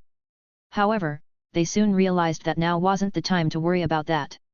Each of them almost instantly fled from the area at the fastest speed. Shortly after their escape, shards of wood scattered everywhere, with the overwhelming aftermath waves sweeping out. Countless trees were sent flying, and a fierce stream of energy soared into the sky, resembling a pillar of light that connected heaven and earth. What's going on? Far away in the Konohagakure camp, the ground suddenly began shaking vigorously, and a vast surge of chakra crazily approached from the distance. Such a mysterious scene left all the Konoha ninjas baffled, but instinctively, they felt an indescribable sense of crisis. They all set down their tasks and ran to the outskirts of the camp, climbing up the large trees to gaze into the distance. Regrettably, they couldn't see anything, but the flood of chakra grew even more intense. What's happening? Coincidentally, in the Uegakure camp, a large group of rock ninjas experienced a similar event. However, their situation seemed far more tragic. Countless houses were destroyed by the chakra surge, and many ninjas were inexplicably buried underneath. After all, the place where Kaito and Orochimaru met was too close to Uegakure's territory, and Uegakure naturally bore the brunt of the attack. Still, these rock ninjas were a professionally trained force. They quickly initiated rescue operations, and many scout ninjas leaped to the treetops to assess the situation. However, what they saw turned their faces pale. In the distance, a sinister mushroom cloud had risen. Visible rings of the chakra surge were swiftly approaching their camp. Under this powerful aftershock, large sections of the walls surrounding the Uegakure camp crumbled, and huge rocks were sent flying towards the crowd. The quick-reacting ninjas started to evade and defend, while the slower ones would undoubtedly be listed among the casualties. Cough, cough, cough. In the center of the battleground, it was utter chaos by now. Kaito's Susanoo appeared particularly ravaged. What was once a complete Susanoo now bore cracks all over its form after being bathed in such a chakra flood. It's indeed dangerous, this Hashirama Senju guy. Observing his current state, Kaito couldn't help but shake his head. That earlier blast was indeed overly dangerous for Kaito, especially since he was at the epicenter of the explosion, which posed a serious threat to him. Fortunately, under the protection of his Susanoo, he didn't suffer much harm. However, the same couldn't be said for his opponent, Hashirama Senju. At this moment, Hashirama had completely vanished from Kaito's sight and was also beyond his sensing range. It seemed clear that Hashirama was obliterated by that chakra surge. Even if he could resurrect, Kaito was already the victor. A smirk crept up Kaito's face, it seemed he was savoring this victory. The Susanoo around him began to dissipate slowly, suggesting he no longer intended to maintain that form. However, just as Kaito's Susanoo vanished, several kunao swiftly flew towards him. These kunao seemed to be thrown haphazardly, but Kaito merely tilted his head slightly and deftly dodged them all. But in the next moment, accompanying the trajectory of the kunao, a figure abruptly emerged. This ninja thrust his blade mercilessly towards Kaito's chest, moving with a speed akin to an illusion. Watching Kaito stiffen and then slowly kneel, a hint of amusement appeared on the attacker's face. But his expression froze the very next instant. To his astonishment, his wrist was tightly grasped. Kaito's hand firmly gripped Tobirama Senju's wrist, a mocking smile appearing on his face. Tobirama's expression also seemed somewhat stiff, he never anticipated being caught. His gaze was fixed on Kaito, and for a moment, he fell silent. Surprised, aren't you? Wondering why your flying thunder god /missed. At that moment, Kaito's somewhat indifferent voice resonated in Tobirama's ears. Behind them, the Kaito that had knelt on the ground quietly transformed into a pile of mud, clearly just an earth clone.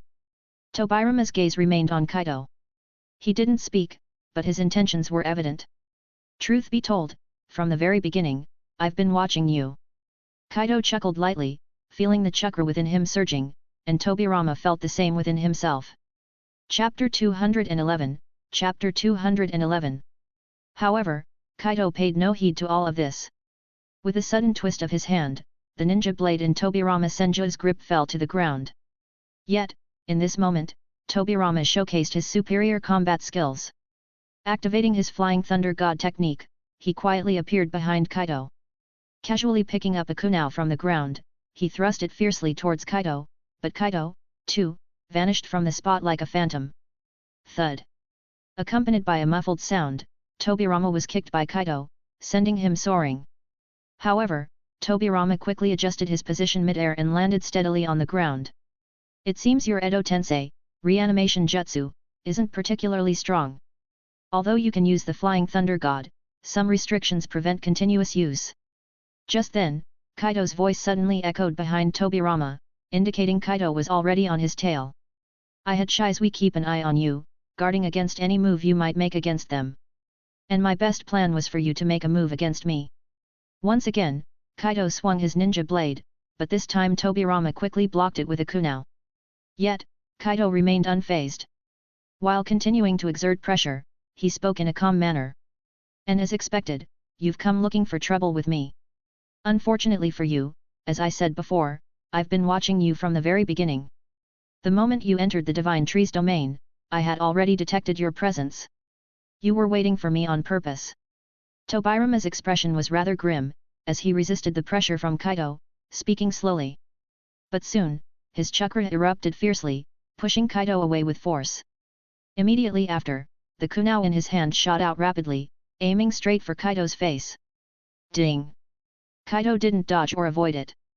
Just as the kunao was about to pierce him, a radiant blue glow emerged on his face.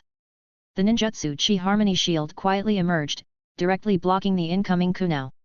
However, the very next moment, Tobirama Senju appeared right where the kunao was, picking it up and thrusting it once more towards Kaito with all his might.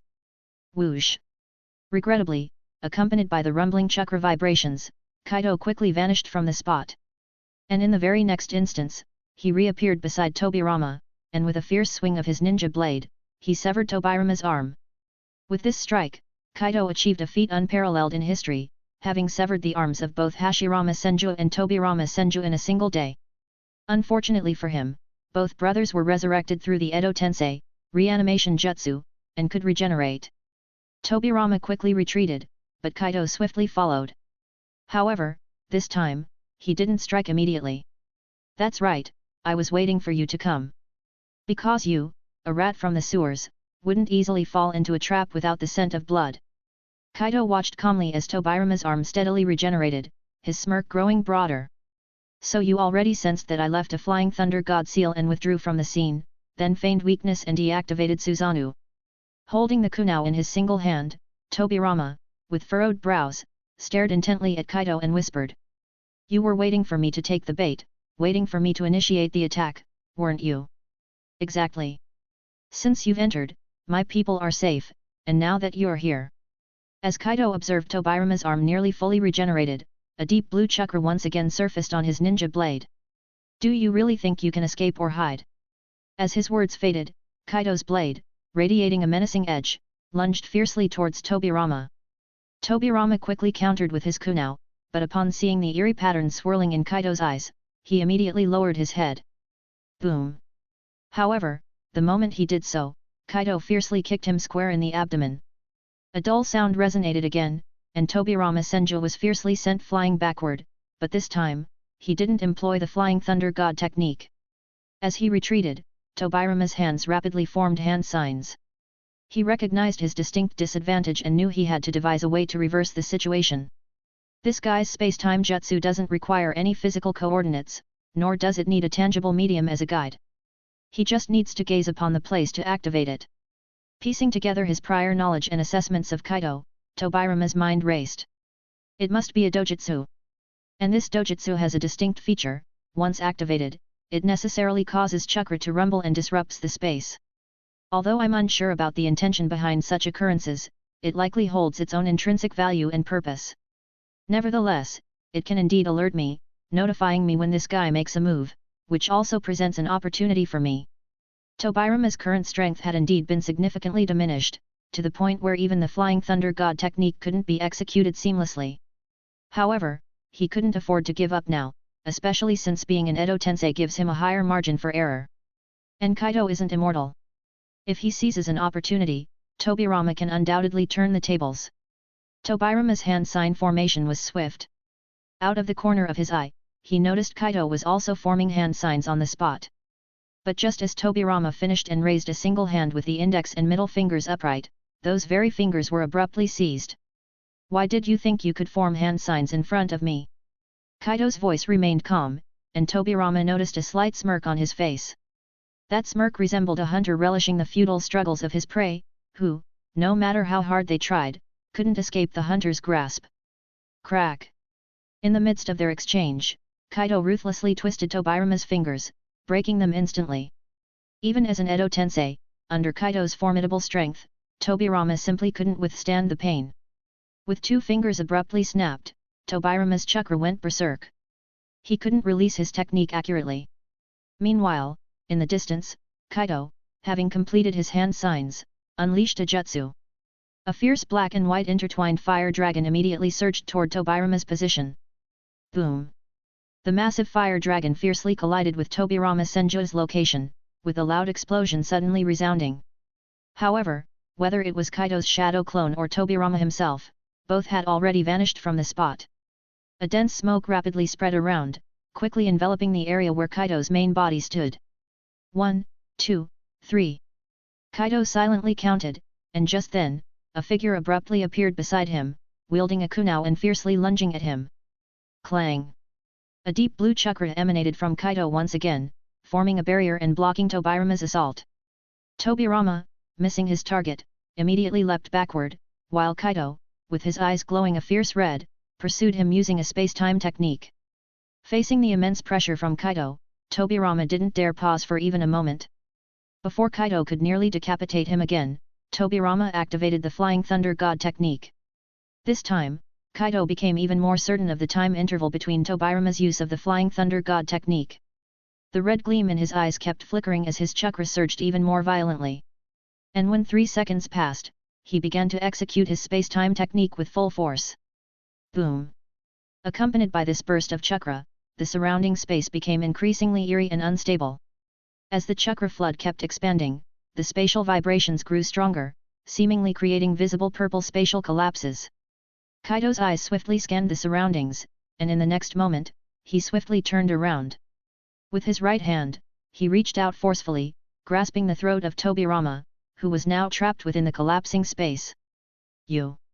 Tobirama was enveloped by the turbulent flows of the spatial collapse, rendering him entirely immobilized. Chapter 212, Chapter 212. He looked at Kaito in disbelief, because he never imagined that a human could accomplish such a feat. By now, he seemed to have figured out why Kaito's spatial ninjutsu caused such immense fluctuations. This guy's spatial ninjutsu wasn't merely a teleportation technique, it was a terrifying forbidden jutsu that destroyed space, resulting in widespread devastation. There's no need to be so surprised. After all, from the very beginning, you never had a chance to defeat me. Kaito said, applying more pressure as he held Tobirama's throat, his voice dripping with indifference. To be precise, I don't hold any particular grudge against the second Hokage. After all, the Uchiha clan fared quite well during your reign. However, you always remained wary of the Uchiha, and your disciples have perfectly inherited your mindset. The troubles they've brought upon me are vast and have caused me deep disdain, a sentiment that, inevitably, is now associated with you. At this, Kaito sighed slightly. Deep down, he genuinely respected Tobirama, recognizing him as a powerful and capable leader with remarkable political foresight. But the choice of his disciples, especially individuals like Dan's, truly disgusted Kaito to the core. Even Hiruzen Sarutobi, who was commendable in his youth, turned out to be a disappointment as he aged. Kaito was always one to hold grudges, and without hesitation, he associated his dissatisfaction with Sarutobi and others directly to Tobirama. After all, even if Tobirama didn't express it, Kaito could sense that in Tobirama's eyes, he might be seen as a second Madara Uchiha. While this might be an honor for Kaito, it also meant that Tobirama would never want to spare him. After all, Tobirama had always been wary of Madara Uchiha, forever on guard against the emergence of such figures from the Uchiha clan. That's enough talk. Kaito slightly tilted his head, his gaze fixating on the distant location where Orochimaru stood. It's time for you to depart. Thinking of interfering in the world of the living, even in death, is truly laughable. Moreover, I have some intriguing news for you. Your disciples haven't shortchanged your clan. While Kaito continued to grip Tobirama's throat, the latter had been struggling. However, upon hearing Kaito's words, Tobirama's resistance ceased. Before this, that guy named Orochimaru had said something similar to him, but back then, he hadn't entirely believed Orochimaru's words. However, now that even Uchiha Kaito was saying this, he couldn't help but start believing it. Regrettably, Kaito continued to grip his throat tightly, making it impossible for him to speak. It seemed as if Kaito was doing this on purpose, intentionally revealing such information, yet not allowing him a chance to speak or ask questions. Indeed, this guy apparently wouldn't provide further explanations, seemingly wanting him to return to the Pure Land with lingering doubts and a thirst for knowledge. As expected, with a slight force of his right hand, Kaito twisted and snapped Tobirama's neck. Tobirama's head instantly hung to the side. However, at that very moment, the power of the Edo Tensei, the reanimation jutsu, began to manifest. That eerie power continuously repaired his body, even restoring his broken neck. One had to admit that the Edo Tensei was truly a forbidden jutsu among forbidden jutsus, capable of resurrecting the dead with infinite chakra and a relentless ability to heal. Anyone would feel helpless and desperate facing it. And there were only two ways to counteract it, either have the caster release the jutsu or seal the reanimated body. But all of this was of no concern to Kaito. He didn't need to worry about these things, and he was about to resolve the issue at hand. Goodbye. I hope we don't meet again next time. As he spoke, Kaito once again activated his void walk, and his terrifying chakra erupted once more. However, at that moment, Tobirama suddenly spoke, although I truly wish to defeat you, don't lose. Kaito paused briefly and then nodded. The space, already damaged by the void walk, experienced another catastrophic blow. Tobirama's figure was swiftly buried by the chaotic and uncontrolled spatial disruptions, and Kaito disappeared from the spot. After what seemed like an eternity, the disrupted violet space gradually settled. But Tobirama's figure was nowhere to be found. Has he failed? Uchiha Kaito's growth is indeed faster than anticipated. From a distance, Orochimaru quietly observed everything that had transpired on the battlefield, involuntarily licking his lips. Hashirama Senju's strength is impressive, yet the body used to resurrect him belongs to a mere commoner. Although this individual held the title of an elite ninja, the effect, as of now, seems quite ordinary. Even if Hashirama deployed the fearsome deep forest emergence technique this time, combining it with the wooden dragon to launch an attack, he seemed to have no effective means to counter the Susanoo. This doesn't align with Orochimaru's understanding of Hashirama. Remember, Uchiha Madara also wielded such power, but in their heyday, Hashirama had soundly defeated Madara. According to records, when Hashirama faced Madara, he had the power to rival him. Orochimaru subtly licked his lips. Though he wasn't sure about the exact nature of that power, he knew Hashirama had the means. Unfortunately, the present Hashirama doesn't seem to display such strength. Moreover, Tobirama's thorough defeat was unexpected for Orochimaru. The current Tobirama possesses the Flying Thunder God technique, but even with that, he seems completely helpless against Uchiha Kaito. This truly piqued Orochimaru's immense curiosity. He's well aware that the Uchiha clan can use spatial ninjutsu. Yet to be countered to this extent is truly astonishing. Especially since he clearly felt an incredible surge of chakra just now, along with an eerie power he could sense even without knowing any spatial techniques. It was undeniably a spatial power. The vastness and scale of its eruption would even give Orochimaru chills. At this moment, Orochimaru seemed to understand, just like Tobirama, why Kaito's spatial ninjutsu was accompanied by such intense chakra fluctuations. Because this young man's spatial ninjutsu isn't just a simple transportation technique, it's a large-scale, destructive ninjutsu. A genius concept, a technique that instills a deep-seated fear. Orochimaru subtly licked his lips again, his eyes blazing with fervor. Being an obsessive researcher, and passionate about collecting and mastering all ninjutsu, there wasn't a single technique Kaito displayed that didn't captivate him. The kind that allows flight, the kind that releases alternating black and white flames, and those ever-present chakra cloaks and spatial techniques. Although Orochimaru can't be certain if these techniques fall under the category of dojutsu, he truly yearns for them immensely. However, now isn't the time. Even though I still have a trump card up my sleeve, it's time to conclude. With that thought, Orochimaru silently directed his gaze towards a nearby forest. He indeed had another card to play, and that card was Uchiha Madara. Compared to the bodies used by Hashirama Senju and Tobirama Senju, which were of regular elite ninja, the one Madara uses is far more potent, belonging to an elite ninja with superior physical prowess. Speaking of superior physical quality, the only ones Orochimaru could think of were from the Hidden Cloud village. He was incredibly fortunate to capture one, and this individual has been prepared, ready to be summoned at any moment. Buzz! Just then, a sinister blade fiercely slashed towards Orochimaru. Orochimaru's reaction was swift. He dodged the attack with a swift move, creating a significant distance between them and raising both hands. I surrender. I believe our battle should come to an end now. Orochimaru's approach can't merely be described as decisive, he didn't hesitate for a second and chose to give up. Moreover, he seemed confident that Kaito wouldn't make a move again. Of course, he also trusted his ability to survive even if Kaito were to strike. Lord Orochimaru, don't you think your surrender is a bit hasty? With intense chakra, Kaito appeared behind Orochimaru, his ninja blade resting against Orochimaru's neck. Why do you assume I would let you go? The cold blade's edge pressed against Orochimaru's throat, its chilling aura causing even Orochimaru significant discomfort. Yet, Orochimaru remained incredibly composed, chuckling softly before speaking slowly. Leader Kaito, my worth alive is much more significant than if I were dead. For instance, I can provide information about the Hidden Stone Village, which I believe you would find invaluable. Chapter 213, Chapter 213. Judging by your current appearance, you seem to have formed a small team on your own, likely for a specific high-risk mission. With my presence, you can be somewhat informed of the enemy's movements. Orochimaru's words left Kaito in slight silence. If Orochimaru, as a member of the Akatsuki, provides information to Kaito, then it would be of immense value, both for the Leaf Village and for Kaito. With such intelligence, many of Kaito's operations can be guaranteed. Kaito could even act on this intelligence to target valuable enemies. Although Orochimaru, acting as a mercenary ninja, might find it challenging to access the top tiers of the Hidden Stone Village, let alone attend crucial meetings. One shouldn't forget that this is Orochimaru we're talking about, one of the legendary 3 ninjas of the Leaf, who has participated in several wars and even infiltrated the route. For him, obtaining such intelligence might be very challenging, but not impossible.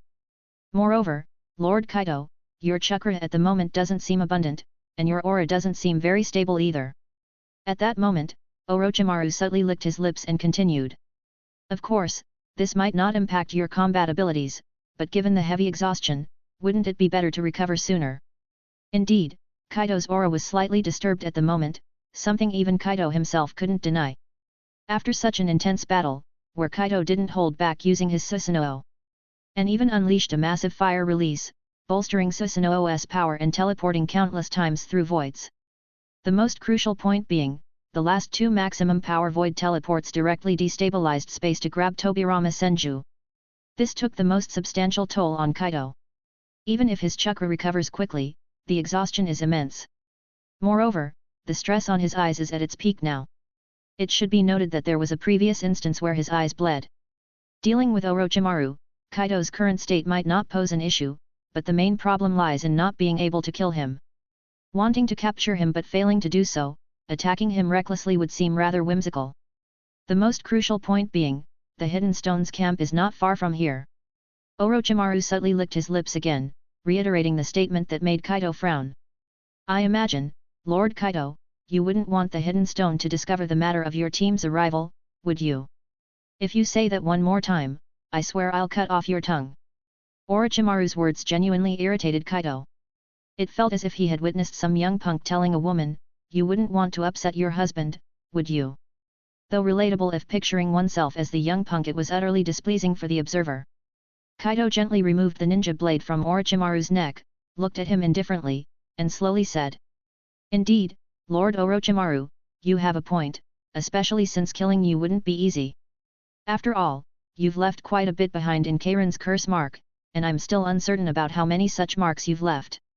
Kaito's words caused a subtle change in Orochimaru's expression, for in an offhand manner, Kaito had exposed his biggest secret.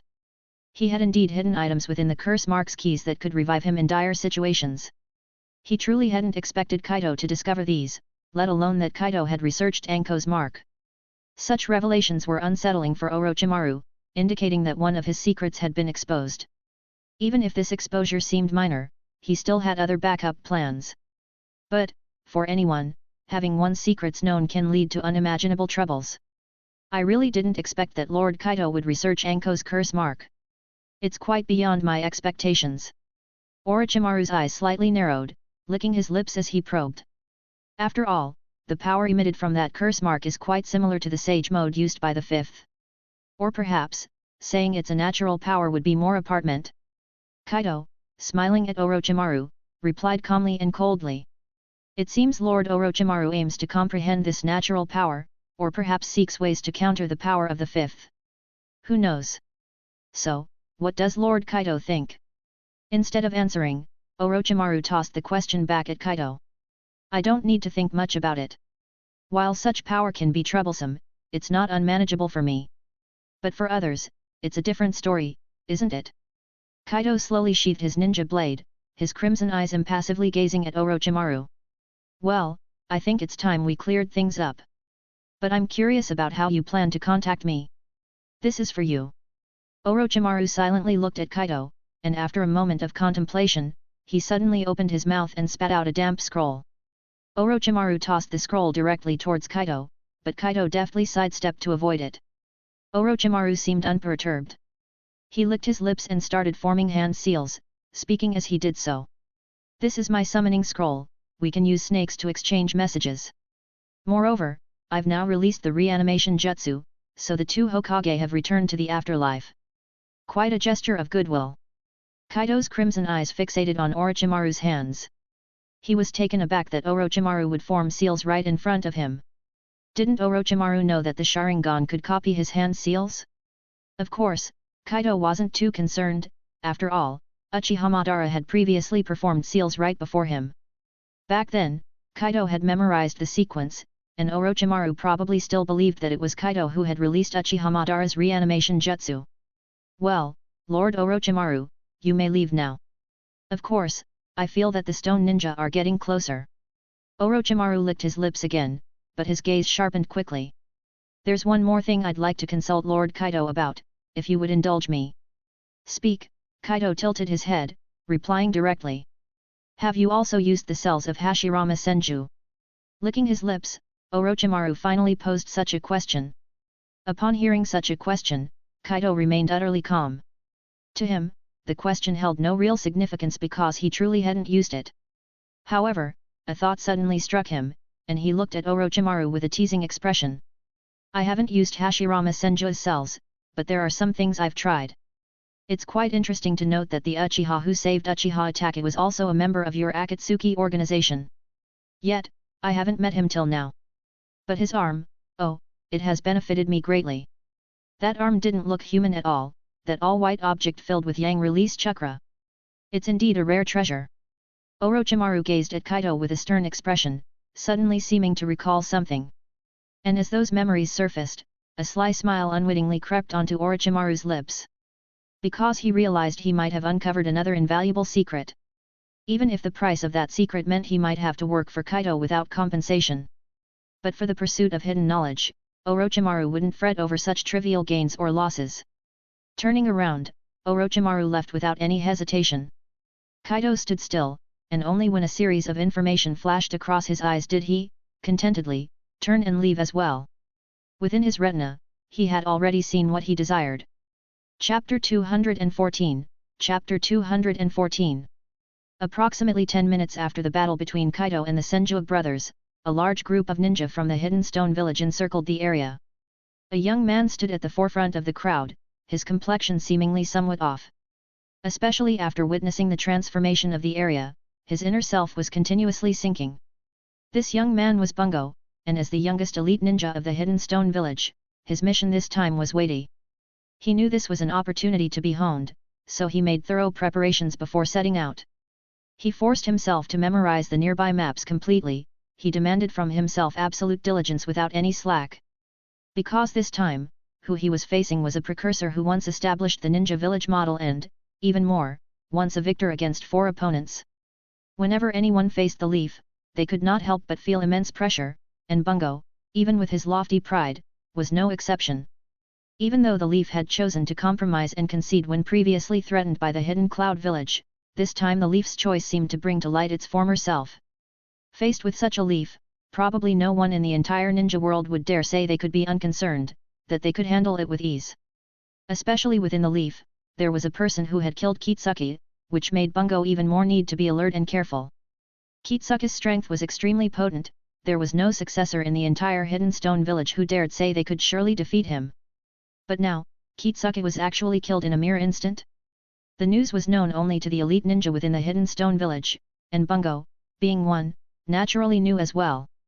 It was precisely because he knew this news that he had to be even more cautious. Currently, he was waiting for the investigation report to be produced, but the waiting process was a torment, particularly as witnessing the current situation intensified the agony. He knew that this place was originally a lush forest, but at this moment, where was there even a trace of its forest-like appearance? The traces of trees had almost been utterly obliterated, replaced by a massive crater and the lingering chukar that even now made one feel suffocated. Bungo knew that these traces might not have been done by the people of the Leaf. But the issue was that encountering such an incident at this sensitive time point, Bungo had to take into consideration the problem of it might be the Leaf. After all, when Kitsuki led so many troops to encircle Deidara and encountered Uchiha Kaito, the result was devastating. That individual, relying solely on his own power, killed so many of their men, and it's said that almost none of the dead were left whole. Everyone's bodies were torn apart, limbs and severed arms were scattered all over the ground. This is why Kitsuki was so furious, why he lost his reason, pursuing to kill the opposition. Lord Bungo, the results are in. As Bungo was deep in contemplation, a young stone ninja approached him and spoke softly. According to our findings, there was a battle here involving 2 or perhaps more individuals, and their powers were immensely strong. From the traces on the scene, we deduced the presence of fire and earth powers, and of course, powers of various other types in many places. As for the strength of these powers, I apologize, we truly cannot imagine because it has exceeded our understanding. In addition, there are large amounts of toxins deposited here, these toxins are extremely dangerous, and someone has already been poisoned during the examination. Thankfully, these toxins don't seem to be lethal, their main effect appears to be paralysis.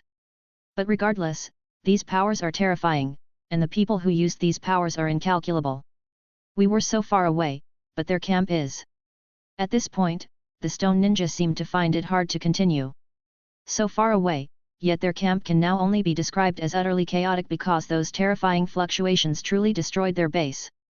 And it wasn't just their camp, not far behind them, the area of the grass country actually controlled and administered by the Hidden Stone, also suffered some damage. Such a situation really cannot be simply summarized with a statement of very bad, and they have truly never encountered such a situation before. I understand, you finish the report immediately. Bungo took a deep breath, then spoke with utmost seriousness. List all the personnel we've lost and those who need rescuing, and comprehensively record the entire situation on the scene. We must report these circumstances to the village because this is no longer a time when we can make decisions on our own. We need support now, substantial support, and if possible, I hope Lord Han can come over. Even if there's no need for him to take action, his presence as a deterrent and a trump card would suffice, since the situation we encountered earlier is overly complicated. At this point, Bungo paused. He knew what calling the Jinchuriki over implied. But the current situation genuinely pressed heavily upon him, even if it was not leaf ninjas he must be wary of. If those who acted have any thoughts toward Hidden Stone, what could the ninjas here do? I understand. The young stone ninja quickly nodded, and after confirming that he had thoroughly recorded everything, he then continued to ask, lifting his head. Lord Bungo, is there anything else to be conveyed? Yes, in a moment, notify all, and have all the uninjured ninjas quickly form groups. Bungo pondered for a moment before speaking with utmost seriousness. Have them quickly form 5 groups, 2 groups responsible for guard patrol duties. They have encountered such a situation earlier, no one knows how Leaf will react. At the same time, have a team act as a mobile unit, so once the patrol groups encounter enemies, they can immediately provide support. The remaining 2 groups, one in charge of caring for the wounded, the other responsible for rebuilding the camp. These matters must be dealt with swiftly, and the situation must be stabilized, as we wait for support from the village. Bungo's thinking remained extremely agile. In just a moment, he had already completely figured out how to handle these matters. The pressure of war indeed is most adept at forcing growth, whether as a frontline warrior or a commander. Because a slight mishandling is tantamount to joking with one's own and even the entire unit's lives. After finishing these instructions, Bungo took a deep breath and once again turned his gaze toward the deep pit before him. He truly couldn't comprehend who might possess such power. All he could hope for now was that such a person did not hail from the Leaf. Moreover, witnessing the scenes before him, he genuinely felt that his pressure had notably magnified. As a frontline commander, what he had to do was resist the Leaf's encroachment. Although saying so was indeed somewhat improper, because they were the ones who actively ignited the war, at this moment, they indeed could only defend. Because their true commander, the soul of the Hidden Stone Village, the third Tsuchikage, hadn't come, he had his own matters to deal with. The pressure now naturally fell upon Bungo. Bungo still remembered how utterly thrilled he was when he first learned of his assignment. But now, he felt no excitement whatsoever, all he could sense was a thick suffocation. Kaito might not know what sort of consequences and speculations his fierce battle with the Senju brothers had ignited, but at this moment, Kaito's expression was somewhat inexplicable. Negotiating with Orochimaru didn't particularly surprise him. After all, Orochimaru was a smart individual.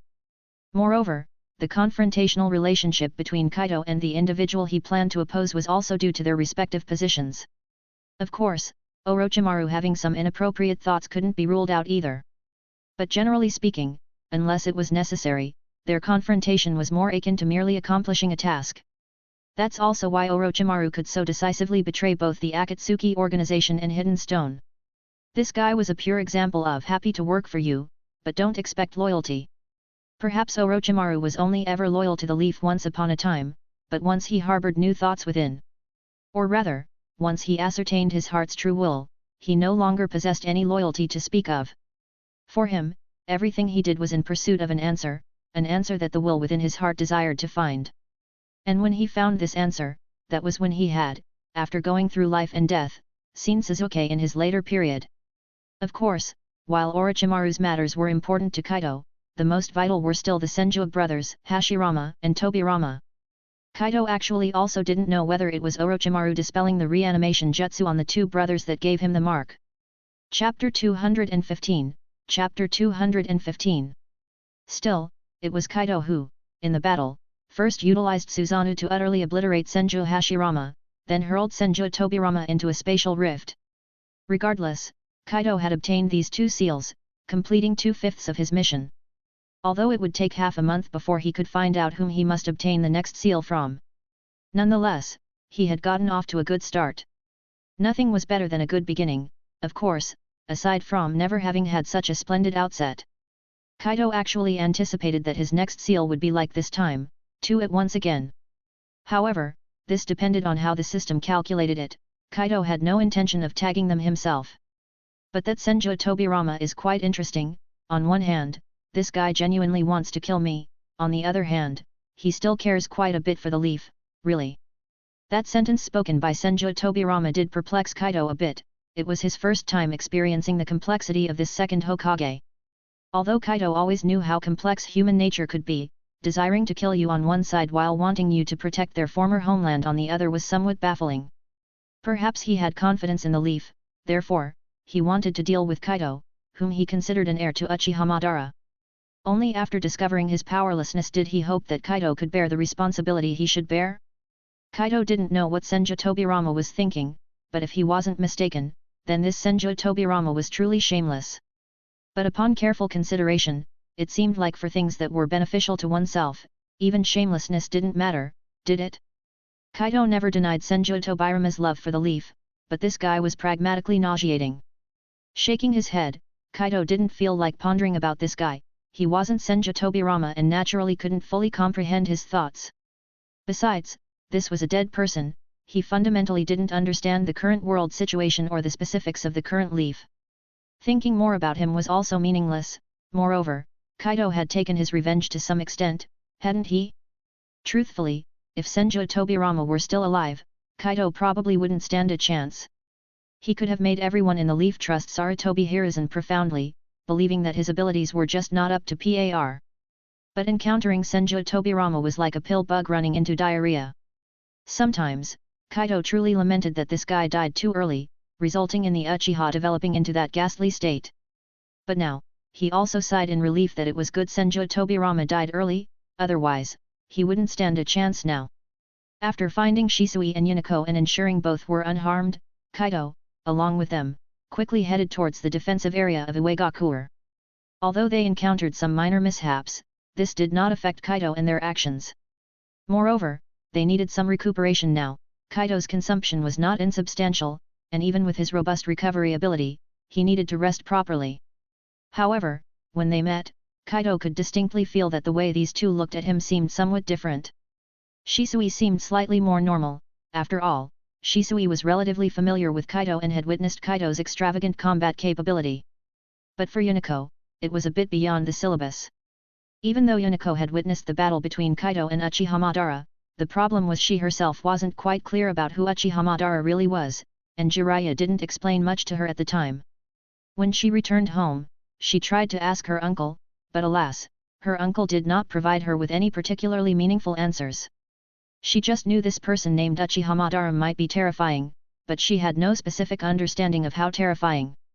However, today, Kaito, facing two former Hokages and defeating them single-handedly, brought unimaginable shock to Yuniko. These were two Hokage-sama. These weren't some people without substantial documentation. If Kaito could defeat them like this, then what level had Kaito's strength reached now? Of course, Kaito's mighty power did not bring any psychological burden to Yuniko because she knew Kaito was always the same. What she was primarily contemplating now was what kind of change could Kaito's power bring to this war. I say, can you not look at me with those eyes?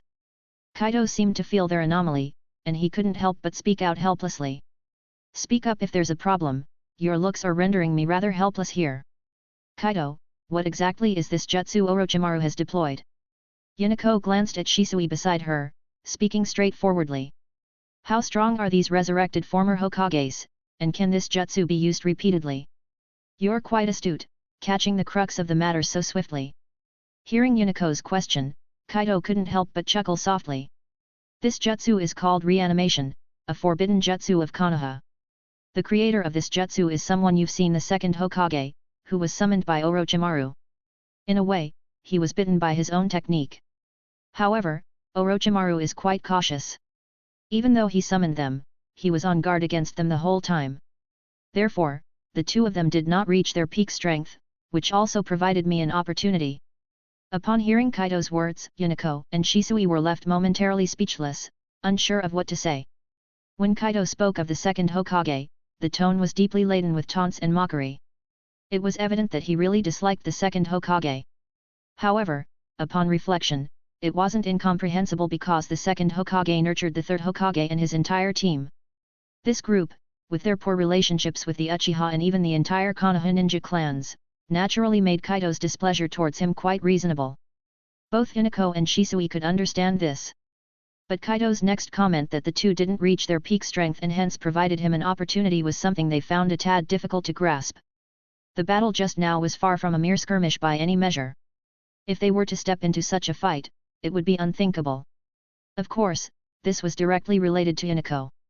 Although Shisui felt he might have been able to manage somewhat, he definitely wouldn't be able to withstand it. Such an onslaught of wood release, and furthermore, with toxins erupting thereafter, even Shisui, whose physical condition had vastly improved, was no match. However, before either of them could speak this time, Kaito once again opened his mouth. As for reuse, it is possible, but it also requires specific materials.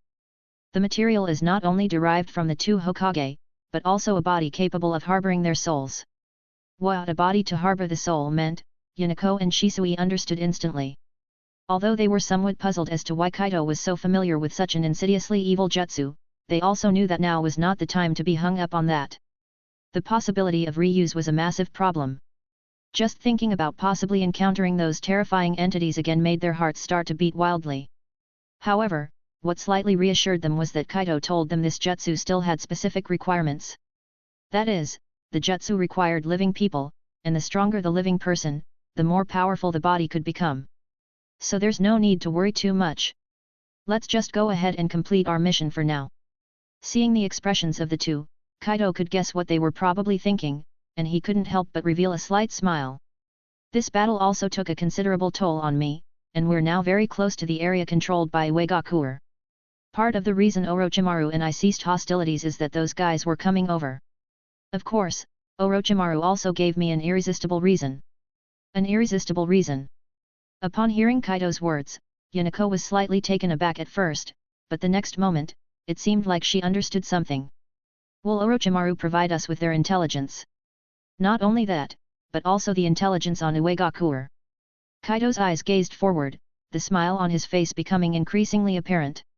So what we have to do now is infiltrate the Uchiha area and wait for Orochimaru's intelligence.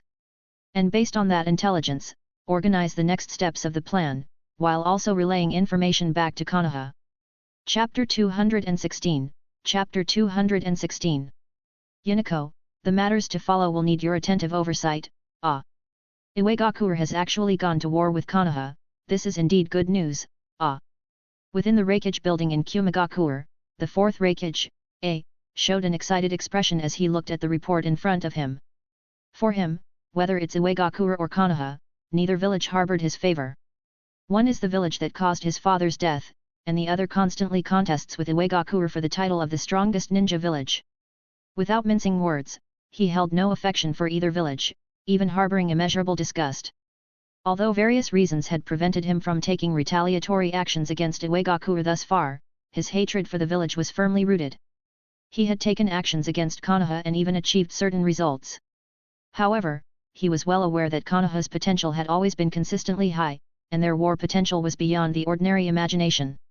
Only after ascending to the position of Reikage did the fourth come to profoundly understand the fearsomeness of Konoha. Because Konoha, in all honesty, occupied the most fertile land in the entire ninja world, controlling the most convenient routes throughout. With such a foundation, as long as Konoha had a period to recuperate and regroup, they would inevitably rise again.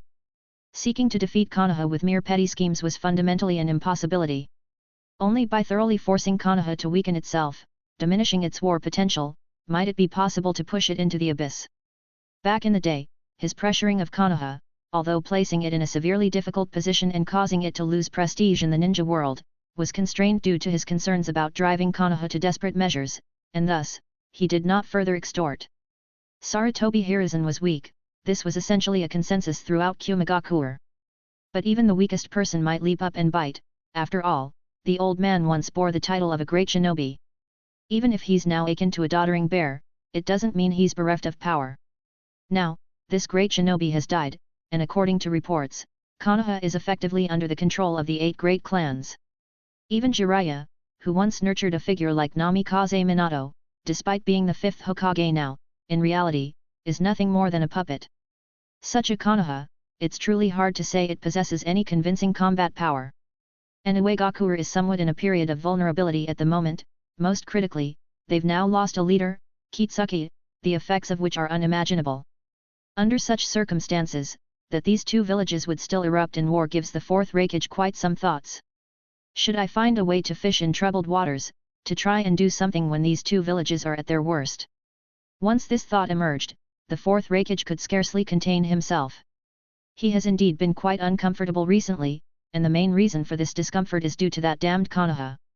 After Konoha successfully impeached him, the impact it brought to the entire ninja world was unimaginable, even forcing him to attentively manage the affairs within his own village.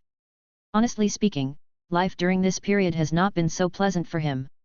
That feeling, where everyone appears to harbor ambitions and where there's a need to doubt their potential subversive activities, is really terrible. Fortunately, Kumigakure remains relatively pure. Although indeed, there are quite a few people exceptionally dissatisfied with the father-son inheritance of the third and fourth Raikage, as it almost seems like the position of Raikage is treated as familial property. But the fourth Raikage, has also demonstrated sufficiently strong power, which allows him to sit quite securely in the position of Raikage.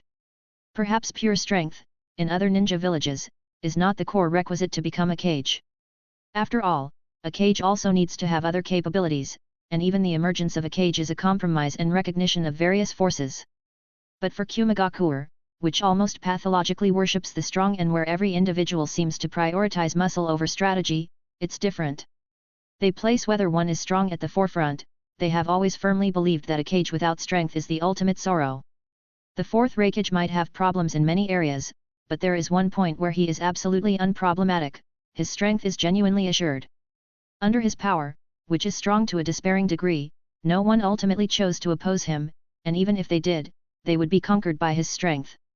Therefore, he is now in the mood to pay attention to information from other villages, and only in the current environment does he have the interest to involve himself in the affairs of Uegakure and Konoha. However, I also cannot be too proactive in declaring my stance, and even more so, I cannot easily let them discern my thoughts, otherwise. The fourth Raikage, while being a brash man, has seen some growth from his long tenure in the position of a Kage. He's acutely aware that he holds grudges against these two villages, but aren't these two villages equally antagonistic toward his Kumigakure as well? If he makes too bold a declaration of intent, or even enters the fray too prematurely, who knows whether these two villages will still come to blows. They both bear animosity toward him, so uniting to launch an attack against him is certainly not an impossible scenario. So, waiting for these two villages to first throw their own ranks into disarray, waiting for their situation to worsen before making a strong entry, is the best choice. Only by wanting to understand these situations more accurately, it is best to immerse oneself within them. The fourth Raikage's thoughts are exceptionally sharp, and he has conceived numerous ideas in his heart. He has not lived comfortably in Kumigakure recently, so now he can indeed try venturing out. Moreover, although he has pacified the thoughts of many people in the village, he probably cannot placate everyone's sentiments. He needs something to prove himself, to demonstrate that he is the most suitable Raikage for Kumigakure, to confirm that he is the person who can lead Kumigakure to glory. Having thought this far, the fourth Raikage has made up his mind, so he quickly called for Dode. For the fourth Raikage, although he has cultivated many trustworthy individuals throughout the village, such as Darui, Samui, and Atsui, etc. But truly speaking of utmost trust, and acknowledging someone whose abilities can change his village, in his heart, there is only Dode. Dode's role in Kumigakure is indeed similar to that of Narashikaku in Konoha. Lord Raikage, while the idea is good, isn't this somewhat too willful? Upon hearing the fourth Raikage's words, Dode couldn't help but furrow his brows, even though he must admit he was indeed tempted and must acknowledge that their Raikage has matured. If it were in the past, perhaps this Raikage, in an impulse, would have wanted to take action from the start. Now, he has begun to learn to think, to understand that the games between the ninja villages always stem from interests, and to know when to make a move to gain everything. Moreover, Kumigakure joining this war is essentially establishing authority for the fourth Raikage and can also secure more for Kumigakure. Chapter 217, Chapter 217. Looking at it from these angles, this is a good thing, because this is not only a manifestation of the Raikage's growth but also an enhancement for the future development of the village. However, the problem is that the growth limit of this raikage of ours seems not enough, he actually still thinks about risking going up there himself. Although Dode can understand when he puts himself in the mindset of the raikage, probably the raikage has not been very comfortable in the village during this period and wants to relax a bit. But doesn't he know how much trouble and impact it will cause when he leaves the village? Especially in terms of safety, is it really appropriate for him to go out alone? Willful, I don't think so. The fourth raikage shook his head, speaking solemnly. Because this is war, the level of danger is unimaginable. If ordinary people go, it's likely difficult to achieve all that we want. Not only do we need to observe the situation of Konoha and Uegakure up close, but we also need to timely and necessarily deal with some key figures. This is also considered early preparation. I don't trust others to do it, and I can do everything more conveniently myself and get a better understanding of the current situation in Konoha and Uegakure. However, this is still somewhat risky, because you are the shadow of a village. Dode hesitated for a moment. This time he did not use the word willful again, but replaced it with risky. The words of the fourth raikage made it somewhat difficult for him to refute because what was said was indeed very reasonable. Indeed, for a war, even if their purpose is to take advantage of a crisis, they must be well prepared. But letting a kage personally go into battle, doesn't that seem inappropriate no matter how you look at it? The village has you to watch over, I can trust. The fourth raikage, after all, is a qualified raikage. His response speed is exceptionally fast. He calmly looked at Dode and spoke slowly. You are a person trusted by my father, and I trust you just as my father did. Although this trip might have some troubles and dangers, I believe the problems will not be too significant. Moreover, my solo mission is sufficiently low profile. Combined with the hidden Anbu in the locality, I think I can accomplish what I need to. When I'm not around, Kumagakure is counting on you. I trust you, Dode, and I hope you trust me too. This. Upon hearing the raikage's words, Dode, for a moment, didn't know what to say. But one thing he knew for sure, he was likely unable to persuade the raikage before him. The raikage, unlike the leaders of other villages, always had a tradition of acting alone or leading teams himself. The third raikage was actually a prime example. He too led teams alone, braving the dissent of others, only to be squarely caught by the people of Uegakure. Dode really wanted to use this incident to persuade his raikage, but seeing the latter's attitude, he ultimately held his tongue. Having lived through the era of the third raikage, he knew that the fourth raikage was virtually carved from the same mold. He sighed helplessly and decided not to say more. He planned that this time, if the fourth raikage were to embark on a mission, he needed to equip him with a more complete protection system. At least they could not replicate the same situation as with the third raikage, otherwise, their Kumagakure would really be in trouble. Their conversation basically ended here. But what neither of them noticed was that, during their exchange, something resembling an octopus tentacle was gently writhing. After arriving in the area controlled by Uegakure, Orochimaru also settled down for the time being. As for what kind of change the battle with Kaito brought to Uegakure, he had absolutely no interest in understanding. What he was more concerned about now was his own problems and the strength that Kaito had displayed. The power demonstrated by Hashirama Senju and Tobirama Senju this time, strictly speaking, was quite satisfactory to Orochimaru. This was even under circumstances where he imposed some limitations on them, but Hashirama Senju still exhibited extraordinary combat power. The terrifying descent of the flowering tree world and the use of wood dragon technique, such explosive power truly far exceeded imagination. As for Tobirama Senju, although the second Hokage performed somewhat subpar, even with the use of the flying thunder god technique, he was still somewhat beaten senseless by Kaito. In every aspect of combat ability, he was overwhelmingly surpassed, which seemed somewhat unworthy of his title as the second Hokage. But Orochimaru also knew, fundamentally, there was quite a significant gap between Tobirama Senju and Hashirama Senju. Uchiha Kaito could hold his ground without falling short when facing Hashirama Senju, even managing to lay low the first Hokage directly. So, when confronting Tobirama Senju, who was inherently not as powerful, and already in a situation of being restrained in various techniques and tactics, defeating this second Hokage without a blade spill of blood wasn't really so strange after all. However, the growth rate of Uchiha Kaito is truly too fast. And those things he mentioned, if there were no surprises, were left behind by that person named Zetsu, right? Orochimaru, as someone who has researched the cells of the first Hokage for many years, truly had a very sharp sense for these matters. That yin-yang individual named Zetsu truly left quite an impression on Orochimaru. After all, Orochimaru had never seen a similar life form before this. And now, after being enlightened by Kaito, Orochimaru also noticed a huge problem with this Zetsu. He seemed to have been split into two parts, with the black portion being covertly unnoticeable, while the white part of him seemed to always give Orochimaru a familiar feeling. At first, Orochimaru could not be sure whether such a feeling was a mistake on his part.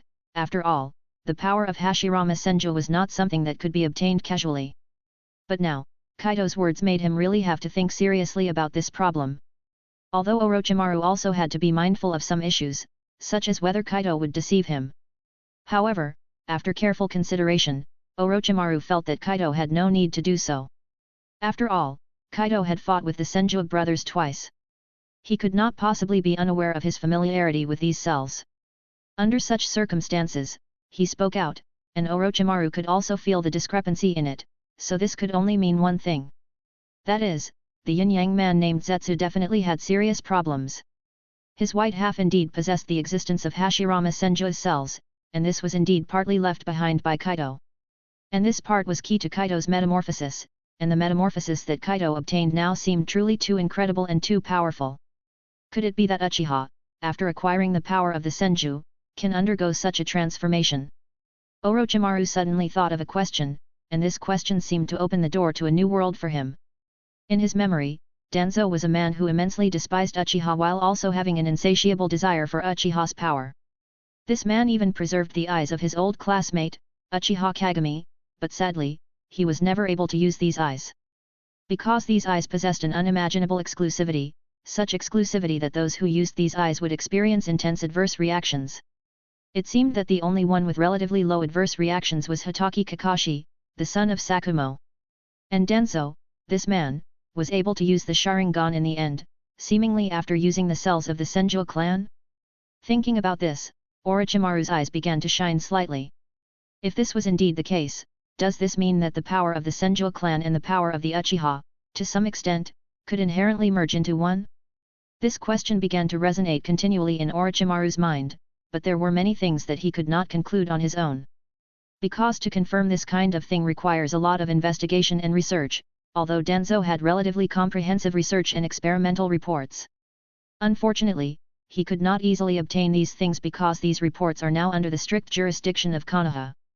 Most crucially, he really did not dare to frivolously covet the Sharingan, he could only wait patiently for the opportunity. Let's deal with the real issue at hand for now.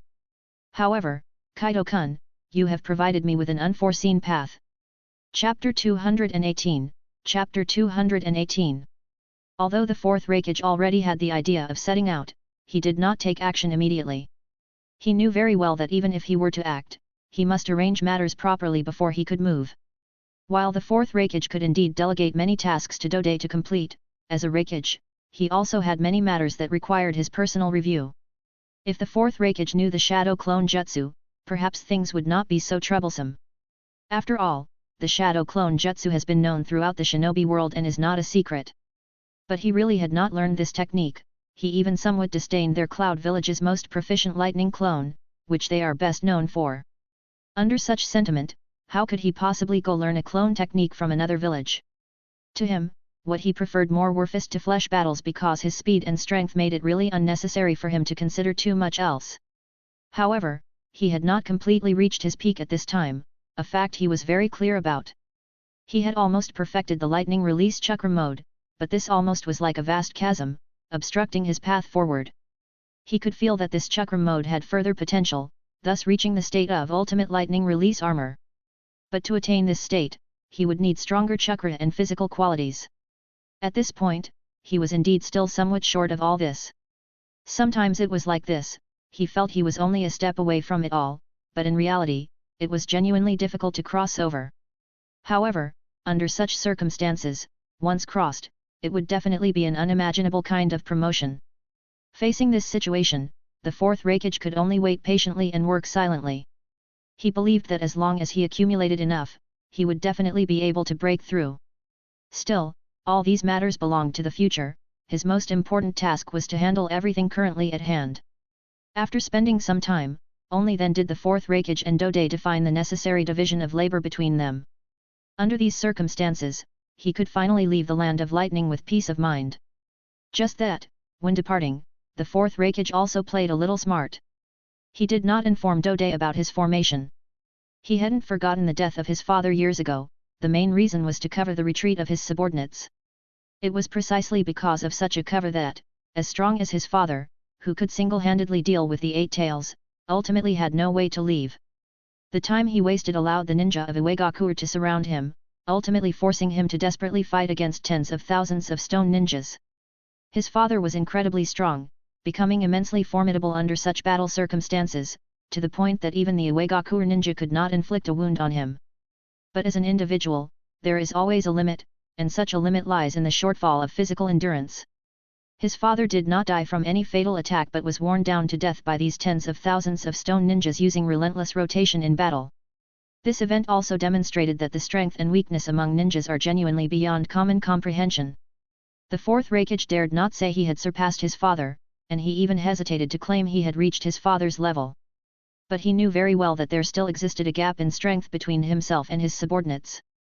Or perhaps it could be said that the only one in the entire Cloud Village who could truly keep up with his strength growth was his brother, Killer Bee. However, his brother was a Jinchuriki, which is a strategic level weapon for the village.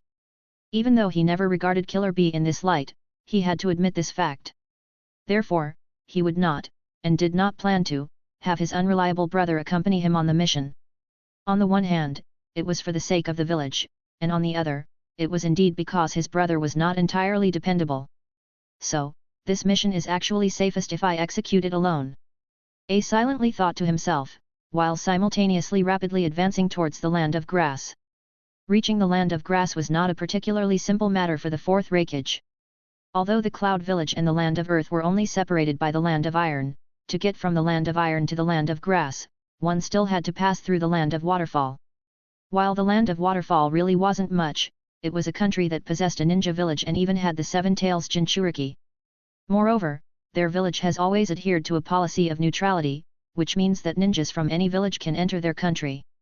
For a place mixed with all sorts of characters like this, to be honest, the fourth Raikage really did not want to enter, as this might very likely expose his whereabouts. But to quickly enter the land of grass, this was the most reliable route. Frankly speaking, it was challenging for A to find an alternative path. This Takigakure village.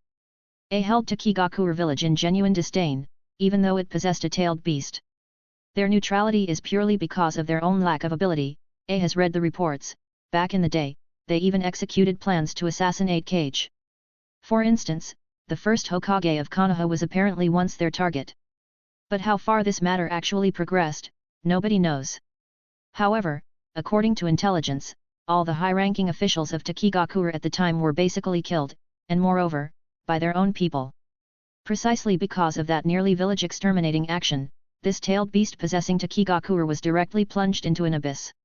Even if they possess a tailed beast, no one would give them a second glance. Their current neutrality is a necessary approach, also a way to prolong the life of their broken and destitute village.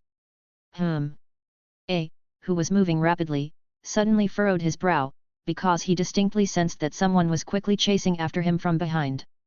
Such a situation inevitably irked him. Obviously, in his view, this meant his whereabouts had been exposed. Most likely, it was Dode dispatching troops to follow him. Although A knew this was for his own good, he truly did not wish for anyone to follow. He preferred to complete this mission alone. However, when the personnel from behind quickly caught up to him, his expression immediately changed. Because, astonishingly, the ones who came were his brother, Killer Bee, and Killer Bee's disciples. Killer Bee, Samui, Karui, and Amwa, what on earth are you doing? Anger now appeared on A's face. He really could not fathom what was going through his brother's mind. Moreover, he could not comprehend how, even though he had evidently avoided this guy, he still got the information and managed to catch up. Of course, it's to go to the land of grass with dummy big brother, Law. This question is really too dumb, idiot, dummy. Killer Bee steadily landed beside A, subsequently answering A's question in his signature rap style. Only, visibly, A's already sufficiently dark face instantly became even darker. Obviously, he was very unsatisfied with this answer. Chapter 219, Chapter 219. Lord Raikage, it was teacher who informed us of the action mission. Samui, as a woman, tended to be more emotionally intuitive. She clearly felt A's anger and spoke immediately. Teacher said that Lord Raikage is about to personally carry out a dangerous mission, and we will be accompanying Lord Raikage in its execution. I understand. A's gaze was firmly locked onto Killer B. Clearly, he was waiting for Killer B to give him an appropriate answer. But Killer B displayed a totally nonchalant demeanor, seemingly not putting A's glare to heart, which aggravated A even more. Don't play dumb, you idiot. How on earth did you know I was to move out, and what on earth are you trying to do? Naturally, it's to protect dummy big brother while carrying out the dangerous mission, ensuring that the fourth Raikage of Kumagakure is unharmed. Seeing he couldn't evade the issue, and noticing the disgusted look in his big brother's eyes, Killer B just straightforwardly began to respond with his awkward rap. This ain't some lousy joke, Nat, it's a gorgeous rhythm, yet. Protecting dummy big brother is what all cloud ninjas should do, naturally, I ought to, too, idiot, dummy. Don't you realize how important you are to the village, you imbecile? The fourth Raikage cursed, utterly irate, his gaze filled with fury as it was firmly locked onto Killer B. Killer B also stopped singing at this point, equally fixing his unyielding gaze upon his brother. As the two were locked in such a headstrong standoff, Killer B's disciples could hardly bear it any longer. Neither of them was simple, bluntly put, they were both heavyweights, and the disciples genuinely had no right to speak. But continuing like this was evidently not a solution either. Finally, Samui spoke with utmost reluctance. Lord Raikage, teacher, we feel that we shouldn't get hung up and waste time on this matter. Lord Raikage's mission is crucial, and indeed, it does require manpower. Relying solely on the Anbu, I believe, would not suffice to support Lord Raikage in achieving the mission objectives. But our presence is different, we can provide more help, better assist Lord Raikage in achieving the goal. Moreover, the destination Lord Raikage intends to visit harbors immense peril, and our presence in the battle can also render Lord Raikage more substantial assistance. I speculate that Lord Raikage is unwilling to take others along on the mission due to the circumstances of the third Raikage. However, has Lord Raikage considered that, indeed, it was the third Raikage not having sufficiently powerful aid that led to such an outcome? While the three of us may not have the strength to be compared with Lord Raikage and the teacher, we will not hold you two back either. The most vital is the teacher, who can provide ample support for Lord Raikage at crucial moments, thus avoiding the tragic recurrence of the third Raikage's fate. With that, Samui paused, and thus, sunk into silence and contemplation. At this very moment, he had to admit that he was somewhat swayed, even though he wanted to argue that Killer B is the village's strategic resource.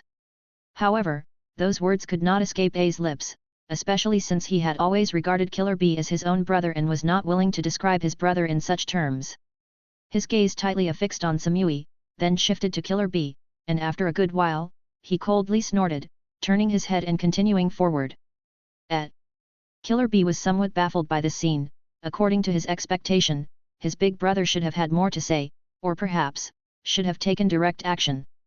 Departing without a word and not telling them what exactly he was going to do, this left Killer B quite perplexed. However, just at that moment, A suddenly turned his head and spoke irritably, "Didn't you say you were going to protect me? Why are you still standing there unmoving?" Killer B, upon hearing this, immediately understood something and couldn't help but laugh as he quickly caught up. "Don't worry, idiot big brother, we will definitely protect you well. I didn't expect you to recover quite quickly." Inside a hotel within a region belonging to Uegakure village in the land of grass, Orochimaru, with a playful smirk, gazed at the shark-faced comrade before him, clearly recognizing him as Kisame Hoshigaki. In truth, for Orochimaru, he wasn't one to interact adeptly with these individuals. But Kisame Hoshigaki did leave a deep impression on him, such as the daring act of clashing up close with Uchiha Kaito. Know this, even Orochimaru, who is well acquainted with the Sharingan, wouldn't dare to undertake such a thing. Orochimaru truly admires the guts of this fellow somewhat. It needs to be stated, such admiration is genuinely heartfelt. After all, considering Uchiha Kaito's decisive and lethal approach, the mere fact that this fellow has managed to stay alive is truly admirable. Of course, this guy has paid a terrible price, but no matter what, he is still alive, isn't he? Especially now that he has seemingly recovered. Such physical vitality really draws Orochimaru's attention because such outstanding physical quality is quite suitable for him to use for the Edo Tensei. However, Orochimaru doesn't dare to act recklessly, because he knows that attempting to capture this fellow alive wouldn't be an easy task. Moreover, if he genuinely wants to capture someone who can be well utilized for Edo Tensei, he personally feels that perhaps Uchiha Itachi would be a better choice. Hashirama Senju's battle mode has determined that he still needs more potent power to perform better. Relatively speaking, a person like Uchiha Madara, who uses the Sharingan, could perform even better. After all, the Sharingan is adaptable to battles at various levels, and the power of the Mangekyo can achieve victories over the strong while being the weaker entity. Given this, Uchiha Itachi, as a former member of the Uchiha, his body is genuinely quite suitable for Edo Tensei. If his body could be used as the reanimation material for Uchiha Madara, then the effect might become even better. However, now other thoughts have emerged within him, which is to investigate and understand the issue of the end thoroughly, according to the path intentionally provided by Uchiha Kaito. In doing so, exploring the intrinsic problems between the Senju and the Uchiha, and trying to find out some even more critical and essential information. This path is difficult, inconceivably so. After all, with just Uchiha Kaito alone bearing down above him, he simply cannot easily obtain the power of the Sharingan. It can be said that this research is essentially in a semi-paralyzed state. However, thankfully, outside of Konoha, there are Uchiha members, although they are hard to deal with, at least there is no pressure from Uchiha Kaito. Especially Denso, this guy, has actually stored the body of Uchiha Kagami. Very few people know about this.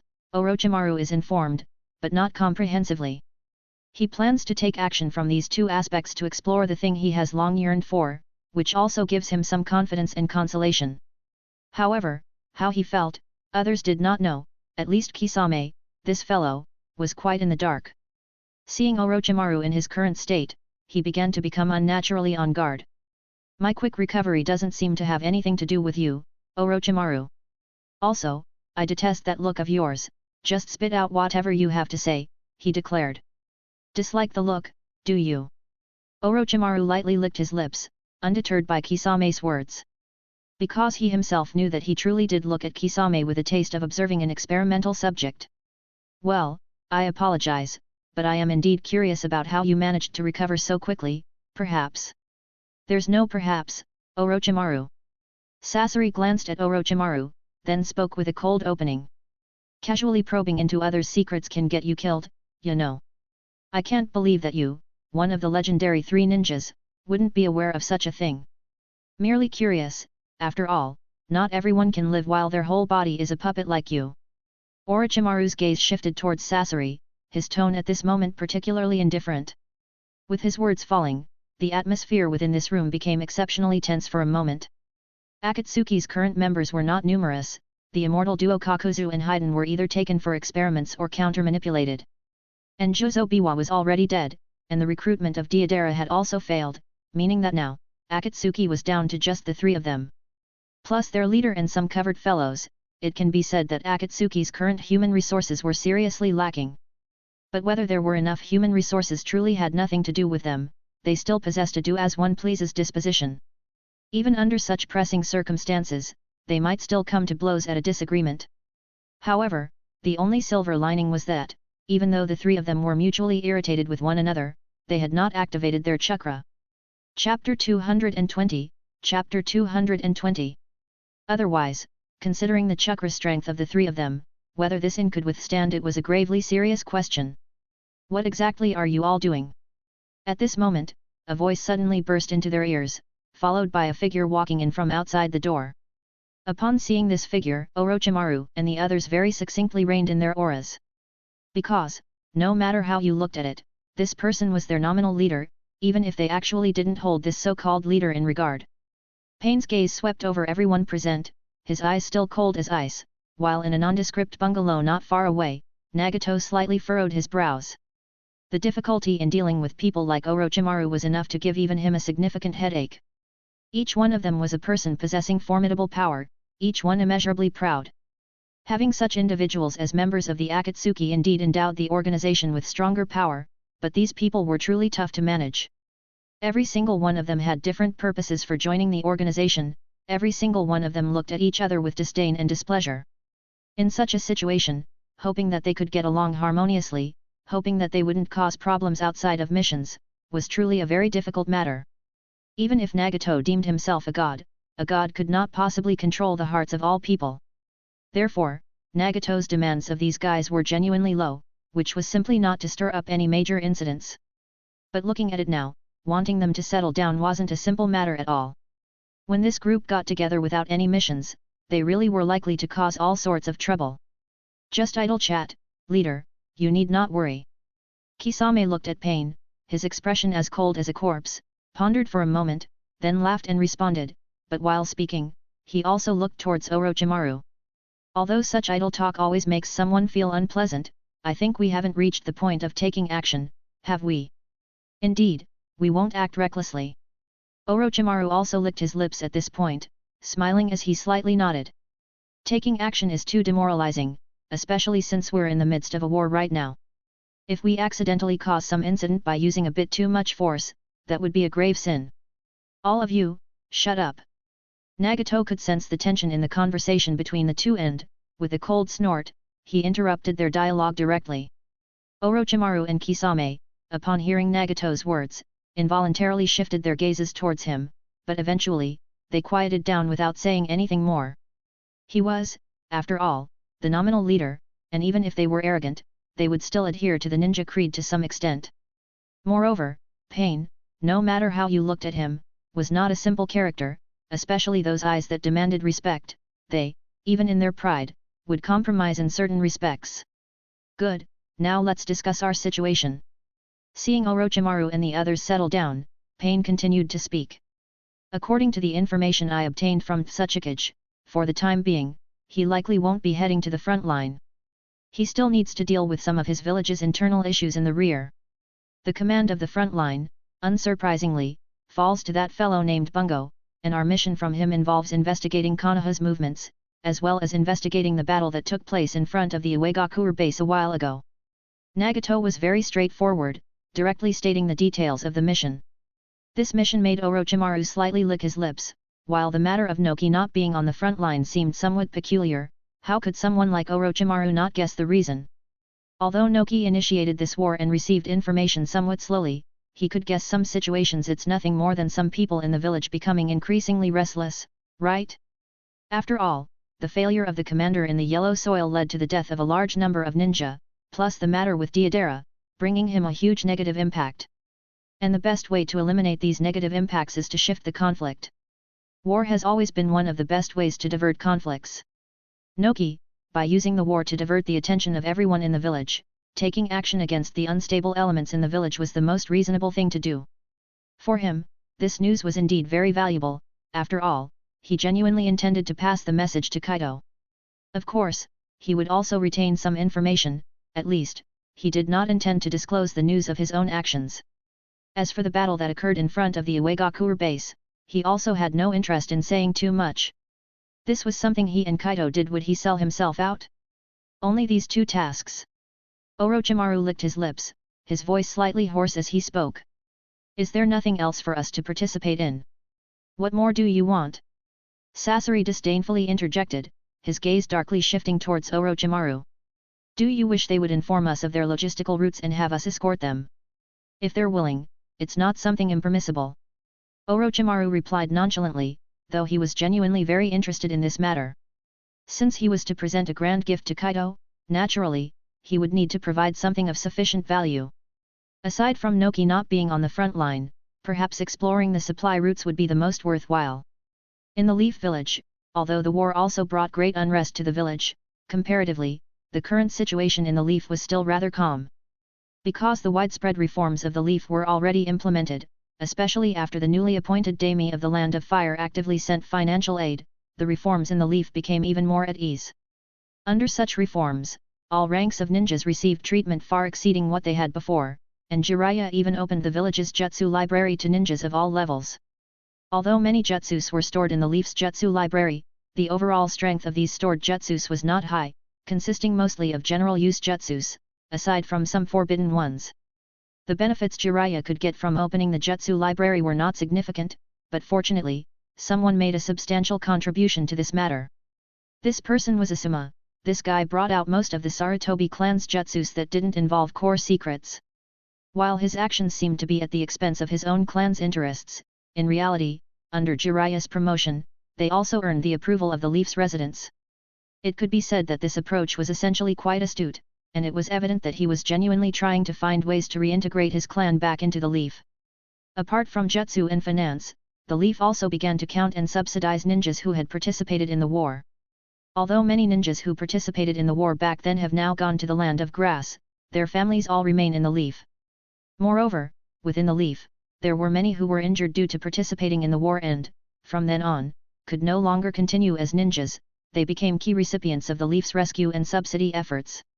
It could be said that these series of reforms thoroughly allowed Jiraiya and the 7 major clans to harvest public sentiment, thereby also providing the whole Leaf with stronger morale.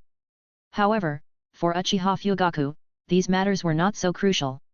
At this moment, he was busily engaged with the plan regarding the reform of the guard department given to him by Kaito. Now he had stepped out of the laboratory, and he felt energetically vibrant. This feeling was not adrenaline from the trust Kaito gave him but a genuine vitality stemming from his body. He was very clear that his feelings were real, and the reason for having such feelings was the experiment he participated in. Although the initial experience of this experiment could only be described as terrible, once past this awful period, it brought him an unimaginably extraordinary elevation. Most crucially, such an uplift even incredibly repaired his eyes. The consumption of the Mangekyo could be restored. Such a thing, Uchiha Kaito, having been the clan head for so long, had never heard of, and was something he had never thought of. But now, Kaito helped him achieve it, and furthermore, Kaito achieved everything he wanted to do but couldn't. This made Uchiha Fugaku's inner acknowledgement and affirmation towards Kaito reach an unprecedented peak. Frankly speaking, aside from Kaito telling him to die or killing Sasuke, which might make him hesitate, he would not have much hesitation in other matters. However, such things basically were unlikely to happen. Uchiha Kaito did not ponder too much, especially since, at this time, what he paid most attention to were matters of the guard department. He still remembered how Jiraiya, the 5th Hokage, looked so bizarrely at the plan he presented. Moreover, the most interesting part was when Jiraiya brought Narashikaka for a serious inquiry about the specific authority of the guard department and personally reviewed the materials. That forced to concede agreement to reform the guard department. Fugaku still felt an urge to laugh thinking about it. Indeed, the jurisdiction involved in the guard department was truly too broad. Such an overwhelmingly large department would likely make anyone feel overwhelmed. However, the guard department was established by the 2nd Hokage and had developed in the Leaf for so long that Jiraiya, even if he wanted to change it, had no way to do so. Even if he had a way, the major clans in the Leaf would probably not agree to him doing so. This was not because the major clans of the Leaf were not worried about the excessive power of the guard department, nor was it because they considered all 7 major clan alliances. It was because the Uchiha's current strength was truly too formidable, and after Kaito perceived the guard department as such a massive cake, he decisively portioned out the cake. Now, members from all clans could find their place within the guard department, securing a part of the power for themselves. Under such circumstances, who would be rash enough to lay a hand on the guard department, who would want to make headlines by opposing the Uchiha? Clearly, they wouldn't. They're not that foolish. So, the next step is to begin establishing and reforming departments in phases. Ensuring that this matter proceeds smoothly and everyone gets what they want, then there will be no problems at all. Uchiha Fugaku silently mumbled to himself. Although his capabilities were somewhat lacking after being a clan head for so many years, he still maintained a mode of thought. He knew Kaito's intentions and was resolved to steadfastly follow through with Kaito's ideas. Moreover, he was also contemplating whether to pull some smaller clans in the Leaf into the fold. There were many positions in the guard department, and there was absolutely no need to worry about having too many entrants to share among everyone. Furthermore, Uchiha Fugaku remembered that Shisui seemed to have mentioned to him that Kaito seemed somewhat interested in the Kurama clan, especially one named Kurama Yakumo who appeared to be well regarded by Kaito. He decided that when the time came, he would carefully observe this girl's situation and, if suitable, let her enter the guard department.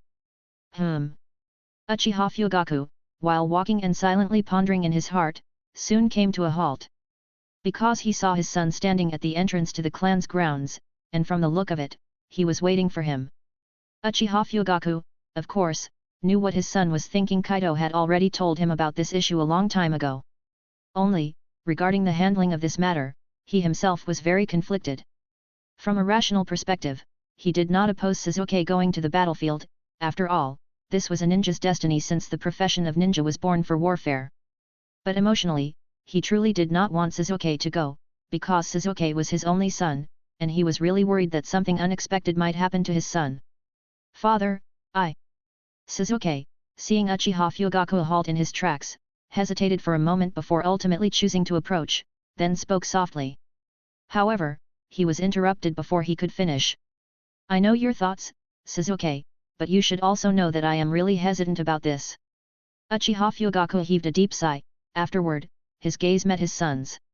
In Sasuke's eyes, Uchiha Fugaku saw an indescribable firmness. Such resolve made him involuntarily hesitate, and ultimately, he asked. You should know, though, that war is not some make-believe game. You should understand what it truly means. If you want to go to the battlefield, then you need to give me a reason I cannot refuse, otherwise, I'm afraid I cannot agree. I understand, father. Sasuke, hearing Uchiha Fugaku's words, couldn't help but take a deep breath, and then spoke with utmost seriousness. Father, I once swore that I would personally kill that person who brought shame to our clan. But sometimes I understand, the gap between that person and me is truly vast. Even though I have father's teachings and the help of my teacher, I understand that such a gap still exists. I once heard my teacher say that the environment determines a person's growth. My current growth environment is too comfortable, because people of father and teacher's generation have laid down peace for us. But such peace is not suitable for the growth of an avenger like me. War is a detestable thing, yet it is also the thing that most forces a person to grow. I heard that father once took that person to the battlefield when he was only 5 years old. I am already 10 years old now. I am already behind by 5 years. If I want to seek revenge, then I need such an environment, and I also need to seize this opportunity. Father, I hope you can agree to my request. I have grown up. The external chaos and Kaito have little relevance. At this moment, Kaito is lurking in a place belonging to the rock-hidden village in the land of grass. So far, they have not fully implemented any actions, mainly because there truly hasn't been any movement on the rock-hidden village's part. Additionally, Orochimaru had not provided them with any reliable intelligence, so Kaito and his team had temporarily taken no action, merely gradually gathering information. Such days had fleetingly passed by for half a month already. Kaito didn't have much feeling about it, but Shisui and Yuniko were becoming somewhat restless. Indeed, their small team was a special operations squad, but the problem was that even if they were special, without receiving any intelligence, there could be no effective action, and that was not a good thing at all. However, fortunately, that guy Orochimaru did not forget his promise, and he indeed delivered a big gift to Kaito. When Kaito, together with Shisui and Yuniko, looked at the intelligence Orochimaru sent, the three of them were somewhat dumbfounded. Orochimaru's intelligence was divided into 3 aspects. The first aspect was confirming Kaito and his team's speculation. At this moment, Noki was indeed not here, and just as Yuniko had speculated, the young jonin named Bungo was now commanding Uegakure's defense. The second piece of intelligence was some movements of the Akatsuki organization, such as them attacking some of Konoha's frontier bases, thereby achieving an effect of harassing Konoha. As for the third, this was the most crucial part because it specifically marked Uegakure's logistical route map. Honestly, when they saw all of this, the 3 of them were somewhat stunned. The surrender of Uegakure during the Third Great Ninja War, although it was a result of various factors combined. But if Namikaze Minato hadn't led a team to blow up the Konobe Bridge, turning the Iwanin left in the land of grass into wandering ghosts, then even if Uegakure had to fight on 2 fronts, they could have held on. What do you think of this intelligence? Kaito, also somewhat incredulous looking at the intelligence in his hand, ultimately decided to ask for the opinions of the 2 beside him. Of course, most importantly, he wanted to see what Yuniko thought. After all, in terms of tactical level, she was the real expert. If the importance of this intelligence was placed half a month ago, it would be very useful, but putting it now is somewhat frustrating. Yuniko knew that Kaito was asking for her opinion, and without the slightest affectation, after some rapid contemplation, she directly responded. Orochimaru may still have some considerations. His intelligence has some delays, just like if the intelligence about Bungo had come earlier, perhaps Konoha could have responded in advance. Although we guessed it in advance, it took half a month to confirm, and we can't determine whether Noki has arrived at the front line now. This is a passive situation for us, but having such intelligence is still much better than knowing nothing at all. Besides, there's the activity of their organization, which should be true, but I think this intelligence won't be comprehensive. At least I speculate, Orochimaru will not expose his own operational trajectory. Even to prevent revealing the intelligence he leaked, he might even give us some false intelligence perhaps. As for the final logistics route map, honestly, it is the most lethal and also the most important thing. Once its authenticity is confirmed, then Uegakure will be in big trouble, but as you know, if this kind of intelligence is faked, then our people will also be in big trouble. Now the most critical issue is here, we cannot determine the authenticity of this logistics supply route, but such intelligence falls into our hands. Speaking up to this point, Yuniko stopped short, but her meaning was also very clear. That is, such intelligence has fallen into their hands, whether or not it is a trap, they must first find a way to investigate it. It can be said that Guy Orochimaru is truly as sly as a snake, although it seems he is at a disadvantage everywhere, but in fact, he is also planting mines everywhere for Kaito and his team. Kaito sat in place, gently tapping the table. For a moment the entire room seemed exceptionally quiet. However, just as he pondered, his expression visibly stiffened, but such stiffness quickly recovered. His gaze calmly swept over Yuniko and Shisui in front of him, and ultimately, after contemplating for a moment, he slowly said, "Send all this intelligence to Konoha, and then we will also go and carry out our mission. Although this guy Orochimaru is trustworthy, sometimes he is also reliable, we will go and take a good look and investigate thoroughly. I would like to see what kind of tricks this guy, Orochimaru, will play in the end." Thanks for listening.